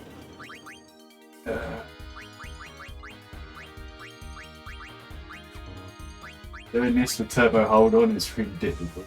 Double inputs. Yep. Mash through this instead of turbo because turbo hold on the airship also slows you down.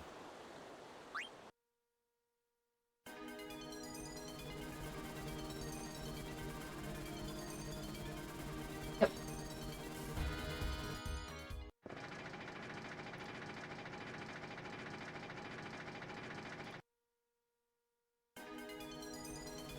So we are dividing into parties of 2 to attack these 4 guardians at once.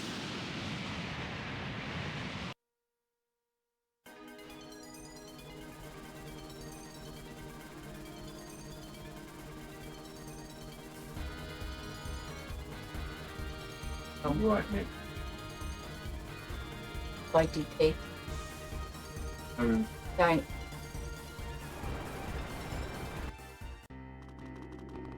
Desert Palace.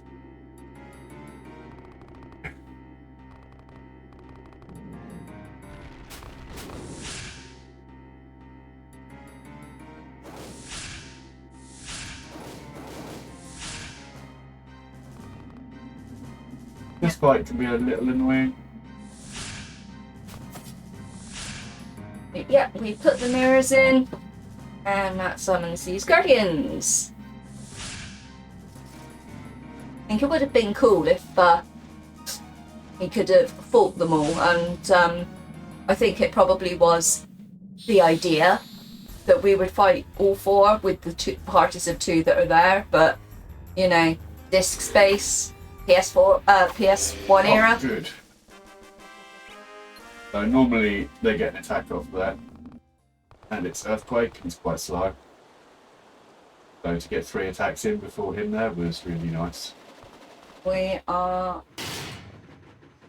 buffering again.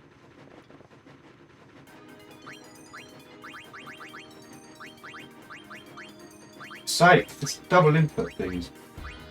You stop. Evil.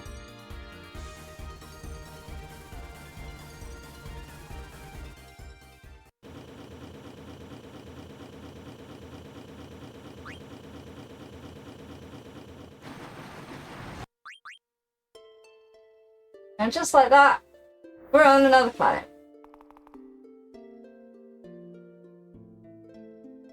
So, we didn't quite go to space in this game, but I mean, we're on another planet, so I mean, that's close enough, right?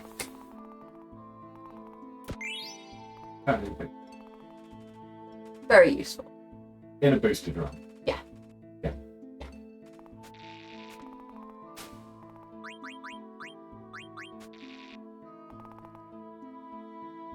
So Zidane is a little bit confused because everyone's got his bowl haircut and a tail like his.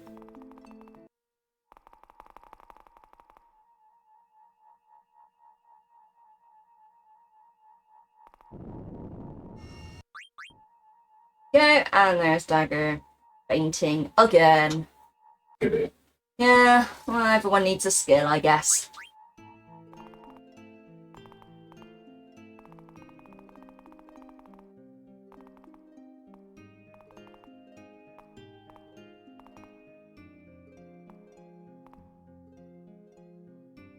I love it when Aiko calls her a bimbo.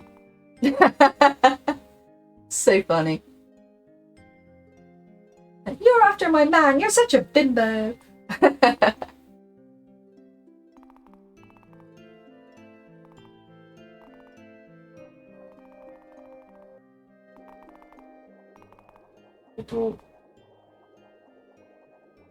Yeah, and we learn about genomes. Genomes? I mean, they don't have the little hat, so I don't think they're true gnomes. Sorry, bad joke.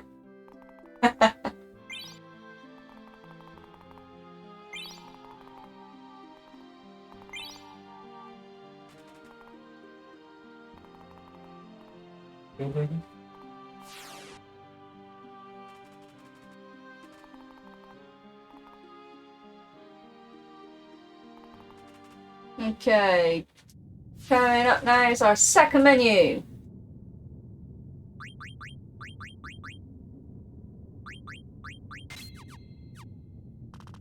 So, no rebirth ring, so no auto life. But we'll just do that accuracy plus there, which will mitigate those misses that we've had a couple of times there.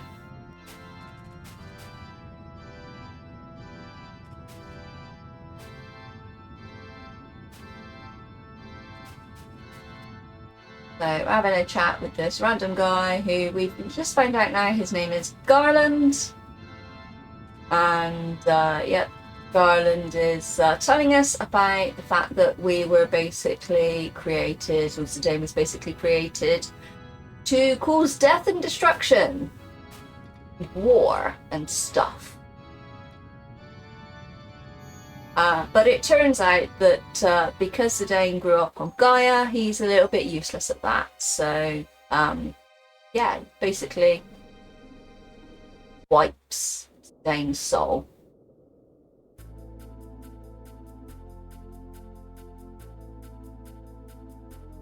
Best song in the game.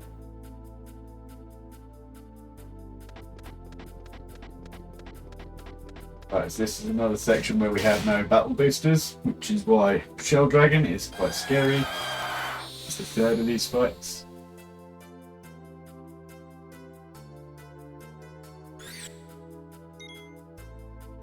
This one is auto.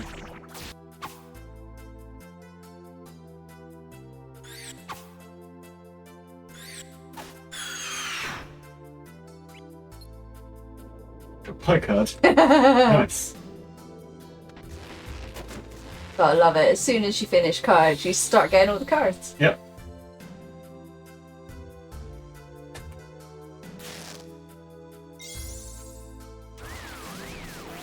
Okay, so yeah, just hold in here until Zidane joins the party, and then we smash him in the face. Yep. Ah. And now the scary fight. Yeah. The dagger doesn't appear until Zidane is in critical HP. You still do damage, yeah, but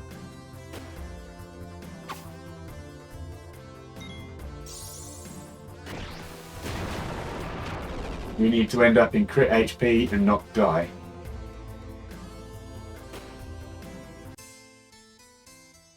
luckily this has an autosave. This is why we wanted to win cards.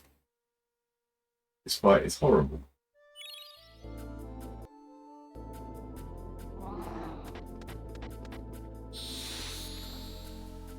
And you can't actually kill Shell Dragon until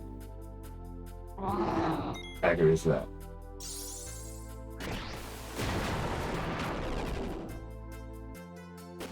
So ideally we'd like a smash, because he just smashes him until, and he turns him into 1 HP.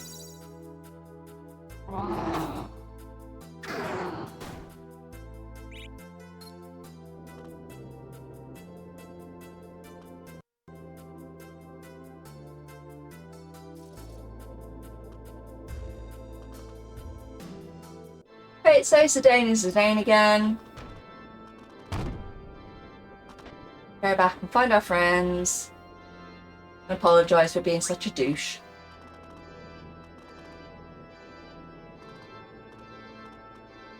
So, in this section, again, we're going to utilise the fact that the timer just goes at normal speed. And it's quicker just to take the encounter and then Not.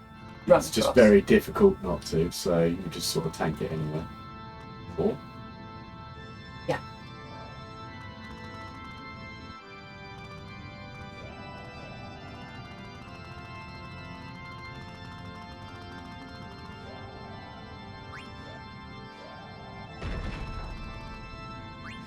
and this is basically boss rush hype now.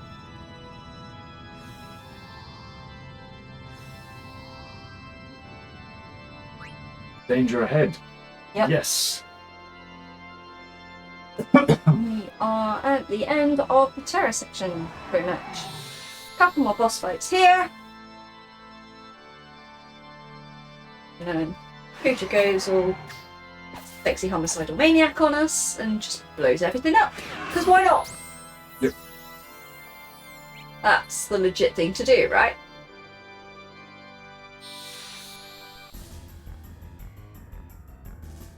We still call it a boss rush because it's lots of bosses in a row.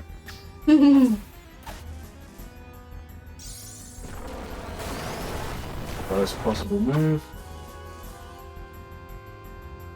It's the most rush a boss rush could be. That is true. That is very true.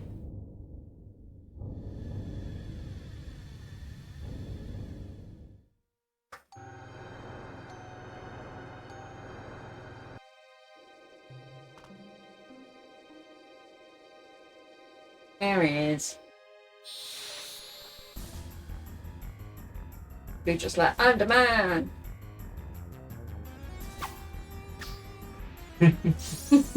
Any miss is perfect. Good. Now you are dead.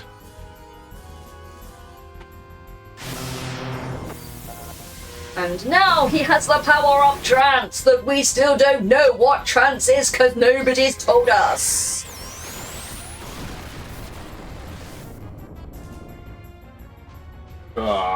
Just.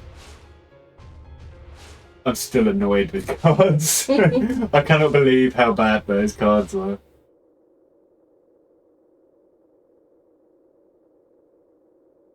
So, Are we stronger than Bahamut Mega Flare? Of course we are. we are stronger than everything. But yeah, Pooh just found out that he has a limit on his life and he's gone a little bit mad. Yep. This section I've never really understood. Don't know the purpose of adding this screen. Like, why? It's very strange. The way I see it, it's because Zidane is like, oh, there's like eyes watching us, and Garnet's like, they're just eyes, get over yourself. So it's showing that Garnet is kind of growing and Oh yeah. becoming more confident and at peace with herself. That's the way I see it.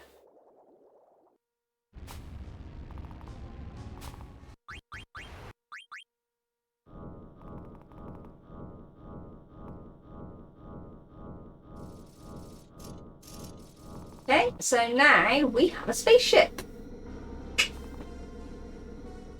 Poggers. That is GG Disc 3. Yep. 10 down, 1 to go. Hello, Bobby Corwin. Bobby Corwin! Who's such a cutie? What is money?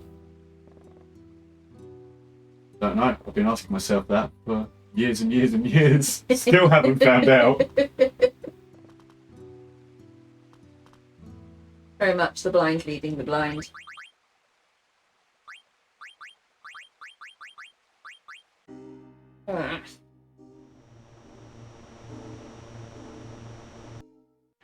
Okay, epic cutscene that we are going to skip.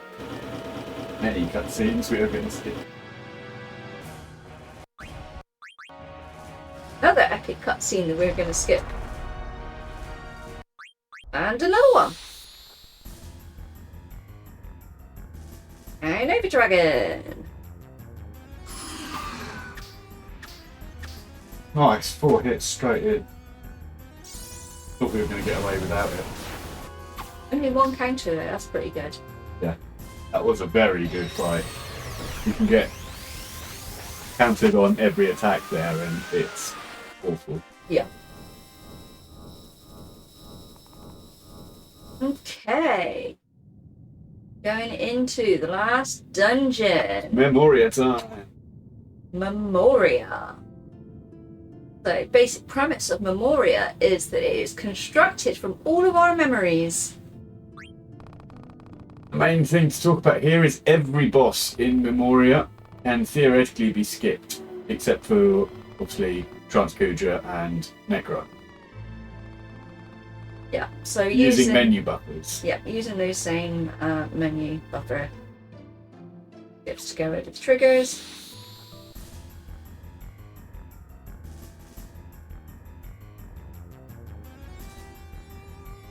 And as we are now behind, it's in my interest to try them.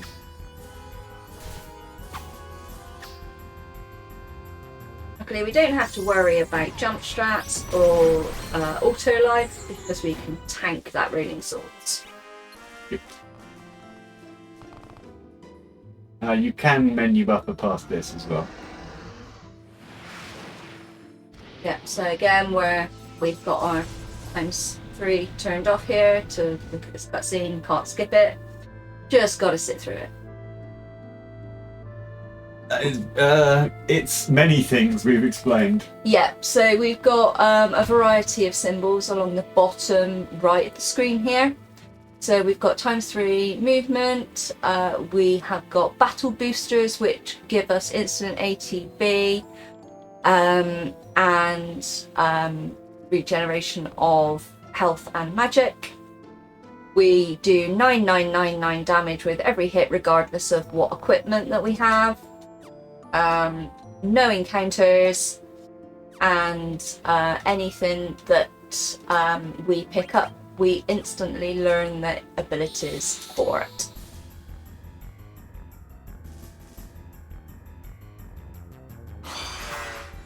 Right, this boss can kill you. Not if he does that. Yeah. Those misses were a bit tragic. Yeah. Why we have actress character. Maybe we want it on it. But Menu. That is a menu.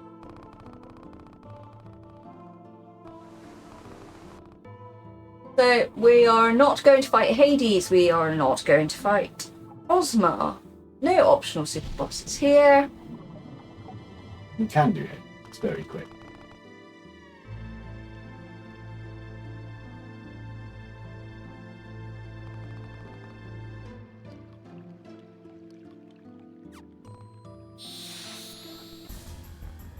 Didn't you?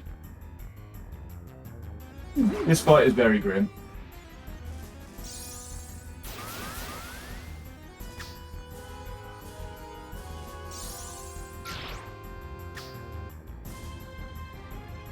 About 4 minutes from the end now. Oh, triple link is really bad. Yeah.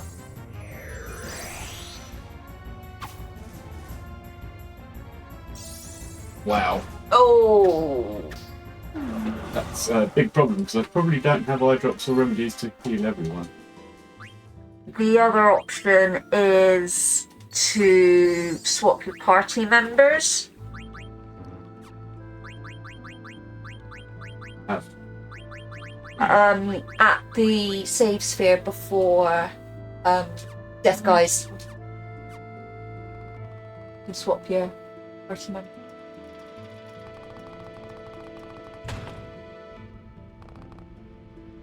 I mean, that doesn't help you for Lich, but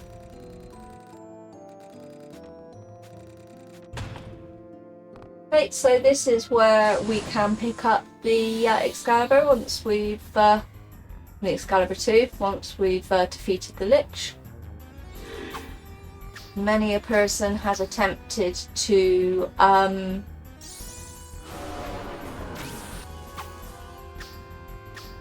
run this to get to this point of the game in less than 12 hours to pick up that Excalibur 2 sword.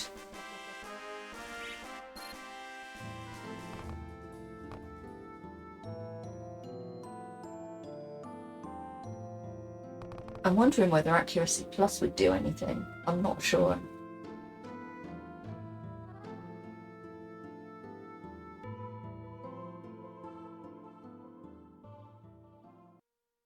Okay, 3 more screens. The last bit.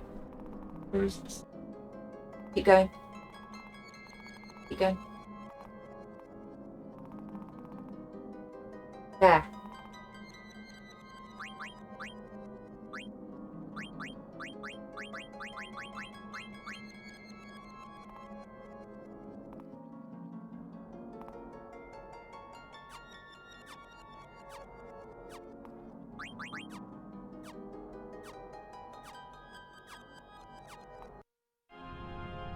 There we go. Nice. Get Death Well, Guy. at least we skipped one of the nasty bosses of this run.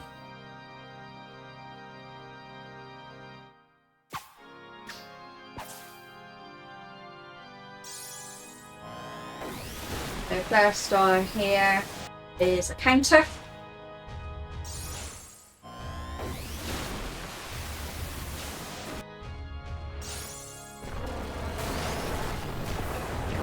So, next boss, we'll be calling time on Garland when the... No, not Garland. Necron, when the 6th hit lands. That will be time. Yes. Just as the music was about to reach banger status. That's right, we can listen to it afterwards in 5 minutes' time if you really want. Yes. I love that track. It's awesome.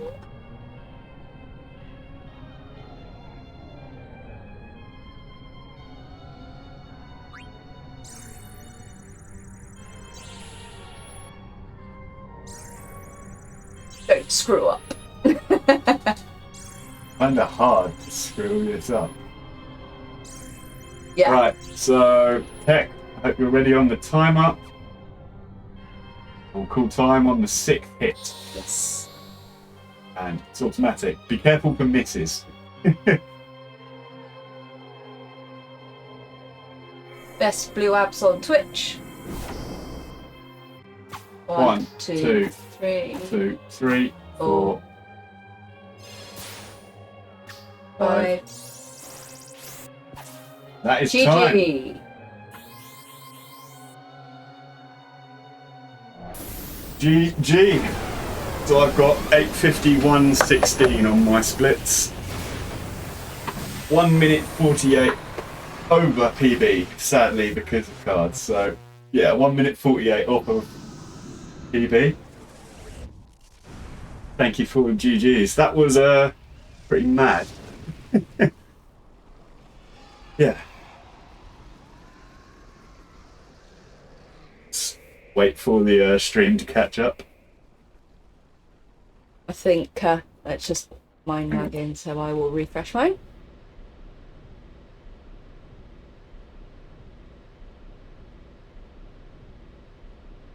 There we go. 8:51:32. Yeah, I got 8:51:16, but I worked it out. Yeah. 'cause- I do have to not worry about posting a new world record now. That is correct. Yeah. So I mean, and we're still 29 minutes under estimate, so can't really complain with that. Yeah. It was a pretty good run overall. FF9 kind of trolled me a bit too hard. Nearly lost my nerves there, lost my cool. But FF7 was excellent. That was pretty much a perfect run. We didn't miss slots at all, which that's the second time that's happened in 3 years of running the game. So